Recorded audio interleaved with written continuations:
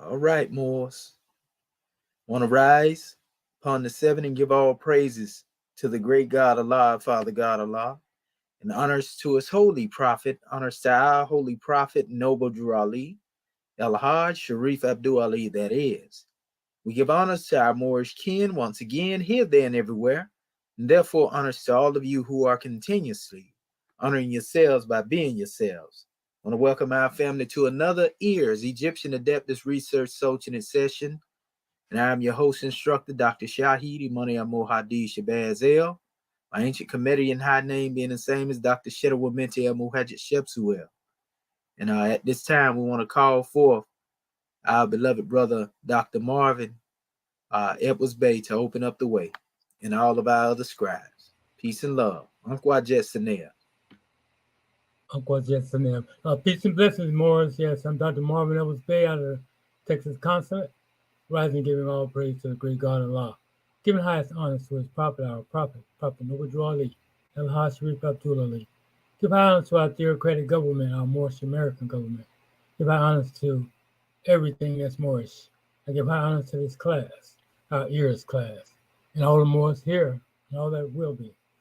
Okay, I'm going to open up the class according to law, getting with our Canadian Moorish American prayer. Ya Allah abnu heru meku netaru. Ya Allah abhet heru. Ya Allah ma'at heru. Ya Allah hotep heru. Ya Allah heru. Ya Allah ma'at herkuti. Ya Allah awajet de duty. Ya Allah pertem sutet pertem heru. Ya Allah bamaduti. El hedis rayab huali. Amen. Holiest, holiest, holiest. In transliteration, O Allah, the Father of the universe, O Allah, the Father of love, O Allah, the Spirit of truth, O Allah, the Spirit of peace, O Allah, the Spirit of freedom, O Allah, the Spirit of justice. O Allah, you are my protector. O Allah, you are my guide. O Allah, you are my salvation by night and by day. O Allah, through your holy prophet, Drew Ali. Amen. Holy Issa, Holy Issa, Holy Issa. Now go forth, Moors, with our divine constitution of Moorish America. Salvation, our God, unity. The divine constitution of Moorish America. Act 1.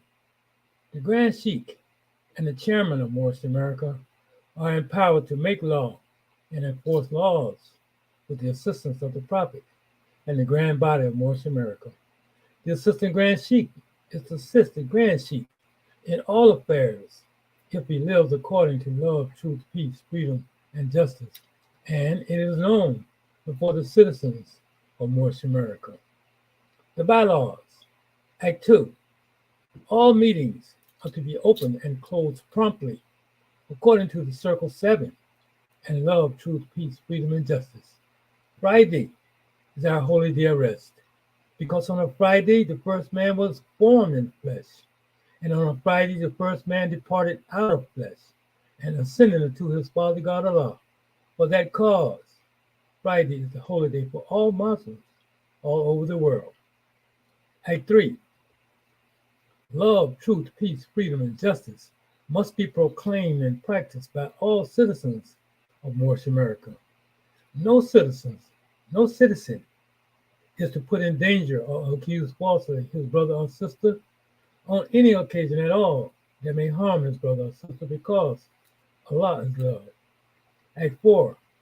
All citizens must preserve these holy and divine laws, and all citizens must obey the laws of the government, because by being a Moorish American, you are a part and parcel of the government and must live the life accordingly. Act 5.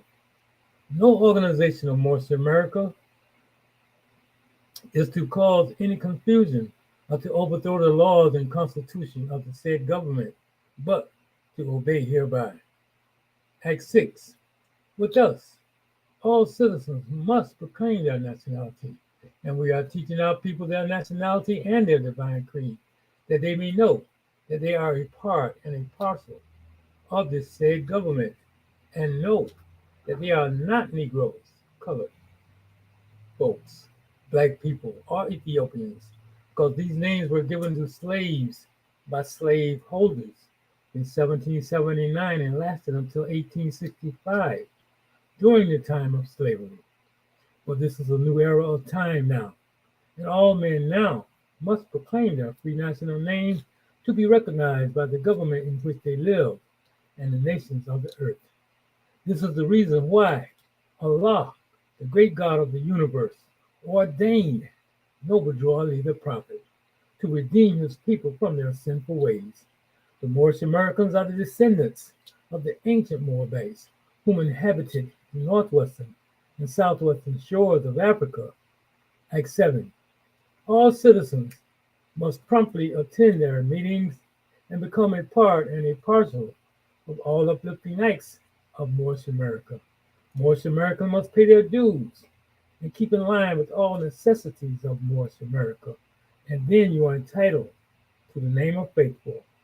Husband, you must support your wife and children. Wife, you must obey your husband and take care of the children and look after the duties of your household. Sons and daughters must obey father and mother and be industrious and become a part of the uplifting of fallen humanity. All Moorish Americans must keep their hearts and minds pure with love and their bodies clean with water. This divine covenant is from your holy prophet Noble Drew Ali through the guidance of his Father God Allah. Prophet Noble Drew Ali, peace and blessing be upon him, founding father and frame of the divine constitution and bylaws of Moorish America. And with that, we're going to hand it over to our Goddess and Queen, Grand Secretary of the State of South Carolina, Dr. Dendra Ami Okurta Bay, with our chapter of the week. Islam? Islam, Islam, Islam. I am Dr. Dendra Ami Okurta Bay. First, let me rise and give praises to our great God Allah. I give honors to our holy prophet, Noble Drew Ali. I give honors to Act 1. I give honors to all my government officials. I give honors to you, Council General of Texas, Dr. Marvin Edwards Bay. And I give honor for opening us up according to law. And I give honors to our National Assistant Grand Chief for this wonderful class this morning. And as was said, I will be reading coming from our Holy Quran, chapter 37, the chapter of the week. It reads, Divine Ministry of Yehoshua.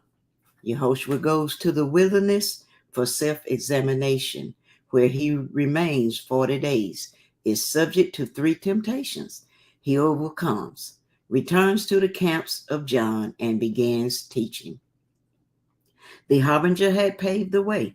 The Logos had been introduced to men as love made manifest, and he must now begin his divine ministry. And he went forth into the wilderness to be alone with Allah, that he might look into his inner heart and note its strength and worthiness. And with himself he taught, he said, My lower self is strong, but by many ties I am bound down to carnal life. Have I the strength to overcome and give my life a willing sacrifice for men? When I shall stand before the face of men, and they demand a proof of my messiahship, what will I say? And the tempter came and said, If you be the Son of Allah, command these stones to turn to bread. And Yehoshua said, Who is it that demands a test? It is no sign that one is a son of Allah because he does a miracle. The devils can do mighty things. Did not the Gentile magicians do great things before his Pharaoh? My words and deeds in all the walks of life shall be the proof of my messiahship. And then the tempter said, If you will go into Jerusalem and from the temple pinnacle cast down yourself to earth, the people will believe you are the Messiah sent from Allah. This you can surely do. For did not David say, he gives his angels charge concerning you, and with their hands will they uphold, lest you shall fall. And Yehoshua said, I will not tempt the Lord my God Allah. And then the tempter said, look forth upon the world. Behold its honor and its fame. Behold its pleasures and its wealth. If you would give your life to these, they shall be yours. But Yehoshua said, away from me all tempting thoughts. My heart is fixed. I've spun this carnal self with all its vain ambition and its pride. For 40 days did Yehoshua wrestle with his carnal self. His higher self prevailed. He then was hungry, but his friends had found him and they ministered to him. Then Yehoshua left the wilderness, and in the consciousness of holy breath, he came into the camps of John and taught. Islam, Islam, Islam. I will now turn it back over to our National Assistant Grand Sheik, Dr. Sadu Amenti El Muhammad Sepsuel. Islam, can you hear me, God man? I can hear you loud and clear, Goddess and Queen. Gratitude. Islam. Islamism without the schism. But having already risen, we continue to rise in ascension, giving praises to the great God Allah, Father God Allah, and honors to his holy prophet, honors to our holy prophet, Noble Drew Ali, Al-Hajj Sharif Abdul Ali, that is. We give honors to our Moorish kin once again, here, there, and everywhere, and therefore honors to all of you who are continuously honoring yourselves by being yourselves. We give honors to our Grand National Seal. We give honors to our Grand National Emblem, National Flag, Divine Constitution, and bylaws, and honors to all of you who are indeed a living manifestation and personification of everything. And I do mean everything that our holy prophet brought to make us a nation. I want to welcome you again to another E.A.R.S, our Egyptian Adeptus Research Sultanate session. And we have a grand measure to bring on the manifest this morning, brought to you and sponsored by our Moorish American government. You know, want to give honors to all of our scribes, Unqua Jet Senev, life, health, and prosperity be upon you all. And honors to all of those who have faithfully begin to tune in to this special draw it, share it, make it viral, because the people have no idea of what they are missing by missing these special sessions that we bringing on the manifest. And the scribes have a better understanding now and insight into this special language. They are the adept, you know, the Egyptian adept temple scribes of this new era in time. We doing something that has not yet been done. And I see that we have certain scholars in Western academia now trying to pierce the veil, so to speak, when it comes to dealing with these different scripts that we have been dealing with, such as the Medu and Kemet. For those who are not familiar again with the word Medu and Kemet is what the Egyptologists like to call the Hieratic writing. You know, so we just giving it to you in its proper name. Medu and Kemet is actually the Egyptian language. You know, Medu and Kemet to a certain extent can be referred to, you know, as well in the statement of Medu, you know, as Medu actually means the language of God or the language of the gods, so to speak. So what we want to do, we want to start off as we always do. We start off with a reading from the Book of Fire. We would like to get our scribes, you know, who would like to volunteer in this special reading to come from the page 329 in Exhuming of a Nation.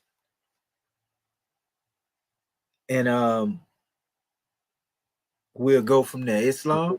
I thought Bati Bay will go first. I'm already here. I'm right. Sound like I heard him say Islam. Islam. You know, I'm right Islam. He said, hold the thought. We all Yes. volunteer in Islam. We always get a little bit of it. That's right. That's right. We got enough for the triune to get in here. I know that's right. So we're gonna start with we are God's chosen people. That's what we want to start with. We are God's chosen people, and that's page 329. And so Brother Bati Bey, we'll have you read from 329. And I want to make sure I got this up. Okay, yeah, 329 all the way over to. I want to make sure I rightfully divide this demonstration here. Okay, yeah, there we go. 329 to 330. And you can actually stop, my brother, right there where it says above how to identify the geographical Garden of Eden. Islam. And then we'll have my brother Marvin Edwards Bay, since he came in. He can start there on 330. How to identify the geographical Garden of Eden. And brother, you will read over to above the garden man can see on page 332. Okay. Gratitude. Then, yes, sir. Gratitude, scribe.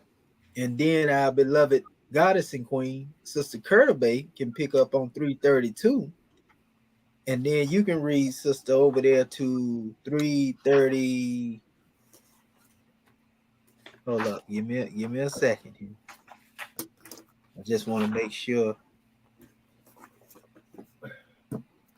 Okay, yeah, you can read over here to page 334. Okay. And I'm starting at the God man can see. Yes, ma'am. Okay. And stop on 334. Yeah, and actually 335. let me make sure that 335 above. You seen it. Right there above human knowledge versus wisdom. Islam, gratitude. Islam and gratitude. And so Islam right quick? yes, sir. Go ahead, Brother Marvin Edwards Bay. Okay, so you want me to go from 330 to 332, you say an end just before the garden man can see? Yes, sir. Yeah, right before the God man can see. That's where you gonna stop at. Yes, sir.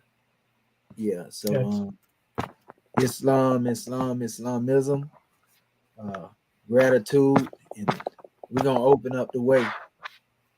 Praise be to Allah. All right, Brother Bati Bey. Islam. First, I'd like to rise to give our man of praise to Allah, honor to the Prophet, honor to our theocratic government, our royal council, our flag, still emblem, our divine constitution, our swift angels, our mufti, our citizens alike, honor to all the Moors that spoke before me, all the ones that will speak after, and honor to our committee and Adept here for this class and the Moorish American government, Islam, and I will begin. And I'll describe Islam. Who are God's chosen people? First of all, for the great God to choose one people over another would not only make him/her a racist, but would be like choosing some of the water be wet and the rest of the water to not be wet. The weakness is not in God's chosen people, but in the God the people has chosen. In setting the proper stage of understanding Africa as Eden, certain miseducations should be unaddressed. The reader is undressed, excuse me. The reader is to recall the whitewashing of Akabalan, Africa's history, and the blackening of her indigenous people. To illustrate these magnanimous sins and crimes upon the human family, it is necessary to state it was the divine work of the great God through his seven eyes of Elohim to make the bodies of the first gods from flesh indigenous to the grounds of Africa. Genesis 2:7. This alone solves the mystery of who are God's chosen people. Obviously, the freedom of choice rests well within the realms of the great God's grace and creativity. Had he not chosen Africa as the place from which to people the earth, there would be no mystery of a God's chosen people. When the Creator made the first God man of the earth, it would be 2.5 million years before the pale skinned people of the north would be cloned, exiled from Africa, then re-civilized. The concept of God's chosen people is false, nearsighted, and a handiwork of nations drunk on the wines of ego. If there were to be a chosen among people, they would have never been created the same. The great God, Allah, has no need to choose from what he has created equally.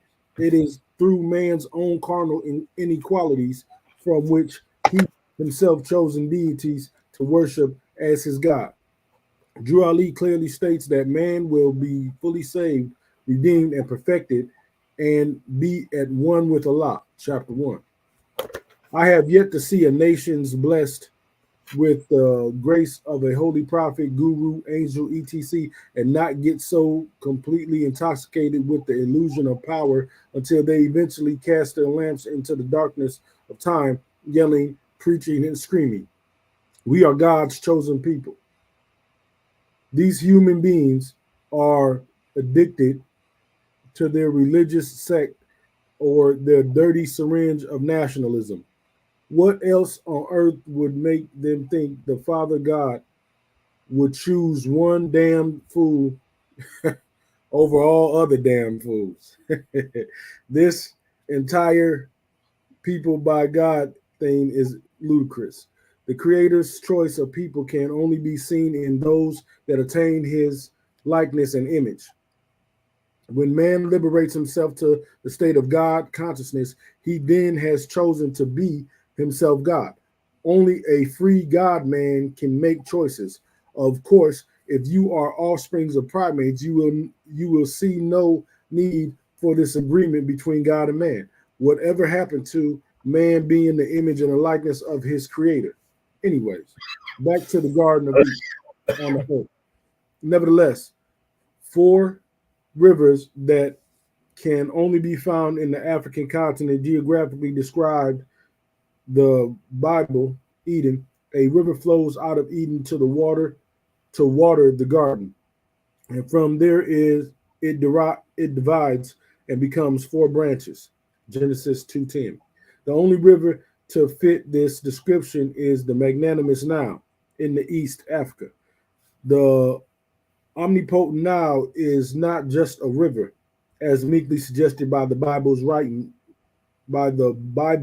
writing Greeks. The Nile is Allah's first gift of water on the earthland. It is the same stream he made rise from the earth mentioned earlier in Genesis 2:6. The Nile is the world's oldest and longest river.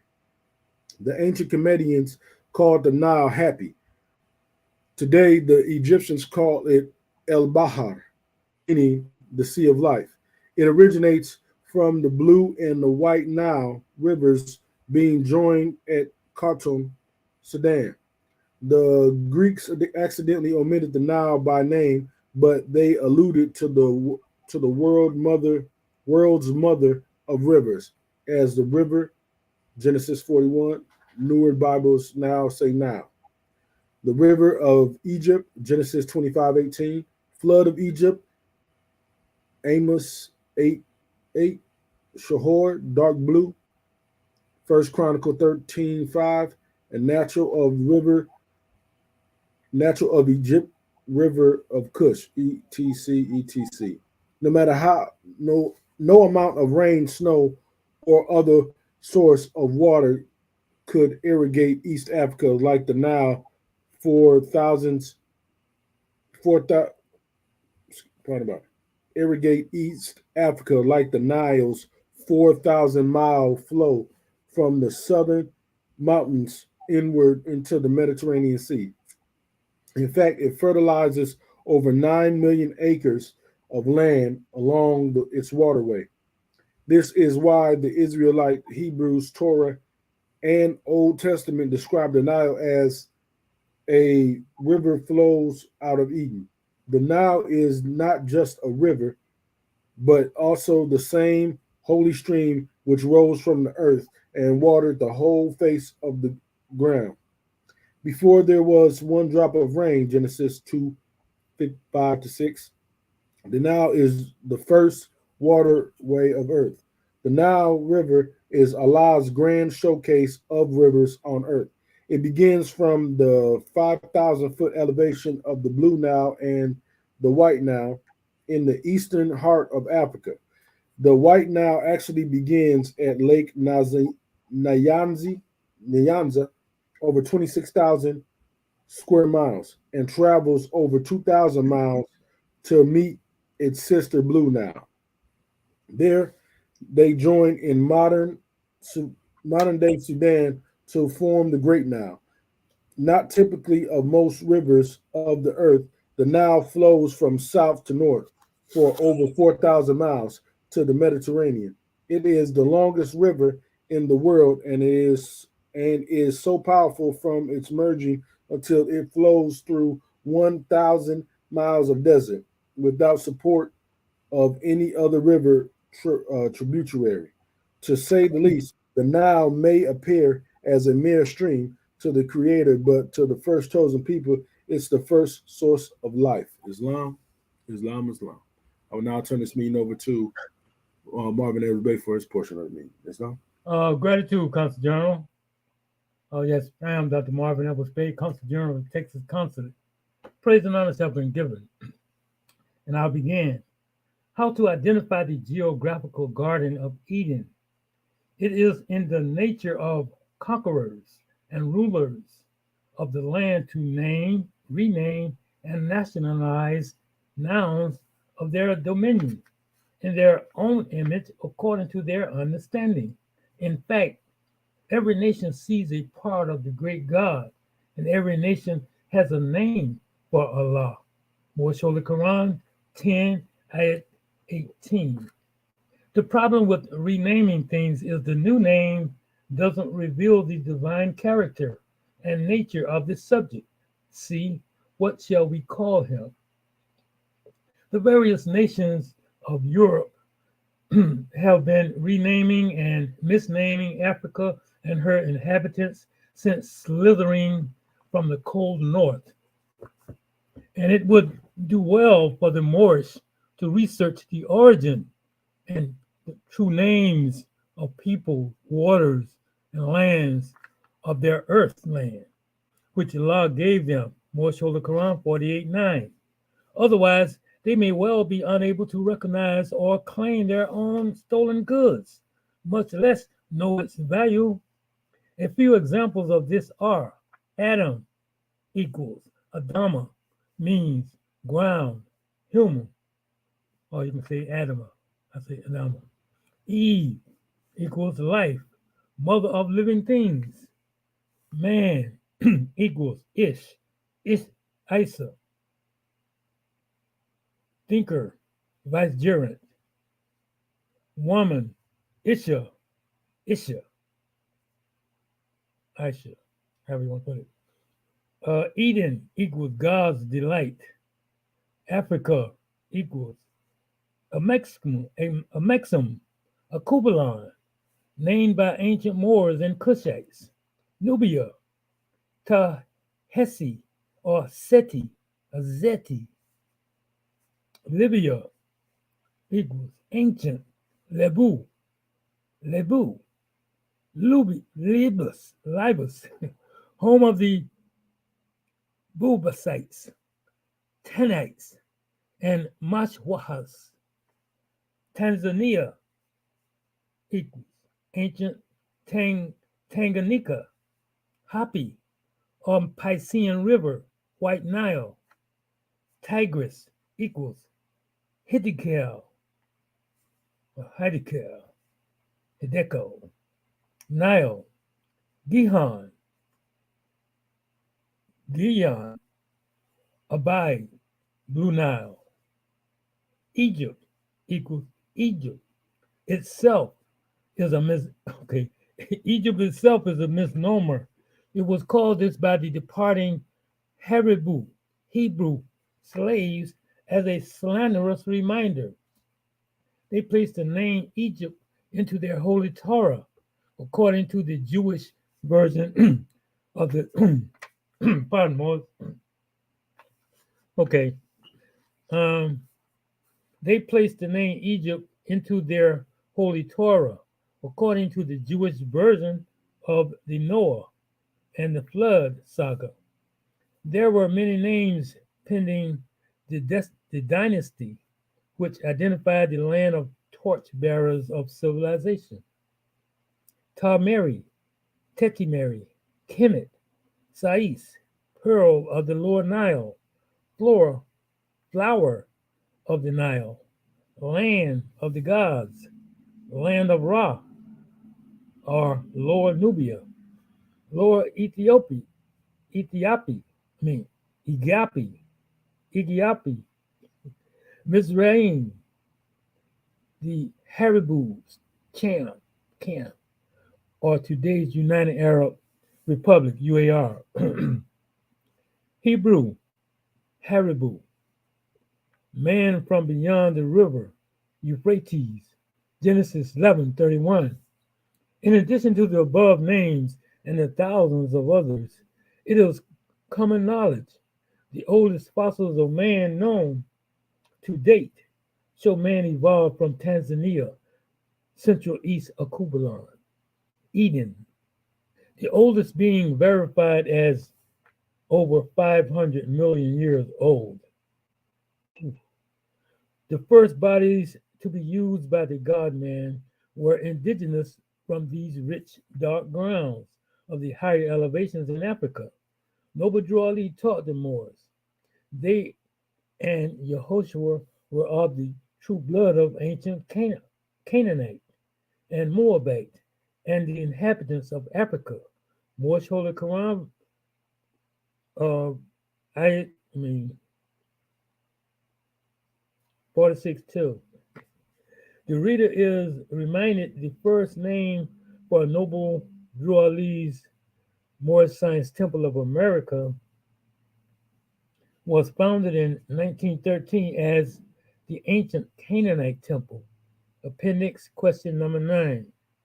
Genesis refers to the sons of Ham as the first inhabitants of East Africa. Cush founded Ethiopia, Cush or Sheba. Mizraim founded Egypt, Mizraim.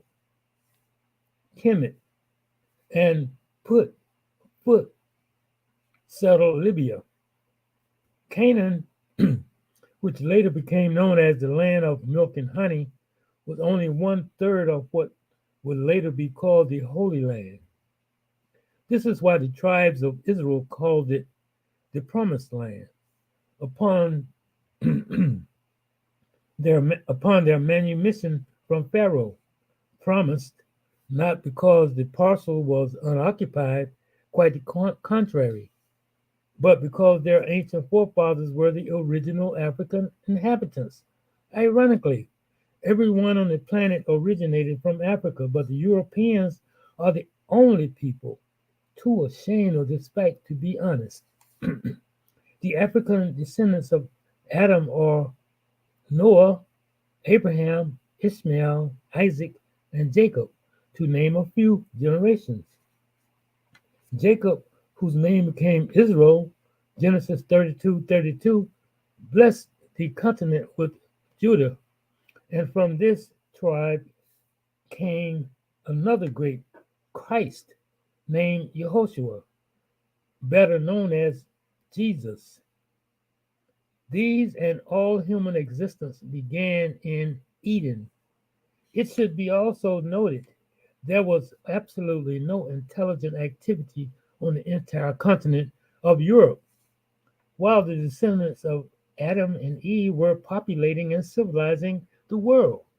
In fact, the hueless people only began to stand erect about 4000 BC, and was brought into the light by exploits of prophet Moses.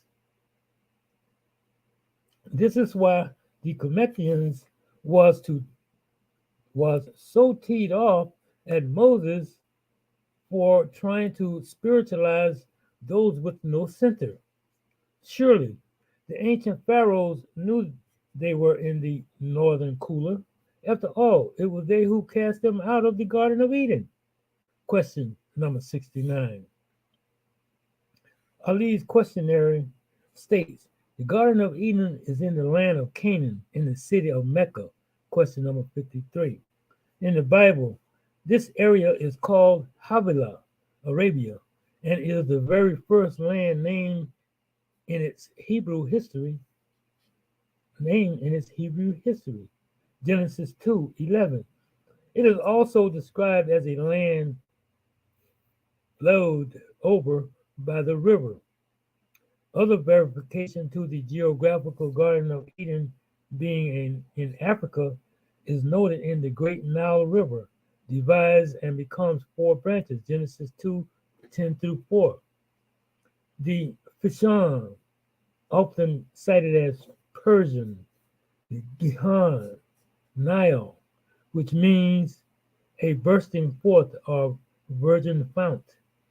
Tigris, called the Hiddekel by the Hebrews. Euphrates, the Tigris and Euphrates were so close, straddling Mesopotamia, people could dredge ditches between the two. Yet, by the time they flowed to Baghdad, they were 35 miles apart. Nevertheless, these rivers lay bare the great stream that flow out of the geographical location of Africa's biblical Garden of Eden. Just to see how wonderfully the great God watered the world face of the ground from a stream which began with the Blue Nile and White Nile forming the one great river. This wonder alone is praiseworthy. Africans, being the fathers and mothers of the human family, were also known as the torchbearers of civilization. It was they who parented both civilizations. Therefore, his or her perpetual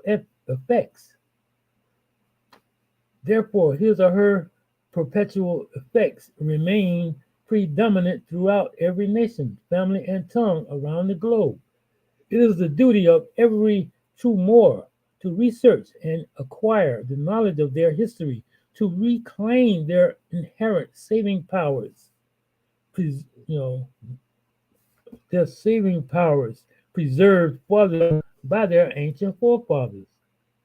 They must learn their faith in Allah, the one true God, and know love, truth, peace, in order to be themselves a clean and pure nation of people. When the mind of man is in harmony with his creator, there is a peace, there is peace, and he experiences bliss and oneness. This is called paradise. The garden without weeds, he is home.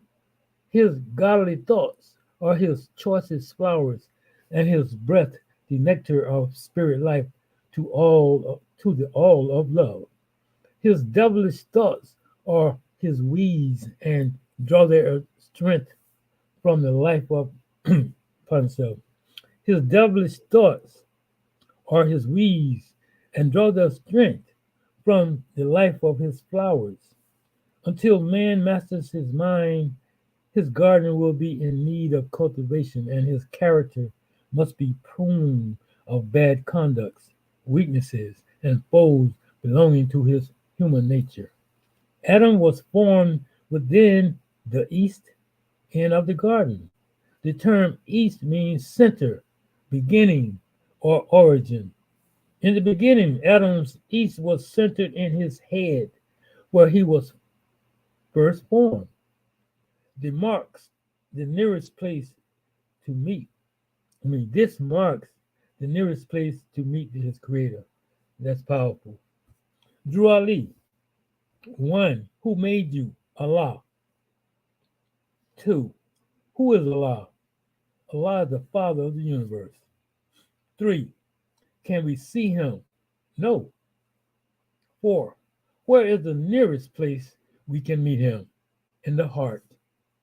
Man's heart is his center of divine origin. He grows from his true east. From this center to the outer bounds of spiritual life, of spirit life, he grows inwardly. Original man lost his sense of direction when he lost consciousness of his higher God self. Later, prophets, for example, Moses, Abraham, and Muhammad, established center points on earth, like Mecca and Jerusalem, as symbolic east. This was to redirect the misdirected man of his obligation to his creator. Still, man, like the omnipotent of his infinite God, is everywhere and is all in one, is all in all, and cannot be housed by monuments of men. This is to redefine and exalt the rituals practiced by billions of Muslims and Jews that face sacred shrines for prayer. In truth, the omnipresence of the one great God could never be confined to the physical directions and monuments of man. This author is certain that all loyal Muslims and Jews will agree to the fact Allah and Yahweh are not hinged solely to their eastern directions and shrines of prayer. See signs and symbols in prayer. Oh no, I know this lone author did not just go up against all those good praying Muslims and Jews. Has he lost his blank, blank, blank? Blasphemy, infidel, hypocrite, stone him, stone him. No, this book is not against any person or their religious creed. However, the author will stand upon the proper questions. Is Noble Drew Ali right for the redemption of his people? Am I right? Surely, as Ali has proclaimed, the nearest place to meet Allah is in the heart. If man would find his God, he must look within, not restricted to the Kaaba, Jerusalem, synagogue, or church. See, did I make it to Is the garden? Yep. Islam.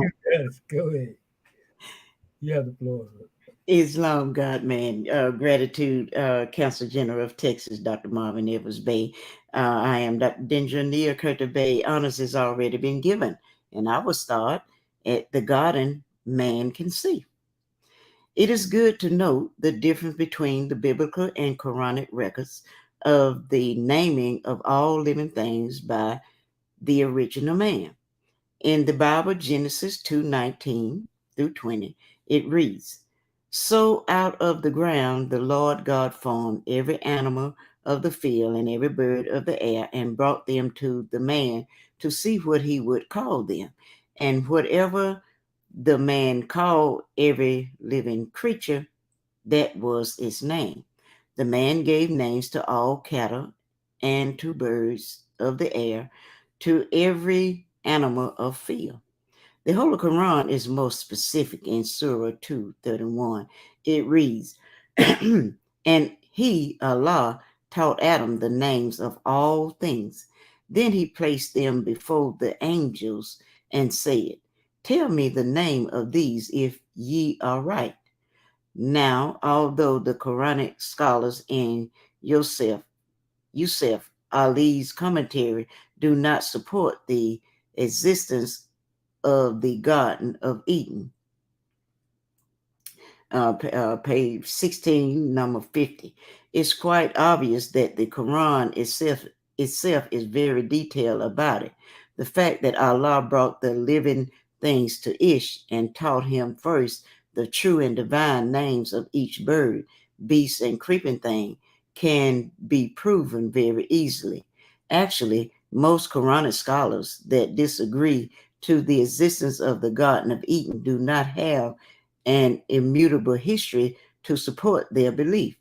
Of course, these are most of the same Arabs who've been burying Ethiopian, Sudanese, and African history for 1,500 years.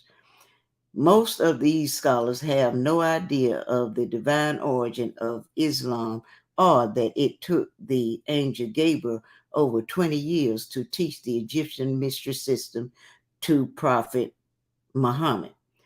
The height of Muhammad's education was centered in the transliteration of the ancient mysteries into the Arabic language.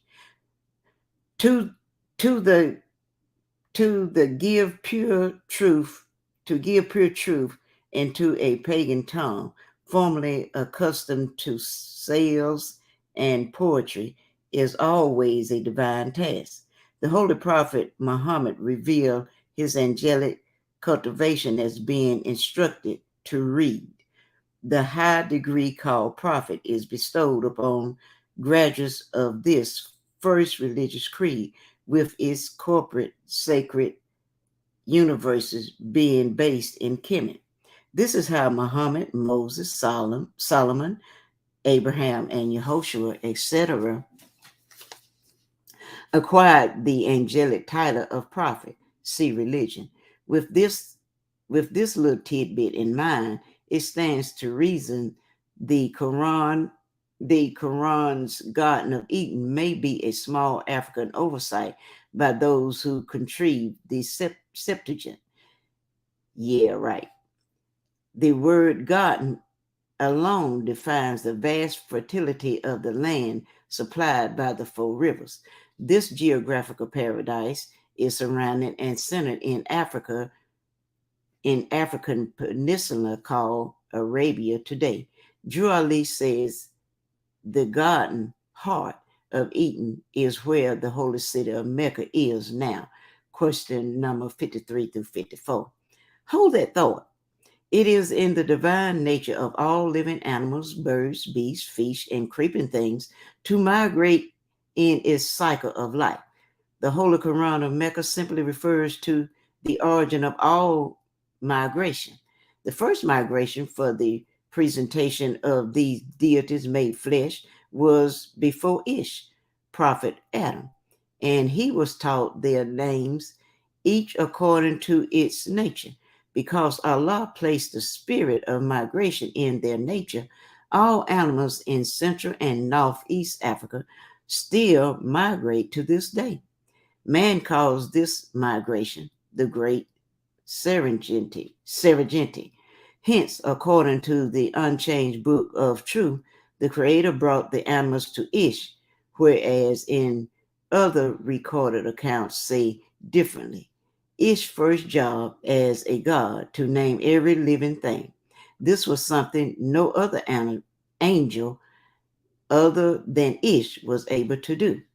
This mighty migration, in obedience to their creator, used to run its course through what is called East Africa today. The birds and mammals seasonally ran a divinely charted course from what is now Tanzania to Havilah, Saudi Arabia, or in staying in tune with our chapter from Eden into the Garden of Eden. Most people do not know that today's desert dunes of Arabia was once as fertile as a rainforest. The reason why Eden was paradise and full of peace was because all living things were feeding from the ethers of their native plane. See Moore's Holy Quran, chapter 1. This was this was before the great fall. The fall was the beginning of the cycle of life and closed between a birth and a death. It became known as the survivor of the fittest, and the drummer of dog eat dog became Maya's normality. Before the fall, the lion and lamb would lay down together before there were no rulers, nor the rich lion, and no poor people or slaves, lambs. Moorish Holy Quran, chapters 46 and 8. This was the horizon of the first civilizing of the earth. Back to Arabia. Thanks for holding that thought. The first mention of the landmass in the Bible is Havilah, Genesis 2:11. Havilah means the absence of rain, as Eve is a human state and the fallen name for goddess Isha. Like so, Havilah is the fallen name for the garden. Havilah marks the origin of the earth's first desert, where fallen man Adam must till the ground for water to survive. Like the animals migrate, man became nomadic and earthbound, hence the name earthbound, Asiatic. The rapid speed of the desert meant the banishment of Eden fertility. It grew west and southwest, consuming Havilah, then across the continent of Amexim's entire northern course into the Moroccan coastland. The Great Drought inched from Ethiopia, Upper Egypt, and the Sudan westward to the Atlantic Ocean, turning rainforest and jungle into dunes of sand. Today, the world's largest desert spreads halfway across the world's second largest continent. It's called the Great Sahara. To say the least, Eve should have left that damn apple alone. Today, the Sahara Desert is 3.5 million square miles of the African continent. It is so vast until Europeans call Africa, which is south of the Sahara, the sub-Sahara. From the size of the Sahara, Allah wasn't exactly pleased when he foreclosed on his first homeowners. After all, man is the pride of his creation. I mean, the Sahara is still growing. Man's inharmony between the universal and natural order of things upset his spiritual apple cart, so to speak. This means he lost his conscious power of being Lord of the kingdom of the soul and of the plane of things made manifest. He had been able to travel at will through all forms of life and to all worlds.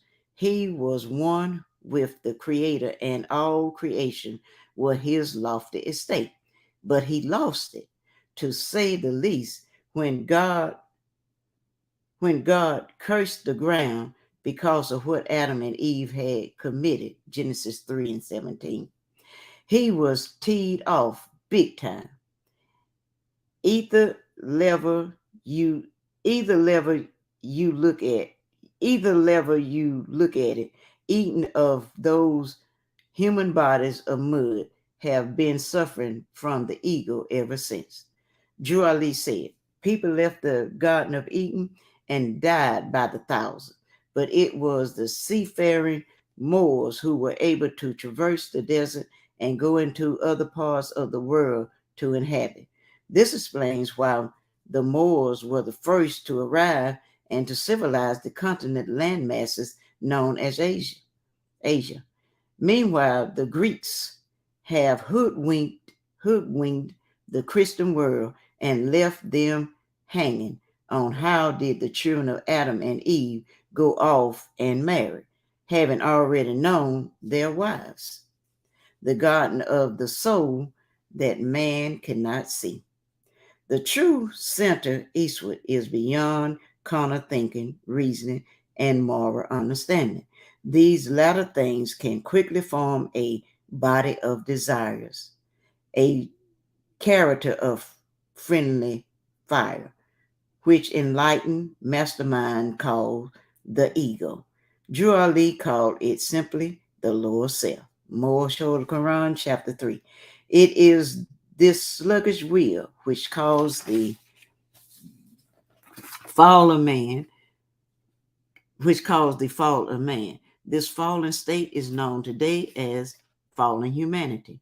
Man, spirit man, was given a soul so he could function on the plane of soul. The action of the soul are the gifts of thinking, reasoning, willing, and understanding. When man lost control of these gifts, of these gifted servants, he fell from his natural state of godliness without using a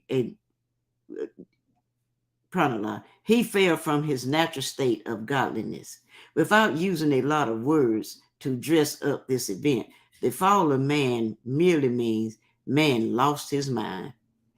The lower self is also called the devil because it is only the ungodly thoughts from selfishness which one personally desires, Parentheses, in actuality, the devil is merely the same unattended and uncultivated God man was created with from the get-go. End of parentheses. Remember, it was the devil which caused Isha to later be called Eve by her husband Adam. It should be noted the Greek-based Christian philosophies as well as certain Islamic teachings, most scholars and followers are taught the devil, Iblis, and Satan, Shaitan, are some evil mystic forces which exist outside of man himself. In fact, there are thousands of drawn images of what the devil looks like. Usually it's some great distorted figure of a man, an object to which to cast stones or a scapegoat from among the masses. Yet when anyone sincerely look for the devil, Satan, these evils are always found behind the acts, deeds, and plots of when anyone sincerely, deeds and plots of people. Man is the only source of the devil. It lives in the heart of man himself. However, from the Greek's version of Adam and Eve, the devil is seen as a snake, a piece of fruit, all of which are on the outside of man. Satan is the actual transmitting outward enactment, manifesting one's former private devilish thoughts. Satan is the world of duality and Maya, caged in the material world that plays games of consciousness received by the five human senses. Carnal man seeks to trick other carnal men by what they think perhaps is true, but is not. These tricks of illusion, keeping the God man from cultivating their garden, is called Satan going to and fro the earth, seeking whom he may devour. Question 75. In the beginning, when fallen humanity, Adam and Eve, had developed a use for time, man was cast out of the garden and went into Asia. Not good. Sharif Abdul Ali calls this degree to the attention of all Moorish Americans. He said, "We are the children of Adam and Eve, Asiatics and Muslims." Question 57.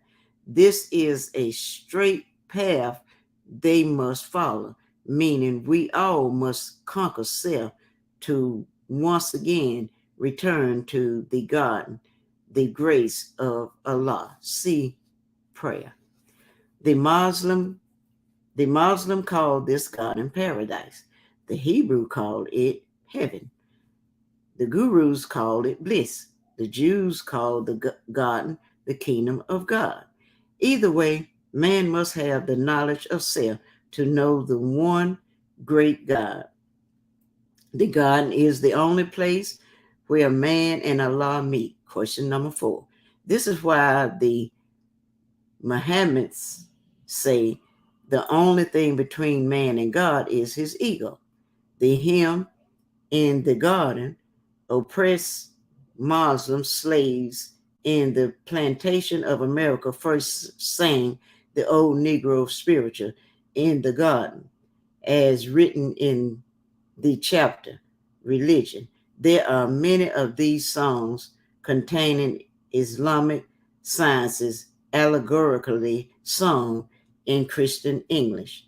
Often the history of their God and forefathers, as well as inherent prophecies, was placed into the words of Negro spirituals. The song in the Garden is an excellent example of how the Islamic wisdom of the Moors had been secretly translated from Africa to America within all the allegoric splendor of the English language. I come to the garden alone while the dew is still on the roses, and the voice I hear falling on my ear, the Son of God disclose, refrain. And he walks with me, and he talks with me, and he tells me I am his own. And the joy we share as we tarry there, none other has ever known. He speaks, and the sound of his voice is so sweet. The birds hush their singing, and the melody that he gave to me within my heart is ringing. Refrain. I stay in the garden with him, though the night around me be falling, but he bids me go through the voice of woe. His voice to me is calling. Islam. Note the line, I come to the garden alone when the dew was still on the roses. This line shows the pure, unmixed God state of Ish. There was nothing eastward in Africa but God, as Allah and the African man as one, even before Isha, the helpmate. Needful to say, when I came to the garden alone, there were no Europeans or evil there. Yeah, the dew is the first water on earth, spewing up, forming the wondrous Nile. The words still reflects the harmonious, peaceful, and heavenly condition that exists when man and God are one. The roses represent all living things created by Allah, receiving their original attribute. There are no roses without thorns, so the serpent is also a part of this garden oneness. And the voice I hear whispering in my ear shows Ish will was in tune with his creator, and he could bear the still small voice of his creator. And he could hear, and he could hear the still small voice of his creator. He heard the voice of reason and saw with the eye of soul. And he walks with me, and he talks with me, and he tells me I am his own. Here, the word walks demonstrate the great works of civilization and divine order being performed. One walks always leaves footprints of words, works, and deeds clearly cut so that all other will know God has gone this way. Those walks with Allah during the creation of the original man is what today's realization of the God state of man is unfolding to. Today's progresses of man still stand. The reader can now interpret the rest of the song in the garden. Islam, Islam, Islam. And now I will turn everything back over to our National Assistant Grand Sheik, Dr. Sadu Amiti El Muhajir Sefsuel. Islam.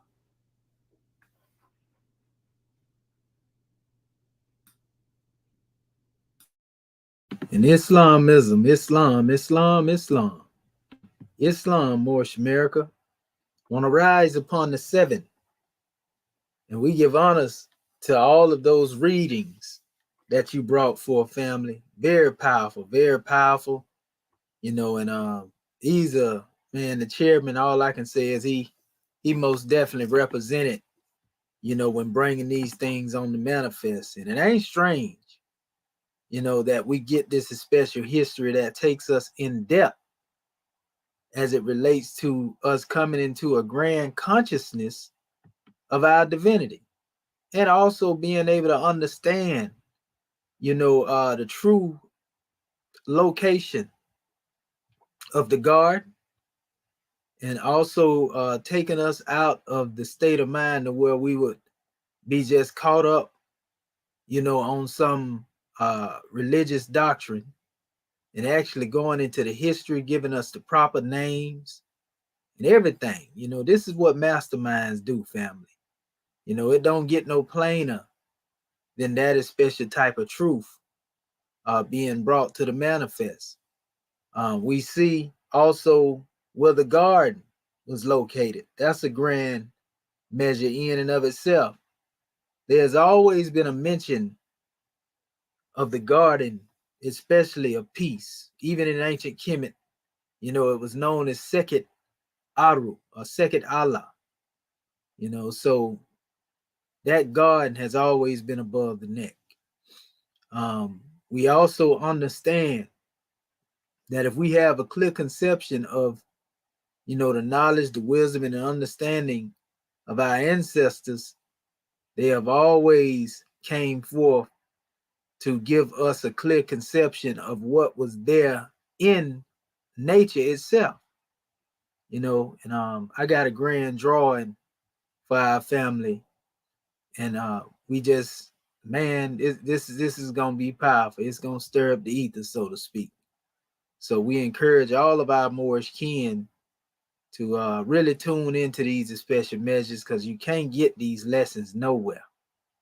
You see, contrary to popular belief, we already know where the European took the concept of Adam and Eve from. We know that the first man and woman represented Ish and Isha. Comedically, that's all saw and all set from a spiritual standpoint. You see, Adam and Eve would deal with Set and Neptes. When you deal with the manifest, that would be the comedic equivalent of those pairs, so to speak. One dealing with the flesh and one dealing with the divine essence or divine nature. You see, divine netter. And that's important that we understand that. In fact, what I want to do is show you something as well, since we mentioned this right here, because you would never know these things unless somebody go into the depth and really go into the essence of what certain things mean. I'm gonna share my screen real quick, and I got a drawing here to bring to our family briefly as we go into this special measure that we have. And I do believe and feel that this is most important and noteworthy that we can get, you know, because the chairman actually quoted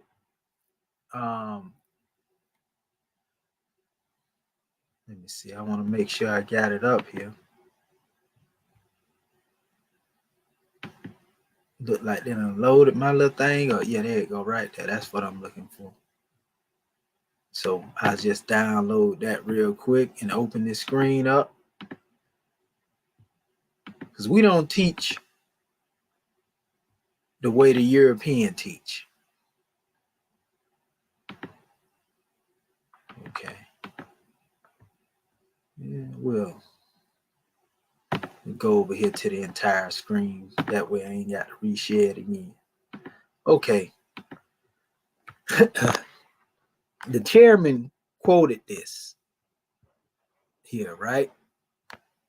If you look here in the Grand Quran, he quoted Surah 2, Ayat 30.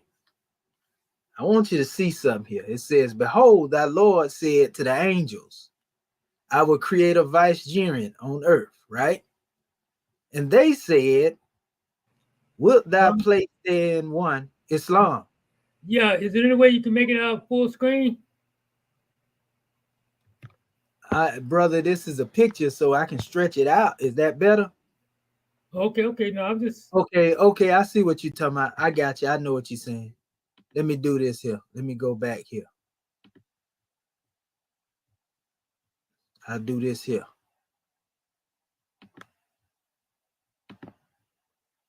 Okay, so you should be able to see it better now. Just let me know if you can see it better, brother. And knocked all is well. down. You can't see anything. Yeah, just give me a chance to go back to it, brother Marvin. That was me. I ain't got to it yet. Okay, I just closed that screen out. Okay, so now I'm gonna go back to what I was sharing. Okay, can you see it now? No.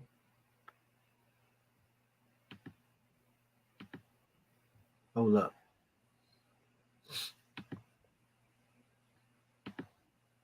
Let's see. Okay. Just give me a second, family. Okay, let me see right here. Because I want to make sure you see it. Can you see now? Yes, sir. Okay, there we go. So Islam. So anyway, it says, behold, thy Lord said to the angels, I will create a vicegerent on the earth. And they said, wilt thou place therein one who will make mischief therein and shed blood? Will as we do celebrate thy praises and glorify thy holy name? He said, I know what ye know not, right? Now, for those who don't know, it goes on right here, and it says, and he taught Adam the nature of all things, and he placed them before the angels and said, tell me the nature of these, if ye are right. And they said, glory to thee of knowledge, right? So now he taught him the nature of all things. Now, a lot of people hear the term names because in certain translations it do say that. Even in the biblical text, it said that he was given knowledge to name, everything in creation. But when you say nature, this goes a little deeper than just name, because the nature of a thing is the essence of a thing. So he taught him the essence of all things. In all actuality, that word nature also, if you were to remove all of the vowels out of nature, the A, the U, and the E, you have NTR, which in ancient Kemetic teaching is netter. You see? So the nature that we understand in the reference to dealing with all things has to do with the attributes and the characters, the characteristics, so to speak, the potencies of life, them ethers. So he taught him the attributes of creation. You see, he didn't just tell him, well, that's a bear, that's a lion, that's an ox, that's a cow. He was learning the nature. In other words, he taught him of the netter. You see? So now we should understand that netter is in direct correlation with the word nature. You see? Nature. Yes, sir. So looking at it from that special standpoint, then he said, tell me the nature of these if ye are right. This is what he asked the angels. Now, angel is a thought of the great God Allah manifested in human flesh. So once he taught man, he manifested his divine mind in man and taught him that nature, right, of these special things. Then he goes into speaking to the intelligence of man, because these angels are the thoughts that he has placed in man by teaching him the nature. He said, tell me the nature of these, if ye are right. Now that I have taught you, now that I have placed, these thoughts, these angelic thoughts above your neck in your garden, so to speak. Intuition and telepathy, cherubim and seraphim. Tell me the nature of these things that I have taught you, if you are right. You see, as I know that I made you right, I'm just giving that a special drawing. You see? So when we get into this special aspect, when we talk about being taught the nature of things, this is very important, family, that we get this message. I'm even going to this special drawing here. Well, it gives some commentary on this. Listen to what it says. And Yusuf Ali was very knowledgeable.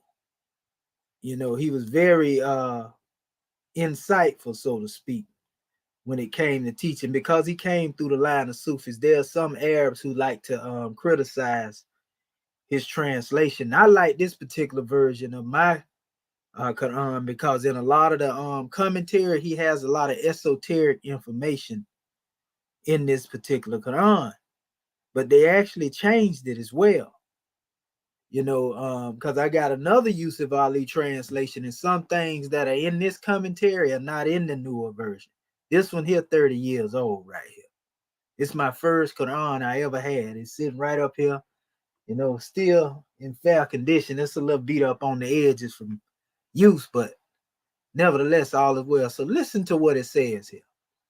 It says, it was seen that the angels, through holy and pure and endued with power from God, yet represented only one side of creation. We may imagine them without passion or emotion, of which the highest flower is love. If man was to be endowed with emotions, these emotions could lead him to the highest and drag him to the lowest. The power of will or choosing would have to go with them in order that man might steer his own bark. This power of will, when used aright, gave him to some extent a mastery over his own fortunes and over nature, thus bringing him nearer to the God-like nature. You're like, huh? Wait a minute. You mean to tell me a Muslim putting this in the Quran? They talking about a God-like nature. That's why I love this particular version. It's my favorite, right here. It says, which has supreme mastery and will. We may suppose the angels had no independent wills of their own. Why? Because their will was not strong. Their will was in tune with the deific will. All of Allah's thoughts, if an angel, the thought of Allah manifested in flesh, all of his thoughts are in alignment with his consciousness. They don't disobey him. They don't move, in opposition. So this is why he said, well, tell me the nature of these things if you're right. I made you right. But if you are how I made you, tell me the nature. Tell me what I just taught you. Tell me what I just deposited into your conscience, your intellect, because I gave it to you, right? So anyway, it says, we may suppose the angels had no independent wills of their own. Their perfection, it says, in other ways reflected God's perfection, but could not raise them to the dignity of vicegerency. It says the perfect vicegerent is he who has the power or initiative, right? It says himself.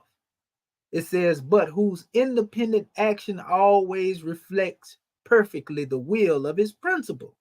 That's what we call the deific will. An angelic thought, an angel being a thought of Allah manifested in the flesh, would be nothing more than a spook if that thought had not manifested in the flesh of man. In other words, the thought had to have a host through which it could express itself, is what I'm saying. Other than that, you wouldn't even know it was there. So man is the worthy host of having that angelic thought in his consciousness, understanding the nature. We're getting somewhere with this because we're dealing with language as well. We're going to touch on that in a second. So when we talk about the netter or the neteru, Medu netter, we understand the nature of everything in creation. This is what it means to read the book of creation. Day-to-day living in life, our ancient Kemetic ancestors didn't just see the mundane. Even though they seen the mundane with their carnal eyes, their consciousness was gauged in such a way to where they would actually see what was behind it. The science of creation and the science of life was laid bare before them. And that's how they was able to read, Medu, i.e. tap into the language of what God had to manifest. Right? So it says the perfect vicegerent is he who has the power of initiative himself, but whose independent action always reflects perfectly the will of his principle. It says the distinction is expressed by Shakespeare, Sonnet 94, in those fine lines. They are the lords and owners of their faces, others but stewards of their excellence. The angels in their one-sidedness saw only the mischief consequent to the misuse of the emotional nature by man. Perhaps they also saw, it said, they also being pardoned self without emotion, did not understand the whole of God's nature. It says, which gives and acts for love. It says, in humility and true devotion to God, they remonstrate we must not imagine the least tinge of jealousy, as they are without emotion, this mystery of love being above them. It says, and they are told that they do not know, and they acknowledge. Now, this is before these thoughts, actually manifest in man. Because remember, he said, I'm getting ready to make a man.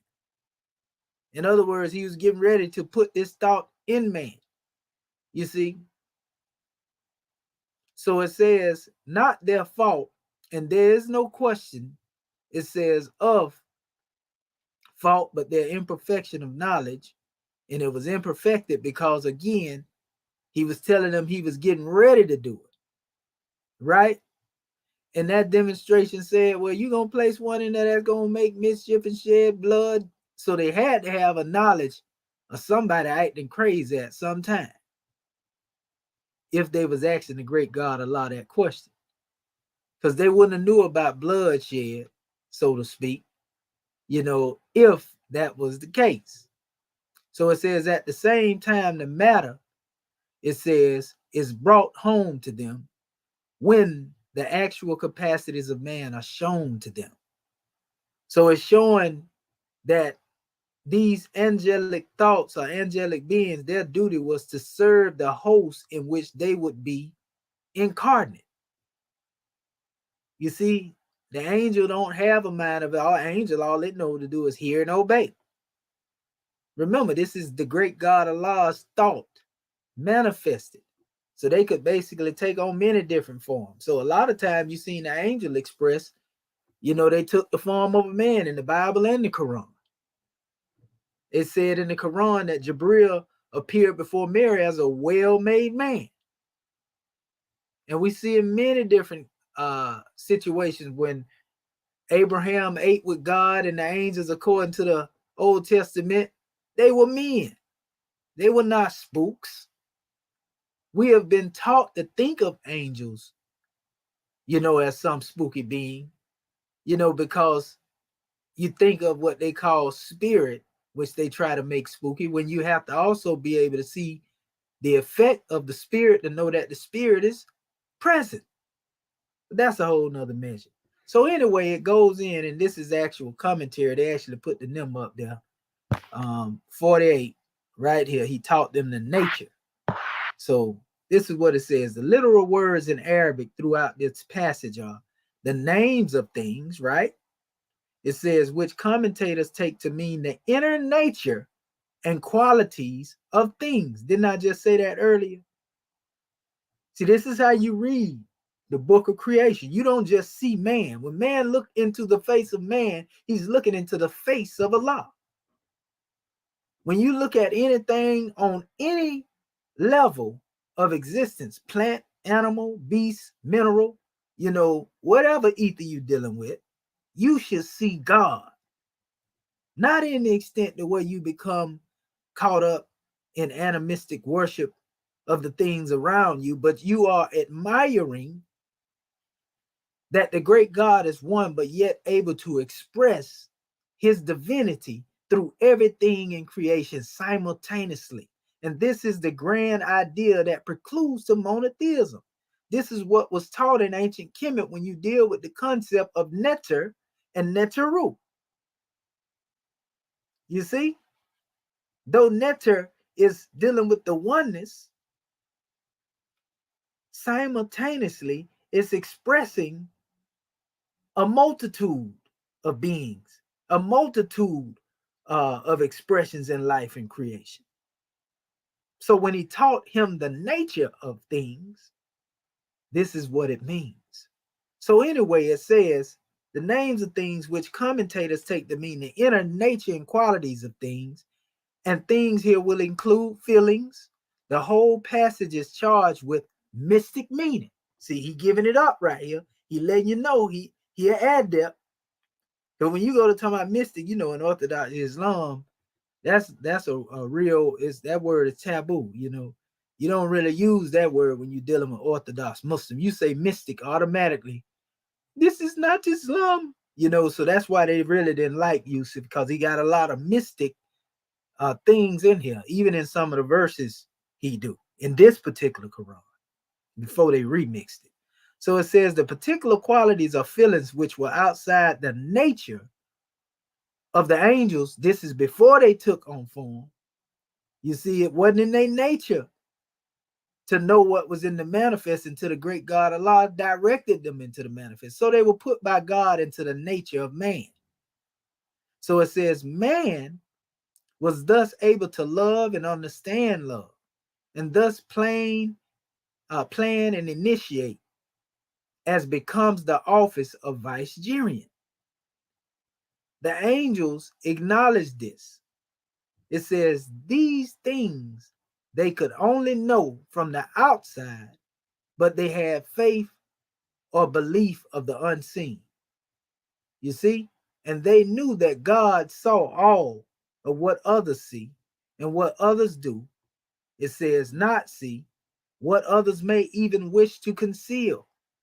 Man has many qualities which are latent, and latent powers, right?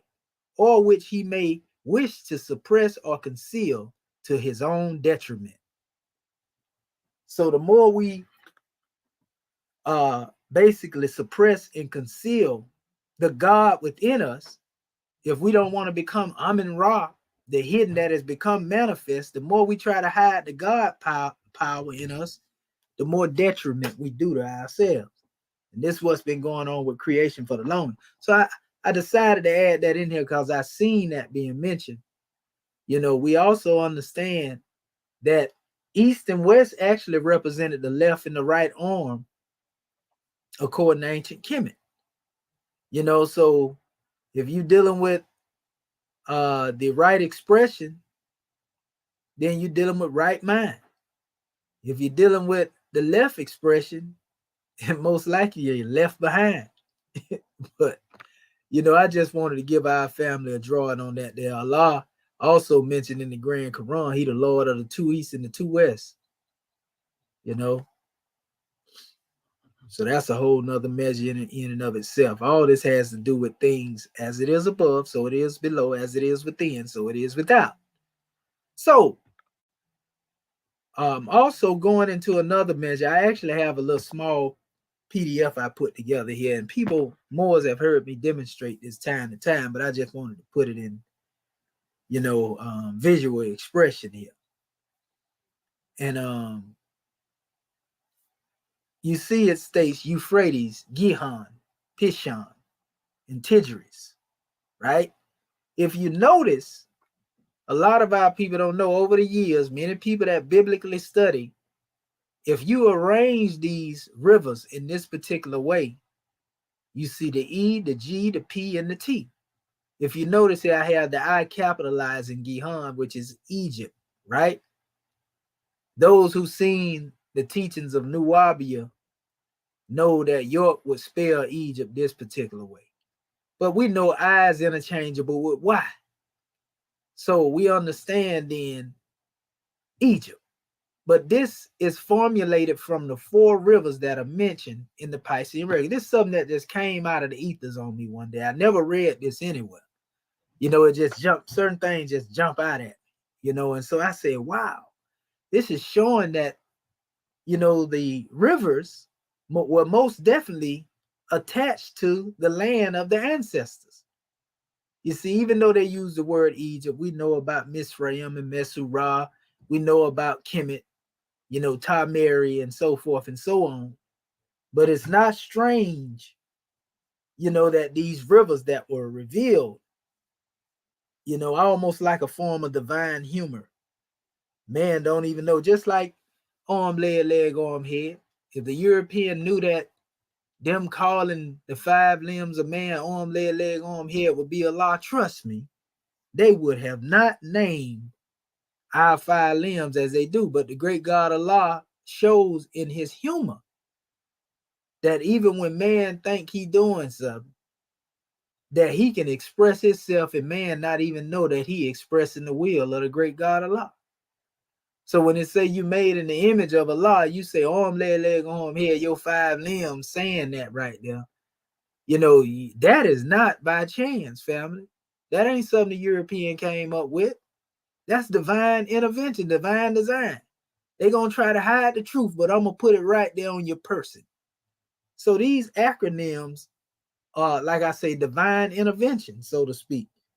Signs of things. Even right here when we deal with the 5 books, Leviticus, Exodus, Genesis, Numbers, Deuteronomy. And if you notice, I capitalized the letter E in the first portion there to complete the word legend. So we already know what a legend is. Legend often deals with mythos. And nothing wrong with mythos or myth, because a myth or a legend is based upon something that is actually true. So that would mean the 5 books is a mythos that's based upon some truths. And it just so happened to be, you know, even the 4 rivers, as we pointed out to you, are a part of that special truth. Now, what we do, we don't get caught up into the European interpretation of certain things. We use the Piscean record because the prophet told us not to throw them away. We're going to use them to condemn the European. That's what we're doing now. We condemning that Eurocentric thought pattern with this truth. And so when you hear us talk about, you know, these rivers using this terminology, you know, Canaan and, you know, Moab, and we're not beating up the tree of dealing with religion. You know, we are giving you that terminology that was used, and then we will give you the modern name. We will give you the ancient name and the modern name, what they call it now. And that's all it is. Ain't no need getting caught up. This is that and this and that. No, that's what they called it in the biblical, but the chairman gave you the name that is called historically. So don't think we up here trying to beat you over the head with no religion. He is giving you the actual name of these places. You see? So keep that in mind, family. Keep that in mind. So I want to go a little further because we got a grand measure to go into today. I just wanted to lay the foundation with that, you know. And so let me see here.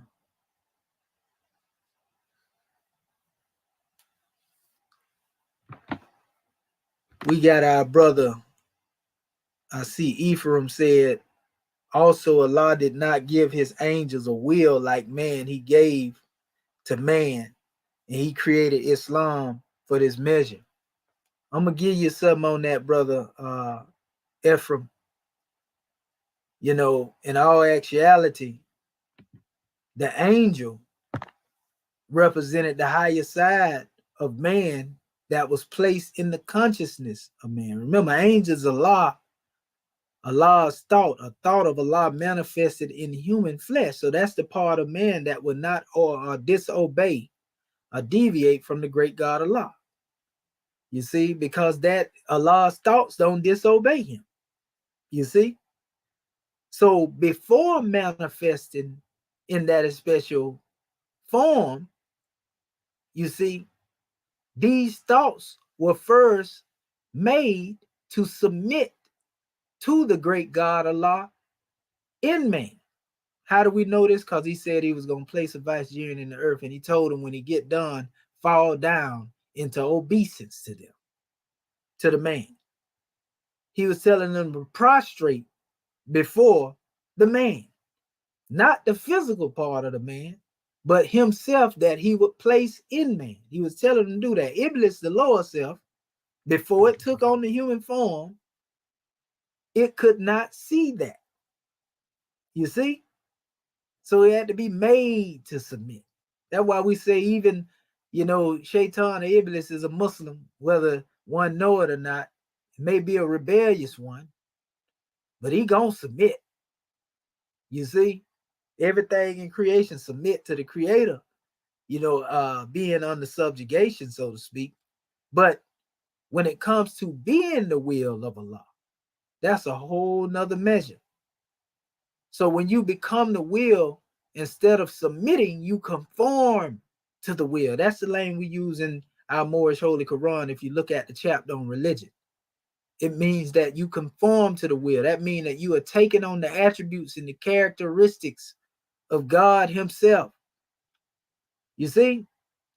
So not only do man have that angelic nature, but the spirit that is in man is that God state, which will basically always keep those special thoughts in harmony with conformity. You see, it's not in the nature, of those angelic thoughts that have been placed in man's garden to rebel against man. So this is the cherubim and cherubim consciousness that is on the manifest. I just thought I'd say that.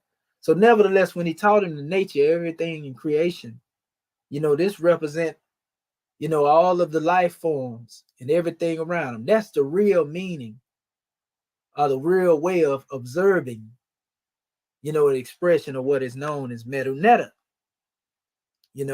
that is known as that in Kemet today. You're dealing with the language of God, listening to the silent voice that speak within, and you are contemplating your frame, you are contemplating creation. That's how you read Medu. It's metaphysical. You see, it's metaphysical Islam.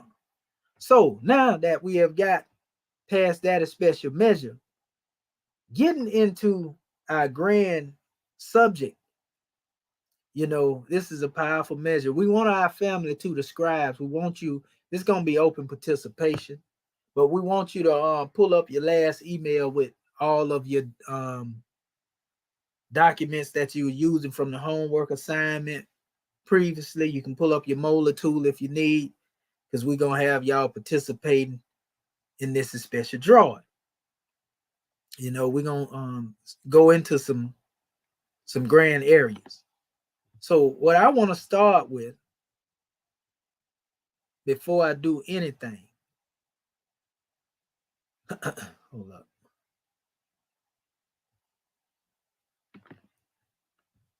We've already went into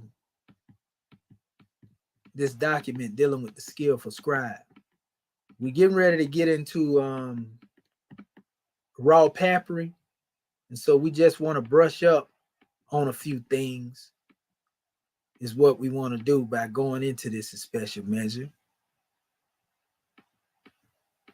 And we're going to actually go into pulling up certain drawings in a second.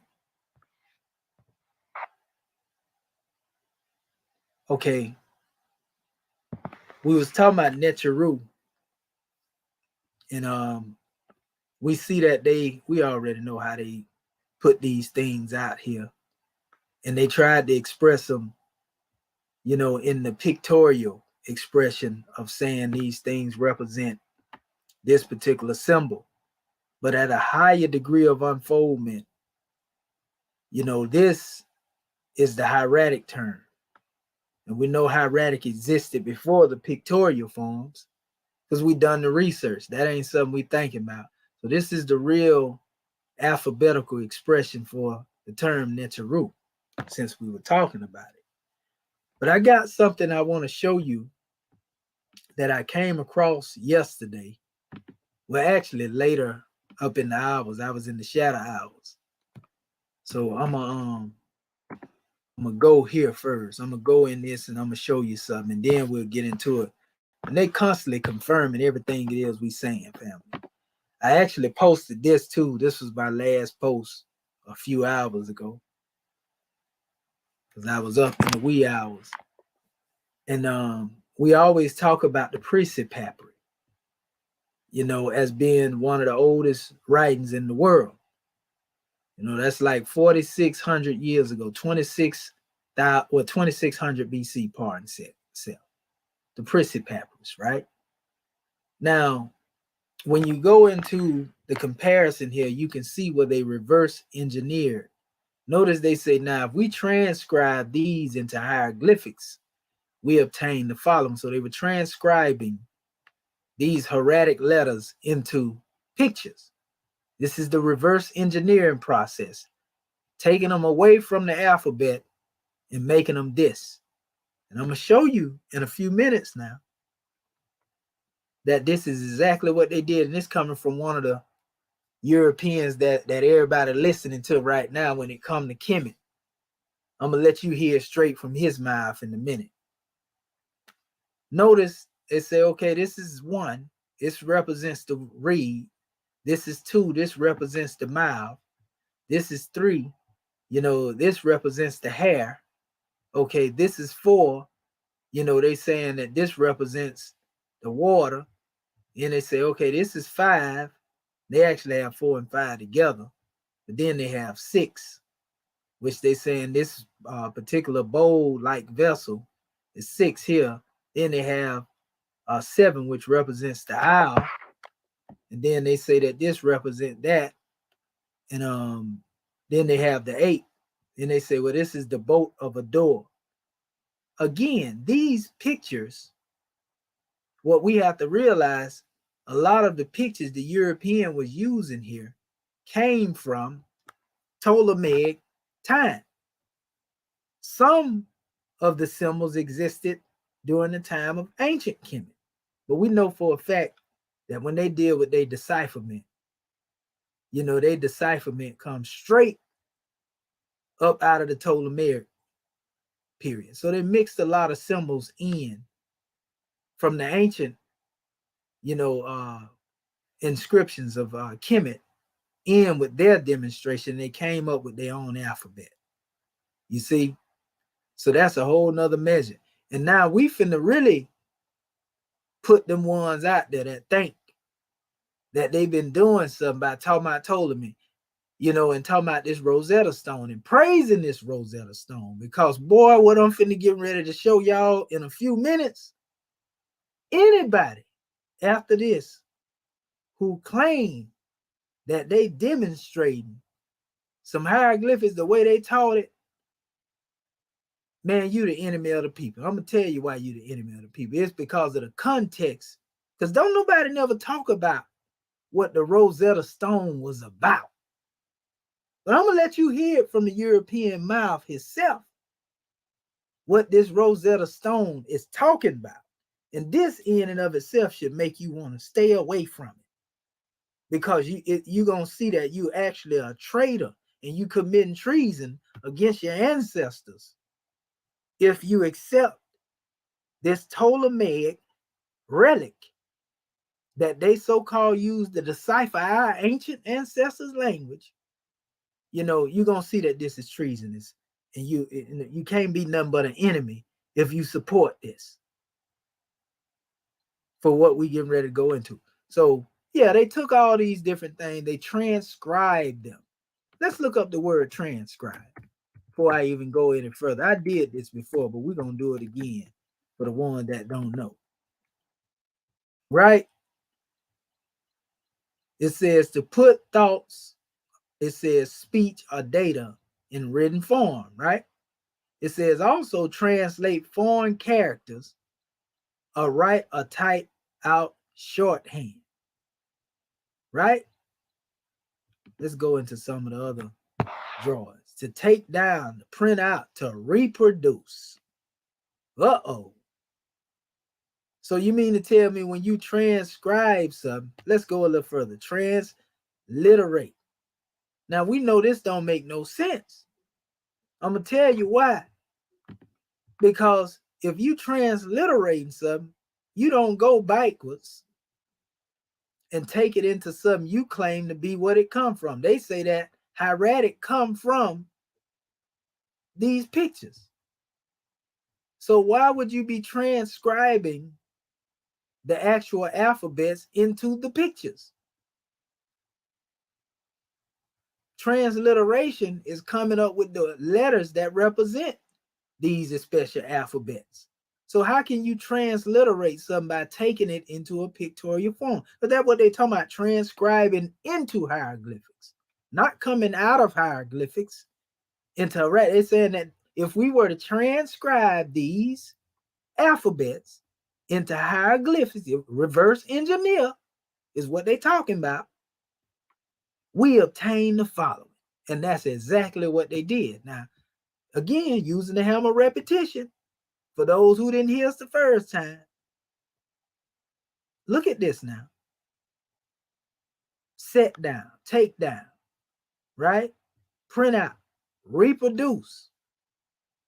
So if you reproduce this in the form of this, then what did you do? I thought this gave birth to this. So why is there a need to transcribe this into this? Why is it a need to transcribe hieratic into pictorial glyphs if pictorial glyphs gave birth to hieratic? Huh? I'm making it plain now. Watch this. Oh, it get deeper. Notice they say transliterate. We know that ain't no transliteration. The pictures is not transliteration because you can't pronounce them. You see? For those who don't know what transliteration is, I'm going to show you. This is transliteration right here. This is the actual hieratic. This is the transliteration. So how you going to call this, going out of this into this, a transliteration? You can't speak that. There's no pronunciation in that. This is the transliteration. And it didn't come from this. It came from this. You see? They just use this to bury this, as we say all the time. That way you'll be looking around over here trying to find this, and you'll never look in this papyrus that we getting ready to show you. You see, they done pull the wool over your eyes. Boy, they so cold-blooded with it and deceptive, and you can't even see it. They got it so good to where you think that somebody trying to give you a lie when they telling you the truth, because you trust that European so much. Oh, he wouldn't dare mislead you. He wouldn't dare, do you like this. So again, here's another definition. Transcribe also has to do with interpret. You see? Translate, right? How can you translate hieratic into pictures? I thought you translate by bringing something out of the pictures into the language into the transliteration. Make it make sense. It don't take rocket science to see that. All it takes is a little common sense. I can explain it to you, but I can't make you understand it. So render, we already know render. Convert, oh Lord. So you mean to tell me they're going to convert the alphabets into pictures, huh? Write up, rewrite, remix.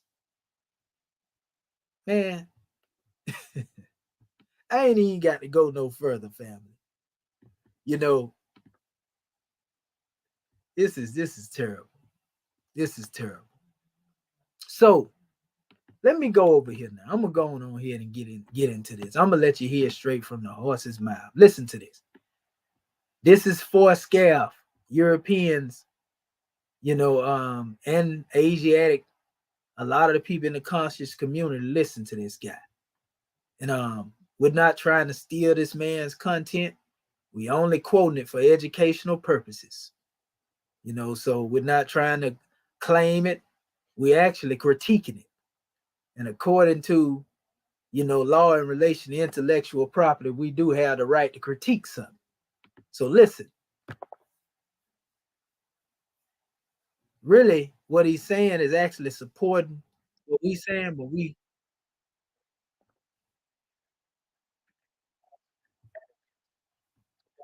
now he's talking about the Rosetta Stone now.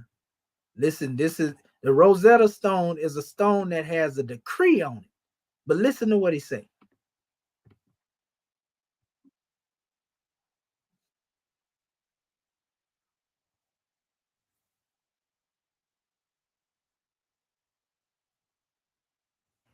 I think he's talking about, can't hear him. Oh, it ain't? Okay, so what I got to do is stop sharing. I thank you, Brother Marvin, that was big. And I got to share my audio with that. Pardon self. I didn't do that in the beginning. I actually just shared my screen. Okay, so it says share tab audio. Okay. And you should be able to hear or share system audio, actually. Now you should be able to hear it. Let's go back over here because you got to hear it. I can't, you must hear this. Listen to this. Can you hear it, Brother Marvin Edwards-Bay now? Summarize again, we have a decree of Ptolemy. Yes, sir. It's issued after the partial quelling of a revolt, and it gives benefactions to the priest. And in return, those priests are going to promulgate the Ptolemies with statues in the temples next to the god statues throughout Egypt. Now, as I mentioned, we actually have multiple copies of this decree, not just the Rosetta Stone. So the Rosetta Stone, which was found in the modern city of Rashid in Egypt, that was the first one discovered. But now we have the Nubaira stela that I showed you from 1884, a stela from Elephantine that was discovered at the beginning of the 20th century, and then a stela from Tel El Yahudiya that was discovered in 1922. These are all individual copies of the same decree from different places. So we have these different copies where they were put in different temples throughout the country. So the Rosetta Stone isn't even our only copy of the Memphis decree. It's just our most famous one. And summarize again, we have a decree of Ptolemy V. It's issued after the partial quelling of revolt. So basically, notice this was created 196 BC, 196 years before Christ, right? And they're saying that Ptolemy, basically had issued a measure. He was quelling a revolt in the Delta. Now you're going to learn who these people was that was actually revolting against these guys. You see? And it actually was the Nubians. It was the southern Egyptians. So he quelled revolts, which means our people was trying to get them out of power. So if this is the decree that was issued by Ptolemy, this is an actual relic that is showing how our people were pillaged, overthrown, murdered, maimed, and everything else. And they used this same stone as a decree for decipherment. Now, mind you, it's 3 scripts on here. One, them cryptographic hieroglyphics that they created. Then the Demotic that was on the manifest during that time, and then what they like to call Greek, which we know is Coptic. Ain't no Hieratic on the Rosetta Stone. Ain't no Hieratic on none of Ptolemy's monuments. You see? So we already know why they don't understand what Hieratic is. But it's just important that we show that. And the reason why I say one is treasonous, because here's a whole demonstration here showing you these people talking about how they done murdered, maimed, and killed our people. And y'all want to accept this? That didn't even come from the ancient time? Y'all upholding this is credible for translating our language? You're a traitor.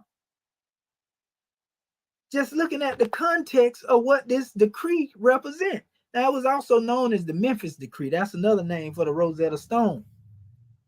But it's showing you, listen to what it said. They had some sellout people, or I say they was under duress. Listen. And it gives benefactions to the priest, and in return, those priests are going to promulgate the Ptolemies. So he chose some of these ones that were willing to go against, Kemet, for their own benefit. And most likely this probably was some old Hyksos priests, because it was at that time where the Hyksos had came into Kemet, and had been mingled in there for a long time. So it would make sense for the Hyksos to be the ones that would click up against, our ancestors with the Ptolemies. And so we have the enemy that has infiltrated the ranks through the Hyksos or the Hyksos, and then you have those who are coming forth in the Ptolemies, and then they work together, and they merge and amalgamate with each other, you see. And so these Hyksos that were present during the time of some real Egyptians, it's quite likely, being that they took some time, according to the brother Chancellor William, when they was coming into Kemet, they was like nomads moving in. When they came in, if they assimilated, they learned some things. Some probably even went and mastered and learned language under the priesthood. If Aristotle and Plato and them was able to do it later, then I'm pretty sure that some of them Hyksos was able to go in there and learn and study the language as well. And then they were the ones who began to dictate to these Ptolemies what they had learned from our ancestors and then use it against them. Because mind you, you're going to see our ancestors are those who were in the south, Nubia. They was fighting, trying to overthrow, which means that they didn't welcome Ptolemy them. Ptolemy them didn't come as no savior that people wanted to see.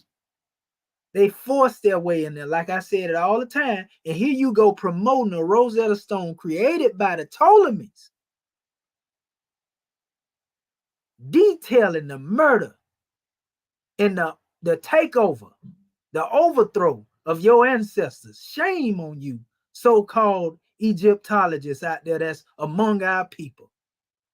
This is terrible. It's one thing to know. Go ahead, brother. Islam. I'm gratitude for calling me. I'm listening to you, and I'm right there with you. That because it just made me think about, when they was forcing our people to, transliterate and all those things that, like a lot of our people refused. There was a certain priesthood that they just refused, but then there was some that was amongst them. This coming from Dr. Walter Williams, you saying, but as you were speaking and you're talking about some of those that had infiltrated us, but I also go back to think that some of them looked like us in the beginning, before they, was carted out of Kemet, and so that just opened up a whole nother paradigm as to how they, infiltrated and overthrew us. It wasn't something, because our people was a peaceful people. Islam. I'm gonna show you some, brother Marvin. But you see how when you look on social media today, people record the crimes they commit. Right. Almost like that movie Minister Society, where they was hyped up over the murder tape.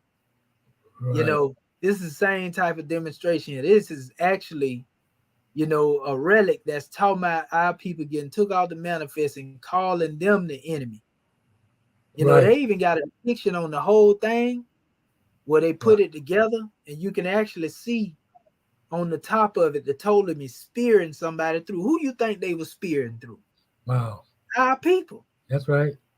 This is just a piece of it, but they actually got it where they put it together, the full Memphis Decree, and on top of it, you can see the Ptolemy. They coming in as conquerors, And you can see Ptolemy steering one of them through while he on his knees. Wow. And this is what they are promoting as the decipherment tool of our ancestors. You're an enemy. That's right. If you promoting the murder of our ancestors. Islam. One of the That's things. treason. One Go of the ahead. things. And you know, I know the prophet said that the Europeans gonna, tell on them, selves, so to speak. You know what I mean? But then, our people, with their, kind of like naive mind, I put it, not to put them down or nothing, but because of that insufficiency of knowledge, of true knowledge. You know what I mean? When they hear certain things that the Europeans bring on the manifest, they can't discern their true intent as well. And That's so, because they trust them. right, exactly. You know They what I mean? believe So everything they say to be the gospel. that's right. They don't question it, but they'll question us. Oh yeah. You see, I done made it plain. Ain't nobody never heard this. We hear them talking about it, but let's get into this decree.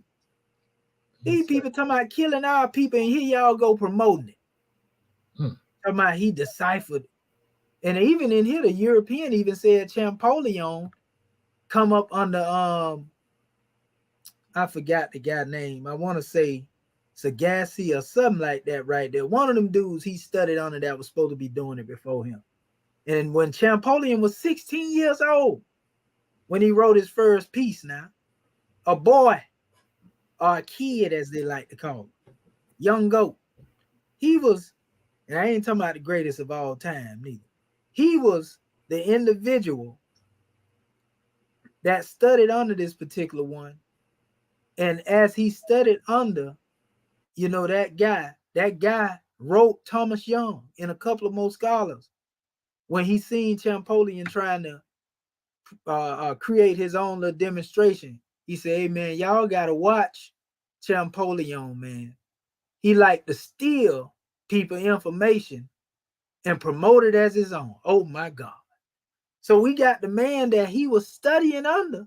Now, then we also know Champollion also learned Coptic and Demotic from different Egyptian scribes as well. Go look at his history. So he didn't do this stuff on his own. He steal people work and then plagiarized it and produced it as his own. His own teacher said that back. Told Thomas Young to warn him, and Thomas Young even criticized Champollion. So Champollion was a from a young age. A little kleptomaniac. Go ahead, brother. I said that's why they like him. They love him so much. I mean, his partners. Right, partners that's all in they crime. do. But yeah, his peers and his teacher said he was a thief.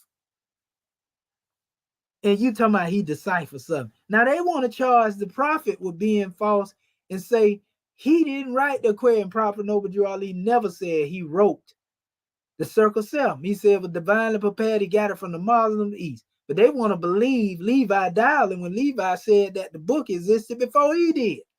So the prophet told you the truth on where he got his from. But they'll believe that Levi got him from the Akashic records.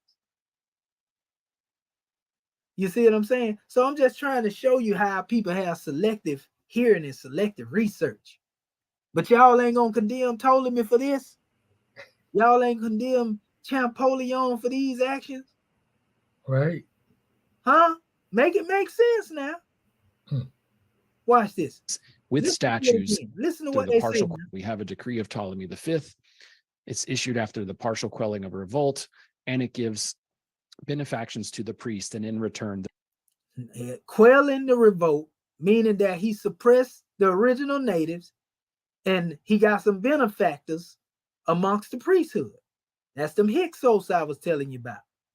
Those priests are going to promulgate the Ptolemies with statues. So the priests basically gonna promote Ptolemy and build statue for him. Remember I showed y'all all them pictures with the Ptolemy statues on them? Yes, sir.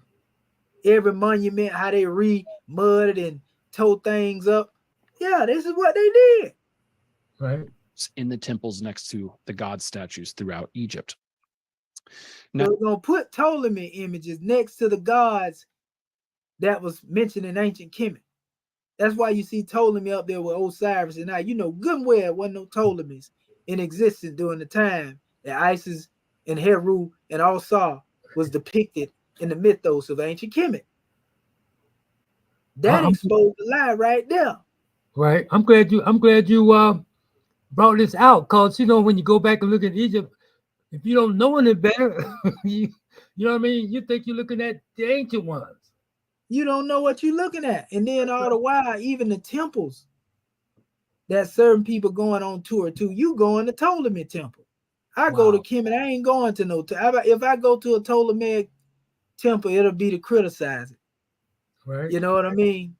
But I ain't finna go to it and go to talking about it as if it's of the ancestors. No. That's right. I'm gonna go and expose this is a Ptolemaic temple, y'all. Right here. That's right. This was not created by the ancestors, so don't call it ancient Egypt. Huh. That's now, as I mentioned, we actually I'm have gonna go to the next thing, the next clip that I have. Because it get better. You think that's watch this now. Watch this. Watch it.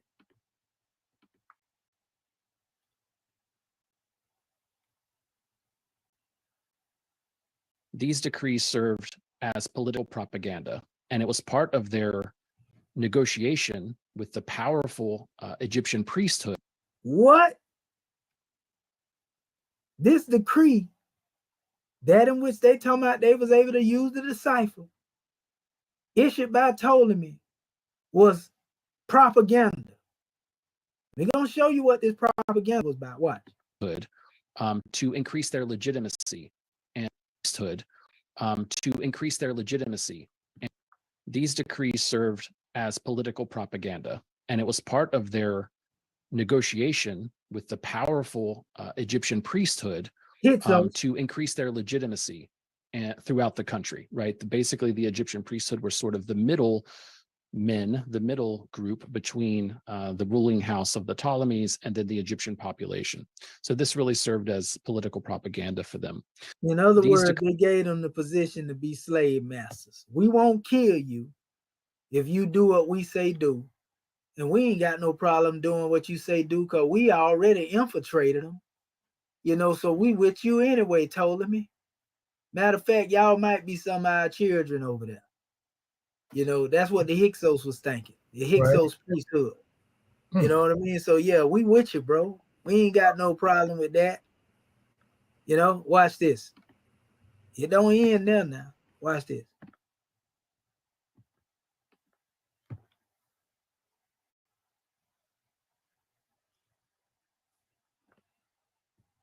One of the major events that the decree is celebrating is the quelling of a revolt against the Ptolemies in the northern section of Egypt in the Delta. In fact, there's revolts throughout Egypt against the Ptolemies.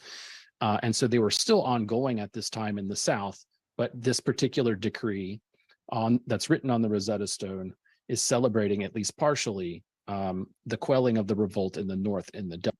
So now you see what this decree talking about. They're talking about suppressing and oppressing the native Egyptians. So how is this credible as a tool of decipherment of the language of our ancient ancestors when this is written going against them? This is written, this is evidence that they basically crushed the Kemites. That's right. So who in their right mind, if they love Kemet, will accept this as a tool of decipherment of our language? Nobody in their right mind. Oh, they're going to have to answer for this. Everybody that's out there, the old and the young, that's out here promoting this, because ain't nobody came at them. But we finna put some real fire and heat up on them. I wish a member would. Yes, sir. Delta. Part of the decree offers financial support for the temples, including increased priestly stipends, reduced taxes, amnesty for prisoners, etc. See that? We're going to give you all of this if you aid us conquering this land, if you aid us in quelling the revolt. Ain't that what they did to the natives here? That's exactly what they did. And how you gonna call it quelling the revolt? You was the one that revolted against our ancestors. They was the people that was there. We didn't revolt against, they didn't revolt against nobody. You was the revolter. Right. And they were trying to quell you. That's In right. return, the Ptolemies are going to get basically extra cult veneration in temples throughout Egypt. Where Did you hear that? So if you help us, you know, we'll help you. We just want y'all to give us some cult veneration. We want y'all to put us up there in the realm of worshiping. Wow. We the gods. Right. This is what the Rosetta Stone is about, the decree. Man, that's cold. where they're going to celebrate both the king's birthday and the king's accession day each month. So each month they're going to celebrate the day of the month when the king was born and the day when he took the crown, when he acceded to the throne. One of the major... You hear that? So now when y'all go in here talking about Champollion found Ptolemy's name in the Rosetta Stone, he found Cleopatra's name in the stone because they put it there. That's right. They conquered, put it there, got some scared priests to write it and build monuments in commemoration and celebration of them. So if you dealing with this Rosetta Stone, you basically promoting the celebration in writing of the destruction of our ancestors. You traitor, you. And they say he was 16 years old when he first came into rule too. Wow. He was making these moves when he was 16 years old now. I want to hear what the scribe got to say because I ain't done yet. Islam. Oh, go ahead. Go ahead, Dr. Batabe. Islam. Islam. Islam, grand man. Islam. This, you know what I'm saying? And the crazy thing is, like, it's play for play what happened to us over here. It's literally play for play. You know, and I have documentation or a video of even the natives say we were good at taking land. And so we came over here and took, he's like, we're not even the original people of this land, but we were skilled at taking over land when we came over here from the Siberian, through the Siberian Peninsula or whatever. And so all this is just showing that this is not, that over there wasn't an isolated thing, that this is going on. You know what I'm saying? This has been going on for some time, and people are studying the history of it and then trying to, you know, bring it here or take it to the other nations to use it as that.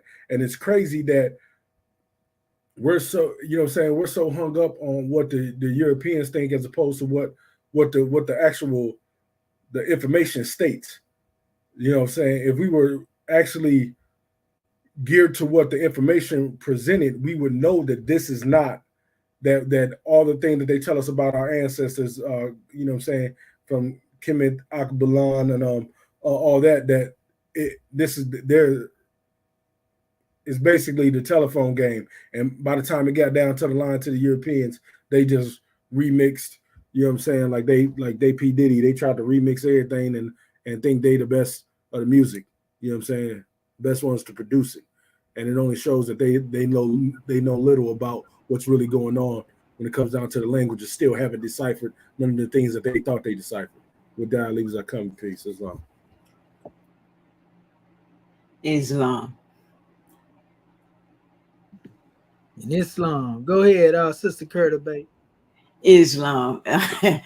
As I sit here and look at this and listen to this, and then I have to ask myself, I don't know. I'm not surprised, and I don't even know why. While I even because we know the nature of the European. And we used to say in the Piscean area, he come to kill, steal, and destroy. And he's been doing it ever since he been here, taking our teachings and twisting in it and plagiarizing it and trying to call it his. He been doing it all along. But what gets me, and then that really ain't no surprise either, because like prophets say, we suffer from mental slavery. It's sad. It really is. It's sad that our people, and I was in the same boat, so that's why I can speak. It's sad to be so programmed that you think everything that come out of their mouth is truth. You don't question it, you just accept it. And like I say, I can talk because I used to be the same way until the great God Allah, way back before I got in the government, he started causing me, and I know it was the great God Allah using our holy prophet to make me ask the hard question. Wait a minute. Because the prophet said, if I can just get you to think. He started me to thinking, because I never could understand a lot of the stuff that they taught me in the church, like being born in sin. I mean, you're a little old baby. How can you be born and God, you born it? None of that stuff made no sense to me. But I was programmed and I was taught you don't question God and all that. You know how they did us. But praise Allah, and Dr. Shaheed, I tell you, our people who are out there listening, if you can't accept what we are showing you here, you know what? We love you. We're going to pray for you, and we're going to keep it moving. We're going to keep doing what we are doing. And because documentation beat conversation. And we are showing you this, and it was you might be talking about the same one, because like some of the attachments that you sent out when I was reading them, they plainly tell you they doing this stuff on their own and they making all this stuff up. And I mean, if you sitting there telling me you the one doing this, why am I gonna have any confidence in what you're saying? And this is a new era of time now. And we are gods and goddesses, and we can trace ourselves back through the times. We are our ancestors' return. We got this stuff in us. It's in our DNA. You can't take this from us. You tried to hide it and stuff. But oh no. See, you forgot who was in control. You forgot who was leading this. The great God Allah is leading this. He said he's leading on, and victory is assured. Oh man, this is so powerful, Dr. Shaheed. I'm just enjoying every minute of it. And like I say, I'm not surprised. I mean, we know the nature. You was talking about the nature when the Adam, when they named the animals, talking about the nature. You know the nature of the Europeans, But the prophets say, I don't hate them. Prophets say, learn to love instead of hate. I don't hate nobody. But I know you. I know your nature. So gratitude, God, man. This is just powerful. Islam. Islamism. And yeah, so the main thing is that's what we getting at. We trying to show our people, what this decree was actually about. And the thing is, knowing now what it's about, how can it be of any benefit in deciphering anything when it's talking about overthrowing the very people that they are claiming they got the language from? That don't make no sense. That's what our real emphasis is. So we give honors to your sister Curtis Bay, scribe and high priestess. And our brother Edwards Bay, he had another measure. Go ahead, Grand Man. Yeah, I'm just gonna reiterate just what the Moors has brought on the manifest. I mean, no, like so many thoughts have gone through my head just in the last 2 seconds. It just goes to show you, man, like like this truth, this wisdom, this understanding is so powerful, and as we come into it, what I mean, and we're coming into it day by day. You think about when the prophet said he wasn't going to wake us all up at the same time, because if the average, if a group say could see what I can see, or what the scribes can see, or you see at this moment, they would tear something up.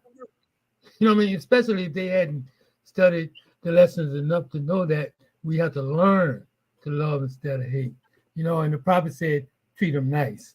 I don't know about loving them, but but we have to have a mindset that we don't hate. Because hate is like a cancer.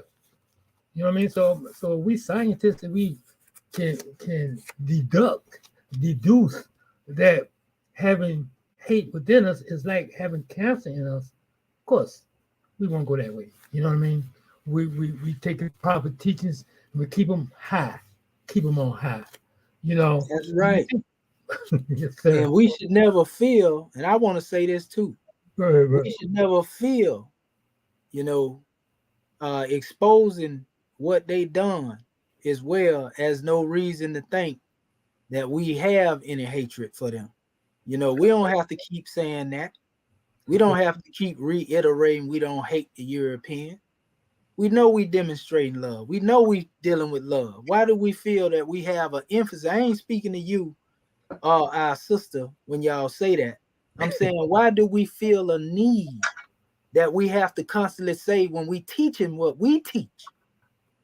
And where we come from, we ain't teaching no hate, because that can also be a state in mind of where we have, whether we know it or not, a subconscious fear of somebody hearing us speaking the truth. Right. And we saying that because we trying to keep them off us. That's right. No, we gonna speak the truth. Islam. Right. In love. Right. And speaking the truth in love ain't got nothing to do with hating nobody. Absolutely. And we definitely ain't scared of nobody. That's right. You see, That's so right. we ain't gotta keep saying we ain't teaching hate. We know we love. What's understood need not be explained.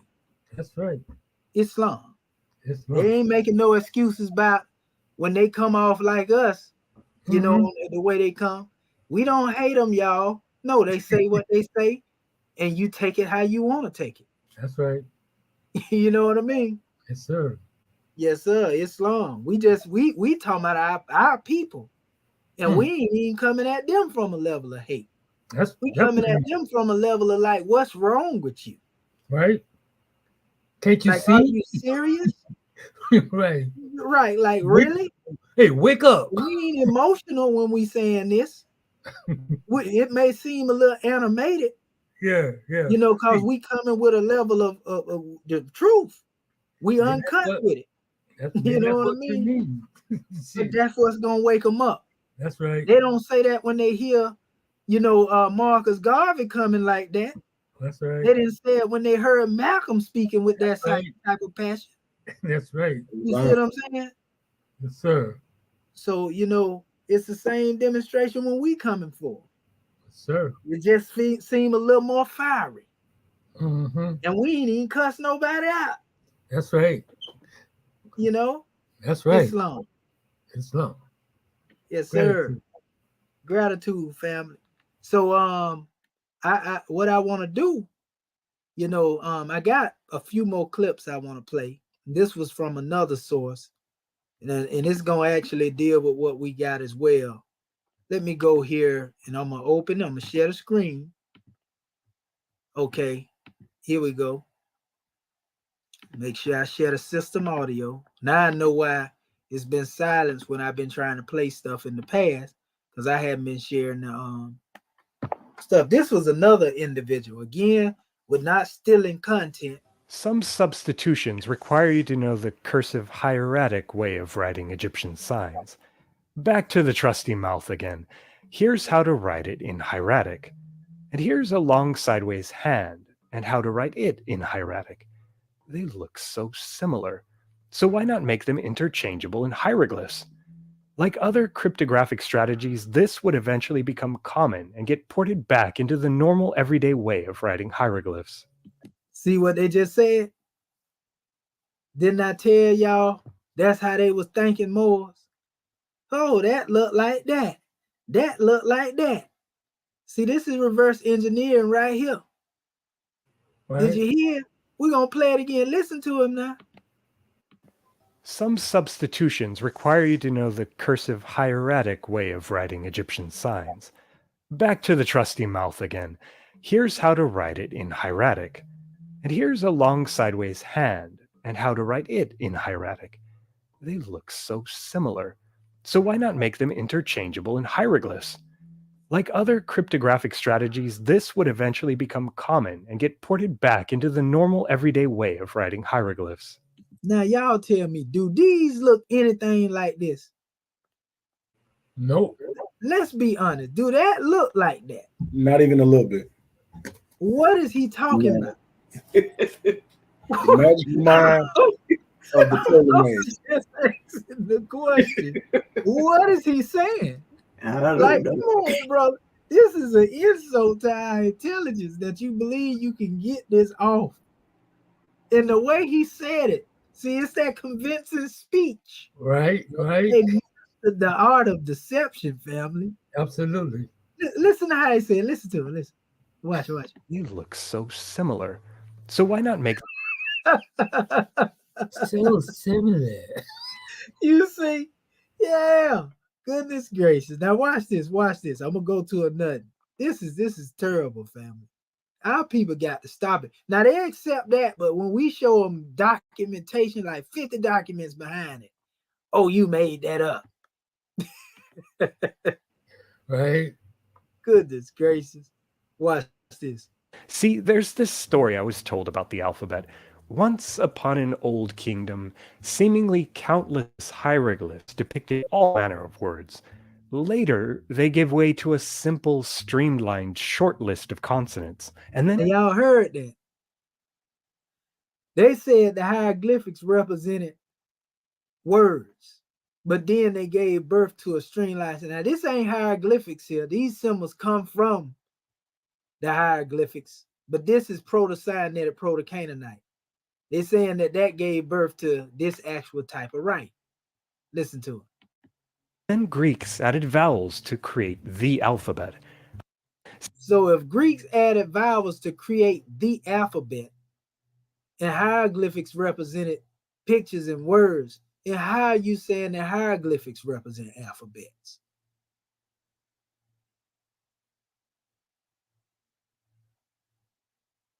That don't make no sense. That's right. No, they represent people, places, and things. So if the full alphabet didn't come into the Greek, then you lying when you say that hieroglyphics was an alphabet. Because hieroglyphics existed before the Greek, right? That's right. Come on, man. If people cannot see this stuff, it's easy. That's right. And they'll say that I got it wrong though. Something wrong with me thinking. Now this is the last one here. Egypt embraced hieroglyphic innovations that its scribes previously figuratived out and took these to new extremes. Their word games added new readings to existing signs, swapped and cut and combined signs, and crafted many new signs. Egyptologists call it cryptography or enigmatic. Some prefer the word figurative or also Ptolemaic, thanks to their popularity in the time of the Ptolemies. Egypt embraced hieroglyphic innovations that its scribes previously figuratived out. See, you see this here, family. I can't do this. That's cold-blooded. I can't do this, man, no more. What in the world is going on here? Am I crazy, y'all? Or is this man saying what we just heard him say? Yeah, he said they made it they just thought about what these pictures or the pictographs was, and they was trading out words to make it in to what they understood underneath their dynasty. So that it shows that there was a disconnect from what the Kemites, the Comedians created and what the Ptolemies created. They call them word games. Exactly. So if it's a game, you already know it only depends on their system or board that they're playing. That means they're just playing. Man, it's crazy. Yeah. spread it around. Yeah, we just playing. We just joking, y'all. That's what it means when you say it's games. Yeah, yeah. Goodness gracious. Go ahead, Scribes. Oh, Islam. I was just agreeing. I'm like, I mean, I don't have words to say. I mean, you know, we No. got to keep every now and then we got to revisit, you know, to keep it fresh in the head of why we do this. That's Because right. there's gonna be some people that come up, you know, they're gonna come up in here Oh and yeah, like, man, these people crazy. The one that don't know we know everything that we know. Right, that's right. right. You know what I mean? So we got to keep it fresh on. That's right. That's right. A fresh can of, like the children say. Jim, say a fresh can of. Yeah. Whooping. You know, so we got to keep it fresh. You Yeah. know, we got to keep the pan leg rolled up, Yeah, that's right. oiled up to the neat oiled up. That's So right. when it come down to dealing with this demonstration, Hmm. this is terrible, family. Yeah, we ain't playing games. Yeah, we are not here to play. Freedom is not a game. That's right.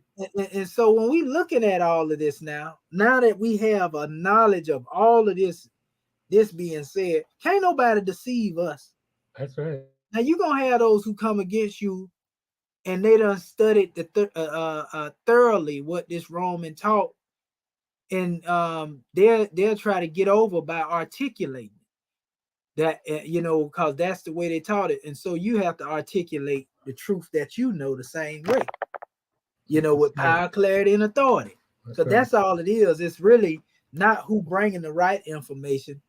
You can have all the right information, but if you don't know how to express it with power, clarity, and authority, if somebody else can be telling a lie and it sound good, they're gonna accept that lie over the truth that you bring.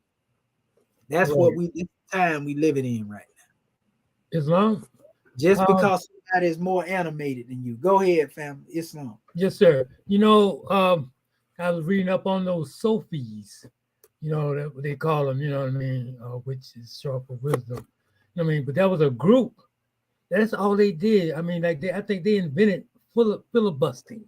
You know what I mean? You know, like they would. You know, and they got paid for it. You know, so that's where it began. I believe. You know, like they created a craft, so to speak, of lying. You know, that's all it is, a lie. Islam. Islamism. You know, so like, yeah, that's the truth. And I'm gonna show you something else now, cause we finna get into, and I make sure y'all got y'all tools out. We gonna touch on some things from the homework lesson that we passed out. I'm getting ready to share my screen here, and we gonna go over some things just to refreshing ourselves on this hieratic, and we gonna also go into some trying to get open up the door to deal with some Papyrus.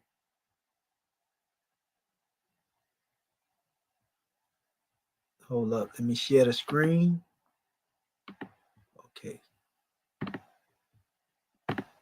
Okay, there we go. We're gonna share the entire screen.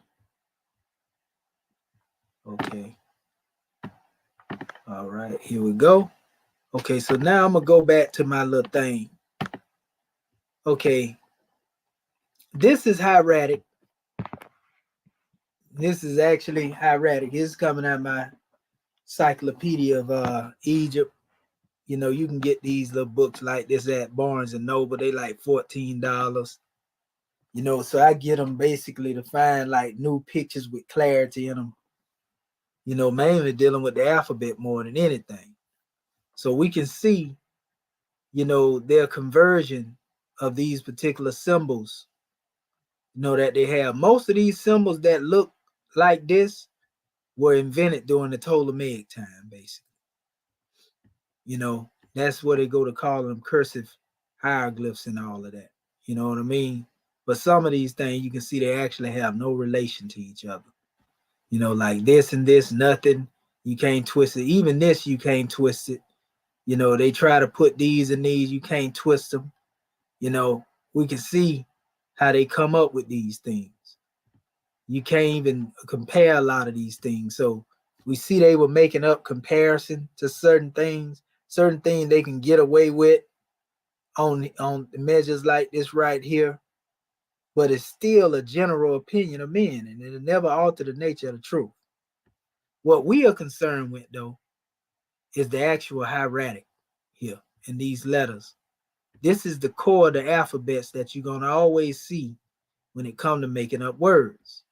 So all we have to do is learn, this is the letter A in hieratic. This is the letter J, which is also sometimes used as Y, or even I sometimes, depending on who it is that, you may be dealing with, whatever they chose to use. So here's the double J.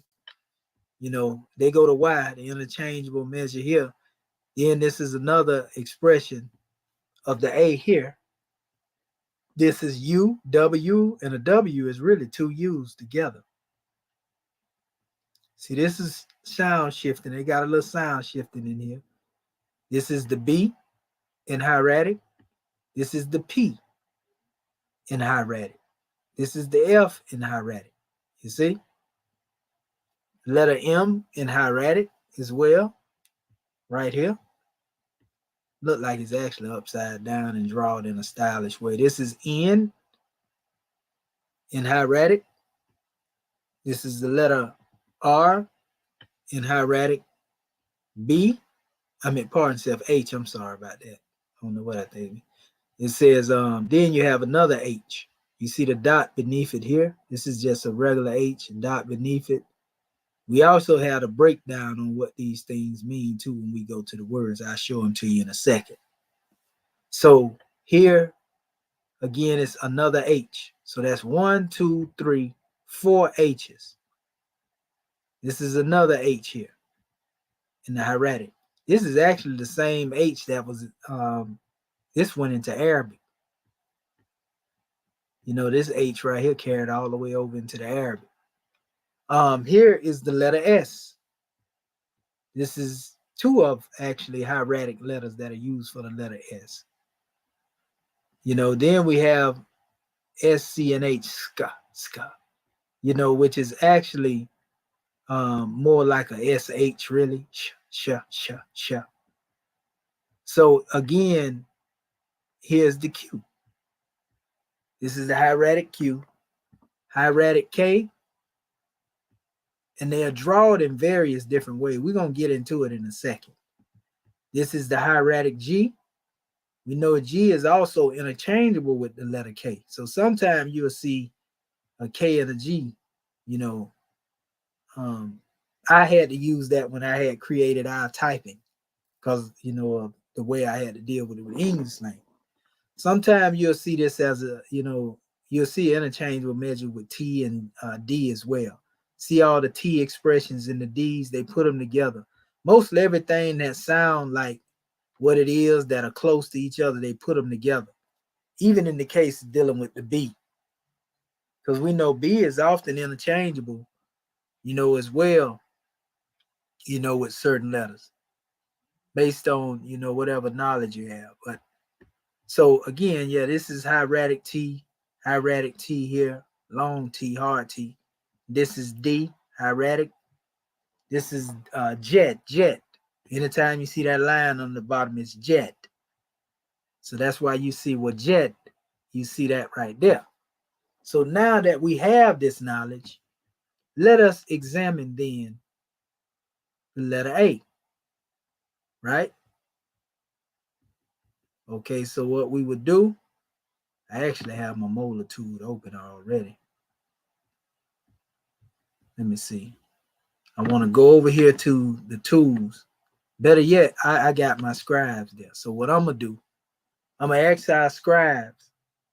You can go into the Vigus dictionary or whatever the case may be. Give me the Unicode family for this particular hieratic letter. And you will find it normally by going into the pictorials. So if you have your homework assignment that we had pulled up there last week, just go in there and pull it up. Well, say it again. Yeah, give me the Unicode, that's connected to this particular letter. I Oh, was A, gonna do that's it. A1. Okay, so that's A1, right? Yeah. So let's that's what I'm talking about. I like that. I like that, scribe. Now watch this. Let me show you something. Our scribes say that this is A1. Now y'all see the letter that we showing, right? Okay. We're gonna put A1 in there, and we trust our scribe telling us the truth. Let's see. Okay. Hey, Now bro, that's can you make that? yeah, I'm gonna have to go out of that setting that I was in again. And I got you, brother. Okay, here we go. There you go. Okay. Now, there we go. We see it. A1, right? Now, y'all see the A1? This is the first A1 right here. Now, they have their little marker here, which we call indicators. They like to call them determinatives, but we ain't worried about this. We talking about this hieratic over here. This is one of the A1. See? This is the A1 here, which is actually the letter I. And you'll see I interchangeable with the letter A, is where a lot of them vowels are. Here's another letter A. We're looking for a specific A, like the one I showed you. Let me show it to you real quick. And I'm gonna show you because he right, but I want to show you how many different changes that these things go through. Here it is right here. I just had it up a second ago. There you go, right there. Yeah, see this A right here? Remember that it looked like a little W almost. The way it looks, look like a little stylish W. So this is what we're looking for in our molar tool. A1, this is the second line. We can see something here. We can see a connection here, but it's not quite fully developed. Let's go to the next line. All right. That's another expression of the A. Keep going. And we can actually see it here, but these are different styles of the writing, family. Different styles of the writing. This is actually a portion of it, but they didn't write it fully out. This is another measure of it. See it? Same thing here, but wrote out in different ways. All of these are different expressions in connection to dealing with A1. So the closest that we will actually find in the way that all of these that have been written, I see mainly up in this area. That's a short portion of that W look. That's another expression of it. You see it here as well. They just look like smaller, like somebody wrote it smaller. And these are different writers now, different scribes that are writing this stuff. Islam. Go ahead, Brother Marvin. Yeah. I think G1 will make it closer. I came out with A1, but I think G1. Yeah, but this is also an A2 though. Right. This is actually the same A, but I don't use the term lowercase. Because they don't use that terminology in Kemet. But let's go to G1. Because there's most likely probably a connection. What a G1 in there? Let's see if we can find one here. They didn't show it in this particular area here, but let's go to the G1. But that is an expression of an A as well, though.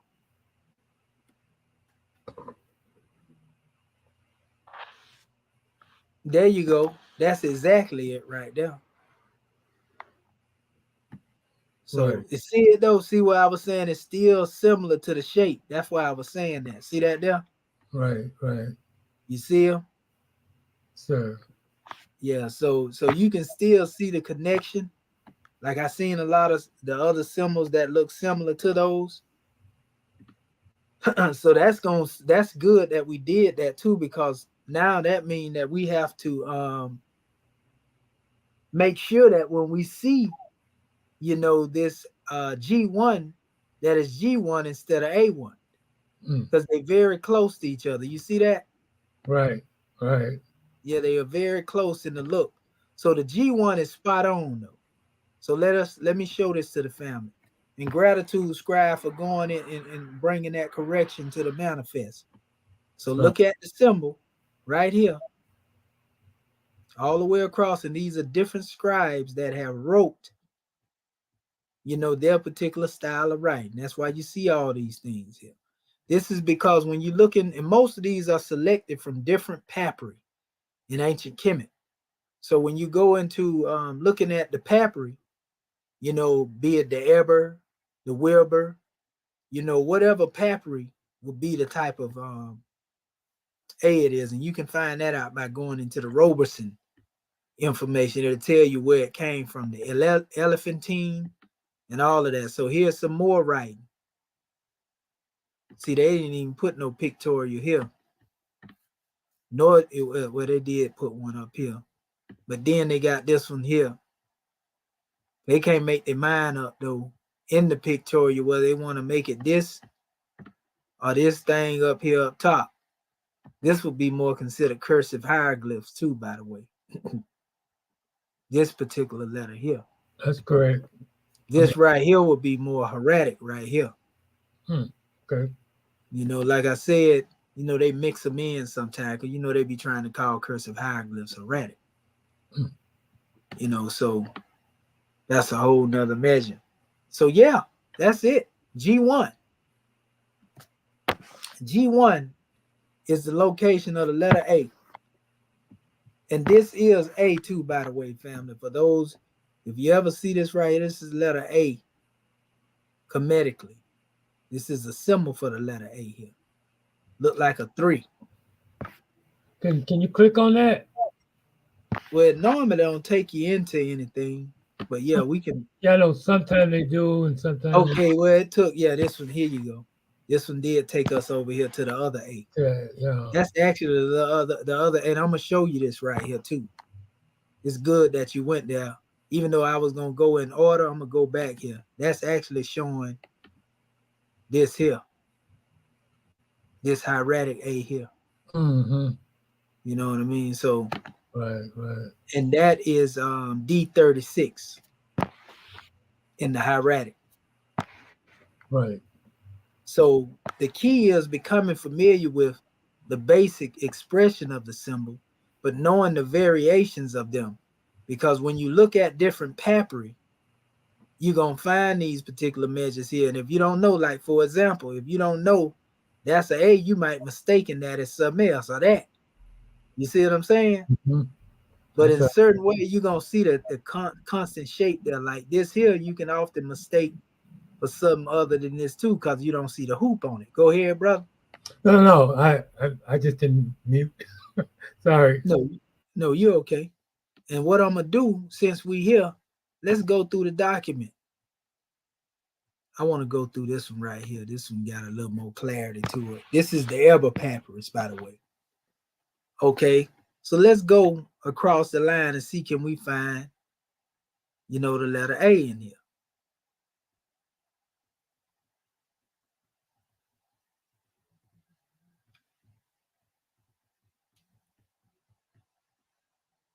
I'm gonna show you something, just to point something out. That's a determinative right there. You see it? Yes, sir. That's a determinative too. That's a determinative. Is that the A on the That's second the letter line? K right there. That's the letter R, huh? Is that the A on the second line? That what about Sister Curta, babe? Right, you got your kid now. Go over, go on over. Keep going. Right there. Yep, that's it. See what I'm talking about? There she goes. That's what I'm talking about. Good eyes, Sister Curta, babe. Yeah, I'm trying. Yeah, no, you ain't trying. You did it. Now let's go over here and prove that that's the letter A that you just seen.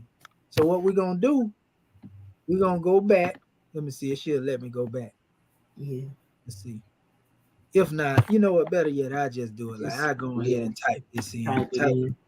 Type the G1 in. That way we get on past it. We Yeah. can get back to where we need to be. It's right there. So our sister Curta Bay just proved to you why she a scribe. See the letter right there? It's Yes, love. Yes. That's It's right. love. That's right. That We was started right. that demonstration right there. It's I'm love. I looking saw for that. it. too. That one jumped out at me. We got the eye hair rule going on there. Her with jet went to pop. Boom. There it go right there. Jump You right get out to of the it. sun. You know, so we know that's the letter A right there. Right. You see? That's the letter A. So let us continue to move on a little bit. I was looking at this, but that's actually letter N right there. Right. You know what I Yeah, mean? 3 times. Yeah. Now that's an A Mm-hmm. on top of that. See, it's on top of the letter R, Right. you know, Yeah. and that's a Y right there. So that's Ari. See, y'all know that's a Y, right? Right. Yeah. Right. So you read it this way. You read, if it's on top, that's Ari. Oh. Wow. Ari, which is really, you know how we be talking about Ali? Mm-hmm. Ari. Oh yeah. It's Okay. dealing with something talking about being high, elevated. Like you were saying, you know, like when you putting in the R for the L, Uh-huh. I think that would be the equivalent of that, right? R-E, Yep, yep, R-E. yep, yep. Like this is also determinative. They like to call it determinant indicator, whatever you want to call it. Mm-hmm. And notice they mostly indicate what's being stated, you know, in the word, but the drawing here, that's the R. That look like the letter A again. Right. You know, A-R. I got to refine myself on this symbol right here. That look like another R right there. That's another determinative. That's a repeat. That's a repeat of what was said here. Whatever that's saying. Right. You know, that's R, and I'm trying to see. All right, that's Ra. Look like Ra. Then that's Ra something again. Look like Ra. Like they said Ra twice. And then they said Ari. Ra and some Ari. And then I see two of the jets here. You know, that's a whole nother measure there. But you see how I'm able to pick these things out, and y'all can see it too, because we done dealt with it. Right. Eventually, we're going to become so refined in this demonstration, we're going to really be going down through that. You see what I'm saying? So let us look for the letter A again, because this is how you learn and impress these things in the memory. Okay, let's go on the line here. You know, that's another A right there I can see. That's a letter N too. Well, that one to the left of that one to the left of that is one of those A's too. Talking about this one here? No. Go down. Go down. Yeah. Right there. Yeah, Right there. here. Yeah, because it's got that would Yeah. be a what's the two? Trilateral. That look like Yeah, But this is- no. What's the two? A bilateral. That would be a bilateral. Yeah, that's exactly what it looked like. Literal. Yep, that's what it looked like to me. Looked like a M in something. And yeah. You got one. You got an A down on the sixth line all the way to the right. Yeah, I That one see. right there. You just That's got one right there. That one right there. And That's a come letter on A. down. This a letter A Right, here. yeah, That's right what I'm there. talking That about right one. Mm-hmm. Yeah. There's another one right And then there. you got one right here. Right there. Yeah. Keep going to the That's right. a letter One A right there. there. Yeah, that's the A. That's a letter A. Let's see. And Dr. Shaheed, can I ask you something right quick while you right above that line where it actually looked like an A that we write when I was looking at What about? Come down. Now go to your right. I guess in my that way. Go there. No, go the other way. Yeah. Go keep going. Right there. Now that's the way that's the way we write it now. I'm gonna tell you what that is. That ain't an A, that's mirror. What's that in? Mirror. Oh. Yeah, mirhu. Mirhu, that's MR, right? This is R with it, right? Okay. And this is the letter H. And this is the letter R. Right. So that's MRRHR. Now let me show you. I'm gonna go to our alphabet chart real quick Okay. so I can show you what I'm talking about. Okay, let me get back up here. So right above this, and they didn't put it right here. I got to show it to you in the actual Yeah, I got to pull it up. Okay, let me see. I was looking at that when we first started that Hebrew, I think it was the Hebrew something that we had, and they were saying, but that wasn't a Hieratic though. But they were saying had a little look like a sideways A. I think they were saying that was a A, but it wasn't a Hieratic though. It was like the Hebrew or something. It's that you sent that back out way back when we first started. But I remember it say biblical.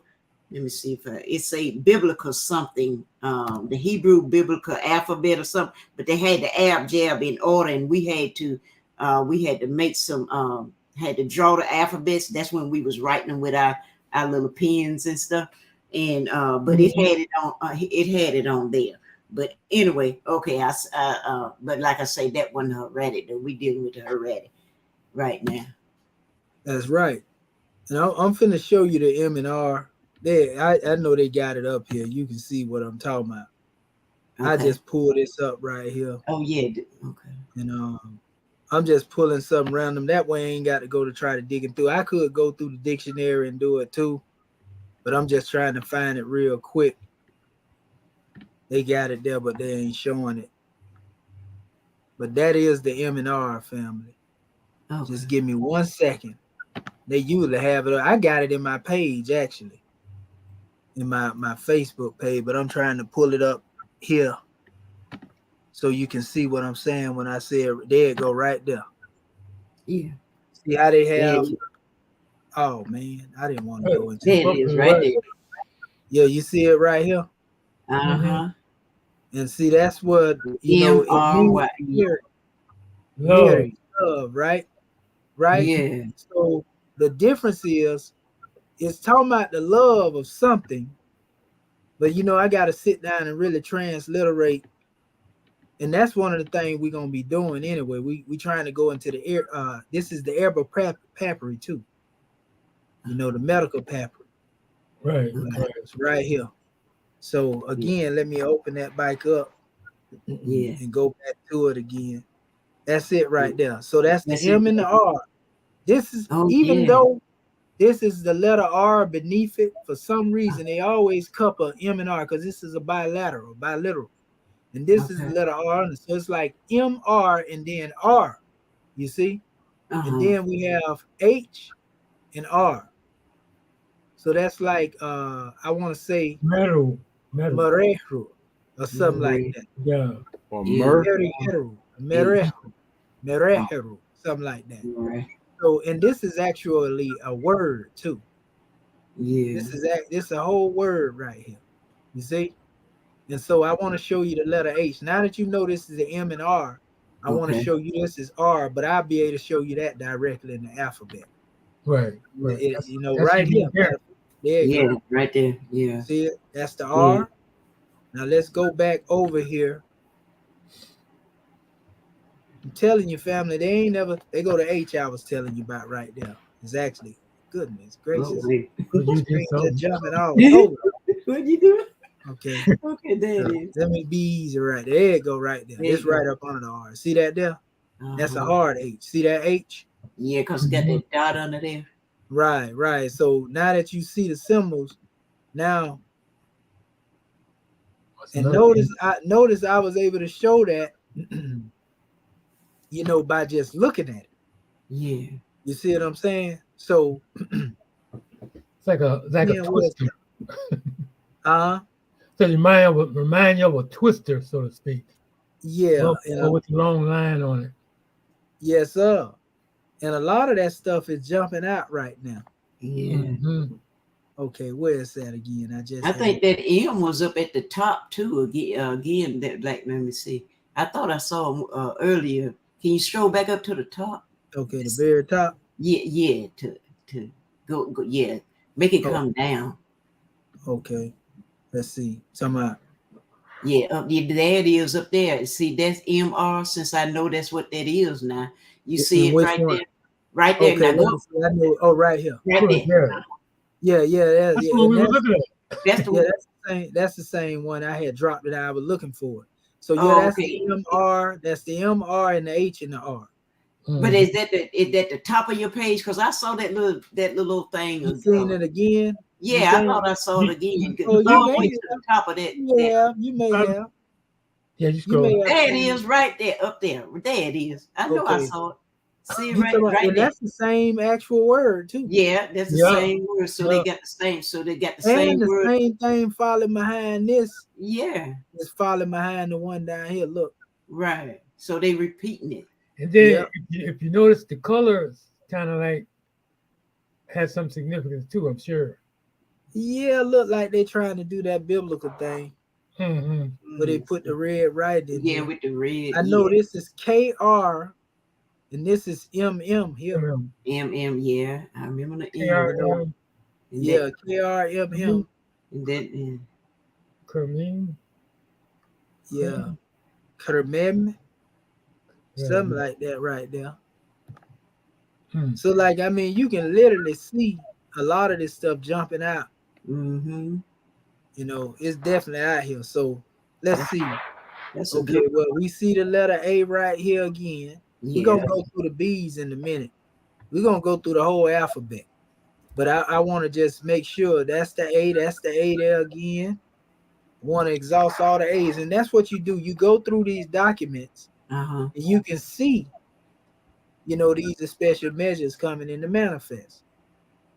Right. Matter of fact, what I'm going to do right now, being that we actually found that particular word, I'm going to do something real quick. And I'm going to go in here and look now for that special word. So I'm going to open up our dictionary. And let's see what that word is actually saying, since we want to talk about some transliteration. Okay. Goodness gracious, what we got going on here? Everything in the world trying to open up over here. Okay, here we go. I already had a window open. That's what I'm trying to go to. Okay, I think this is it right here. Yeah, there we go. So I won't have to go through all that other unnecessary ruckish. Okay, so I ain't trying to download that yet. I need something that's gonna open all the way up. I may have to download something. You should have it up top. Yeah. I got it open now. But that's I'm gonna use this one here. I'm gonna go here. I'm gonna go into the Oh, you know what? I ain't even have to do it that way. I'll do it like this here because this will help me get to it quicker. I'm gonna open it up with trying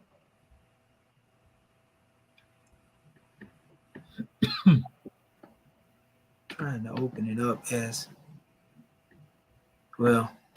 Can't do it from here. I'm gonna have to go here to do it. Let's see. Just give me 1 second right here, Morris King, to get this dictionary over. Okay, here we go. That's what I thought. I was trying to figure out. Yeah, I was looking for that one myself. Yeah, I'm opening up. Okay. There we go, right there. So now that we here, we're gonna just go here because this will get us there quicker. I'm gonna just do this here. See what we pull up. Okay, y'all can look with me too now. If y'all We're looking for MR. What? MRHR. Mary. MRH.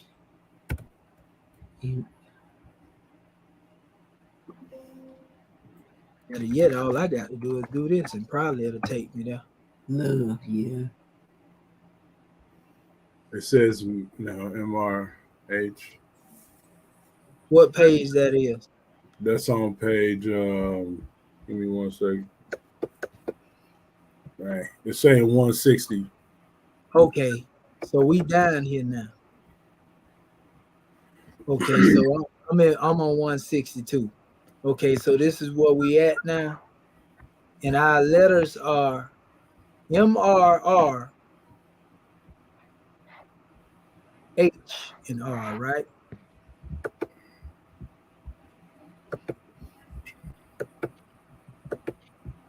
So it's got to be up here in this area somewhere. So we'll start from here.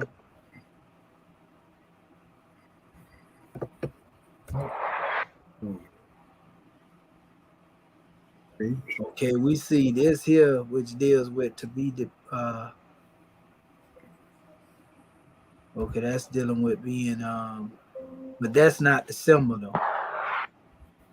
It's actually starting with this MR. That's a late. Okay, so all of the symbols are mostly down here in this area. Okay, so we need the W, we need the H and the R. Where's the H at? Okay, let me scroll down a little bit more. Yeah, it's right there. That's what I was looking at right there. Uh-huh. It says incense. That's why I thought it was talking about myrrh. Myrrh is that right? It may be because that's dealing with the papyri of Eber papyrus. Maybe talking about a healing process and using incense, you know what I mean? Yeah, it use myrrh as incense. Yeah. Just as essential oils. Yeah, oils or whatnot. We'll have to finish with the transliteration to see the rest of it. But I can see a somewhat connection to that. But I know it's certain dictionaries that actually have the full word. I've seen that word. You know what? I'm going to go here and see because it may be in here. It may be in the Poe document. Mm. Okay. Yeah. Because Poe is pretty extensive. It have a lot of words, and I'm going to see if I can find something like that in here. Okay, let me go back up to the Poe. And that's the main key, being sure of what it is that you see when it comes to the transliteration.